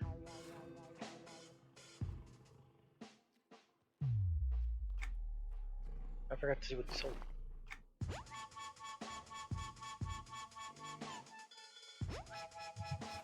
Huh, cool. Wonder where I got that. See it? See his belt back there? See it back there? Getting farther and farther behind. Wrong bank. See, his bank is full of food. Since he's a cook. That's the meat, that's the fish.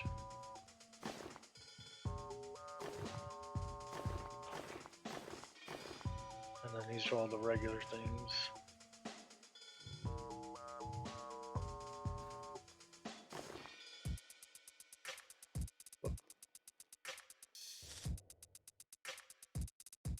He hasn't finished all the the bone collections quests yet. Oh, I can get rid of those now. I can put those in his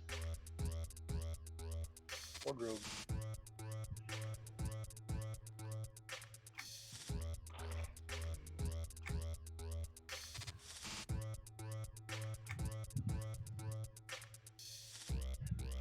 Yeah, I got him up to level 50. I think it was for, he had a quest he was doing, I think. And he had to make something that was level 50. Because I remember having... Does that have a... No. I remember him having to get to level 50 for some reason.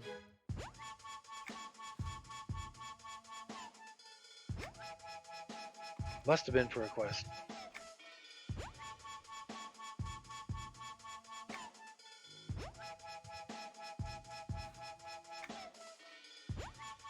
I had him, since he's a swashbuckler, he used to have on armor and a hat that looked like what you would expect a swashbuckler to be wearing. But then I switched him to the sootfoot stuff. Because I finally had a full set of it. Well, not a full set, but a full set as far as appearance goes.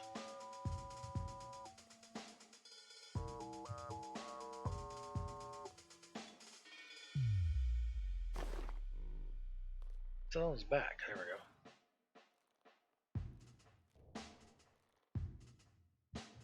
Does that move, or was that just an oddball thing that it did that?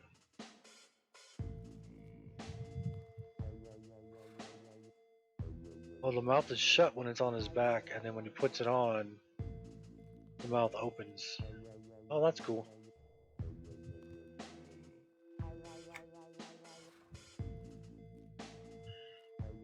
Darklinger.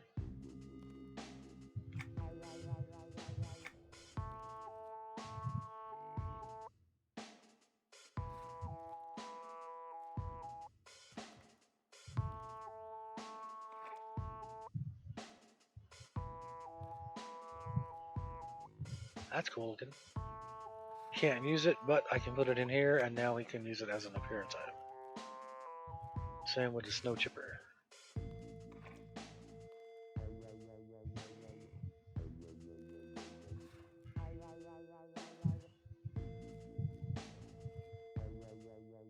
That is epic.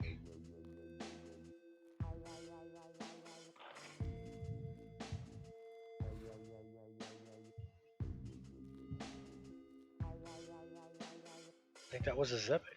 We're not going to put that one in appearance.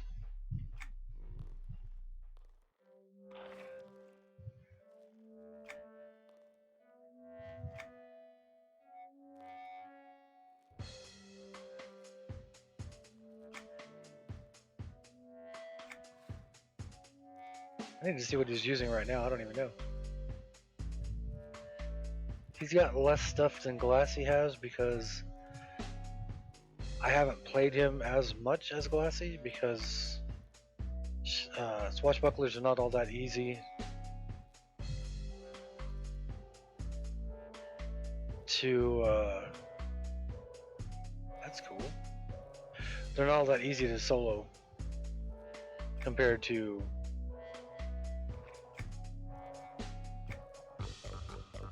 a conjurer, but I'm not going to put all those in there right now.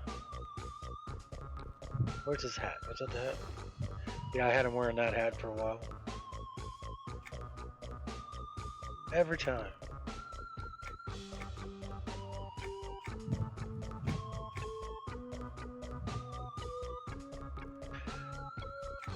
What is it he's using? He's using that talon. And oh, the serrated bone dirt. Okay. Cool. Yep, so that's my first ever character. But I wanted to send that bug report in while I was thinking about it because that's been going on for a while. See, there's some mercenary armor right there. It's all no trade.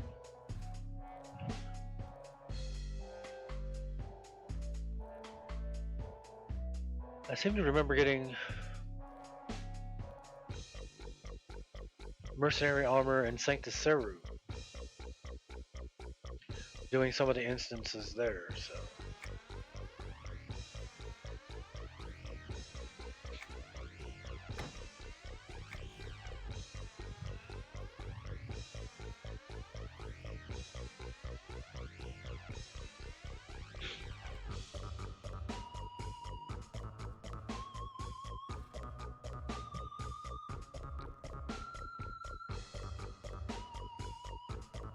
I forgot he had Shorty.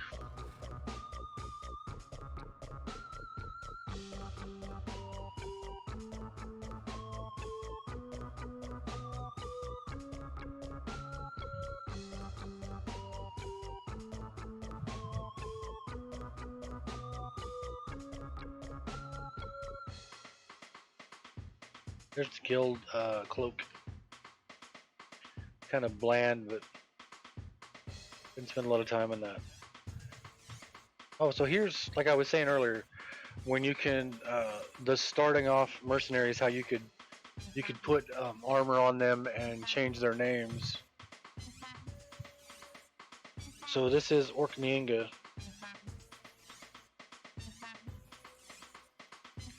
Named after one of my favorite sagas, the Orkniinga saga. He's wearing paper mache armor, I think is what that's called.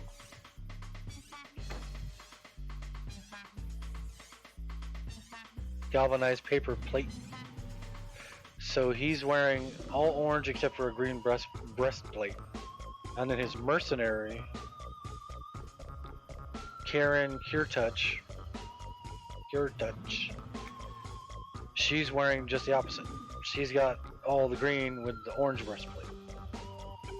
And I think I could change her name. I thought I had her name changed before. Let's see.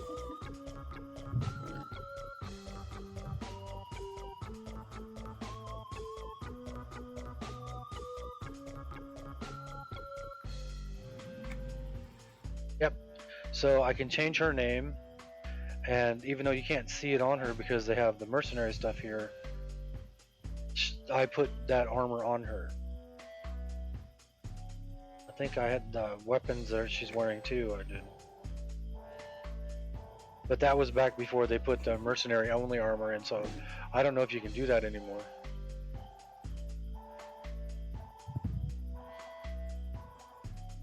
This is my Beast Lord. I haven't played him very much. He's level 29, but a lot of that's from turning in collections quests, I think.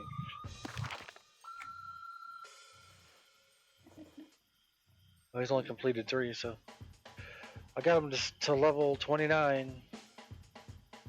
I just can't do it. I can't play a Beast Lord character. I just can't do it. Wow, how come the...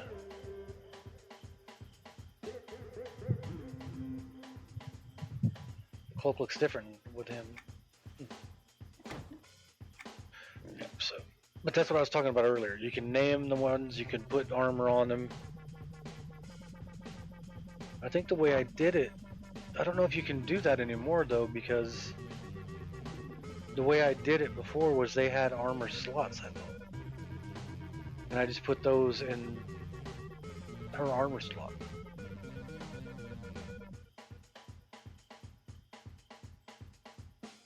But it's the same with Mutam Cag, my warden from my other account. He's got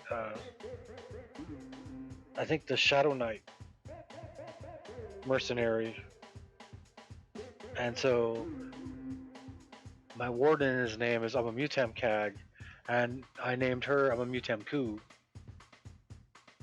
and they're wearing the exact same outfit.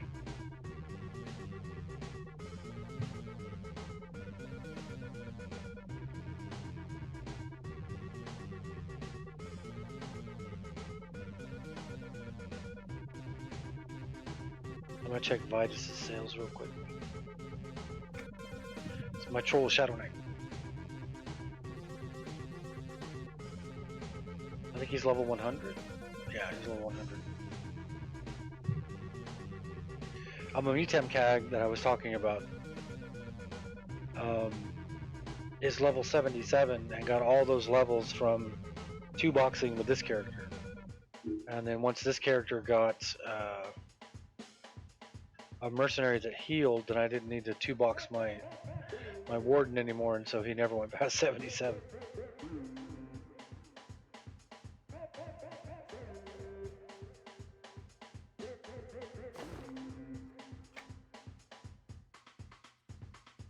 Nothing. Well, I think I'm gonna end my stream here. I've only done 4 hours today, but I'm gonna end my stream here and then figure out what I'm gonna do tomorrow, because I'm not sure what I'm gonna do tomorrow. So if you're watching and you're not a follower, please follow. If you can subscribe, if you can afford to subscribe, please subscribe. If you can't, following's free. I will be back on again tomorrow morning. And one of these days, I'm still not sure when I'm going to do this music podcast thing, but you'll know if you subscribe, you'll see it when it pops up. So, yeah, so I'll see everybody tomorrow morning. Have a good night, everybody.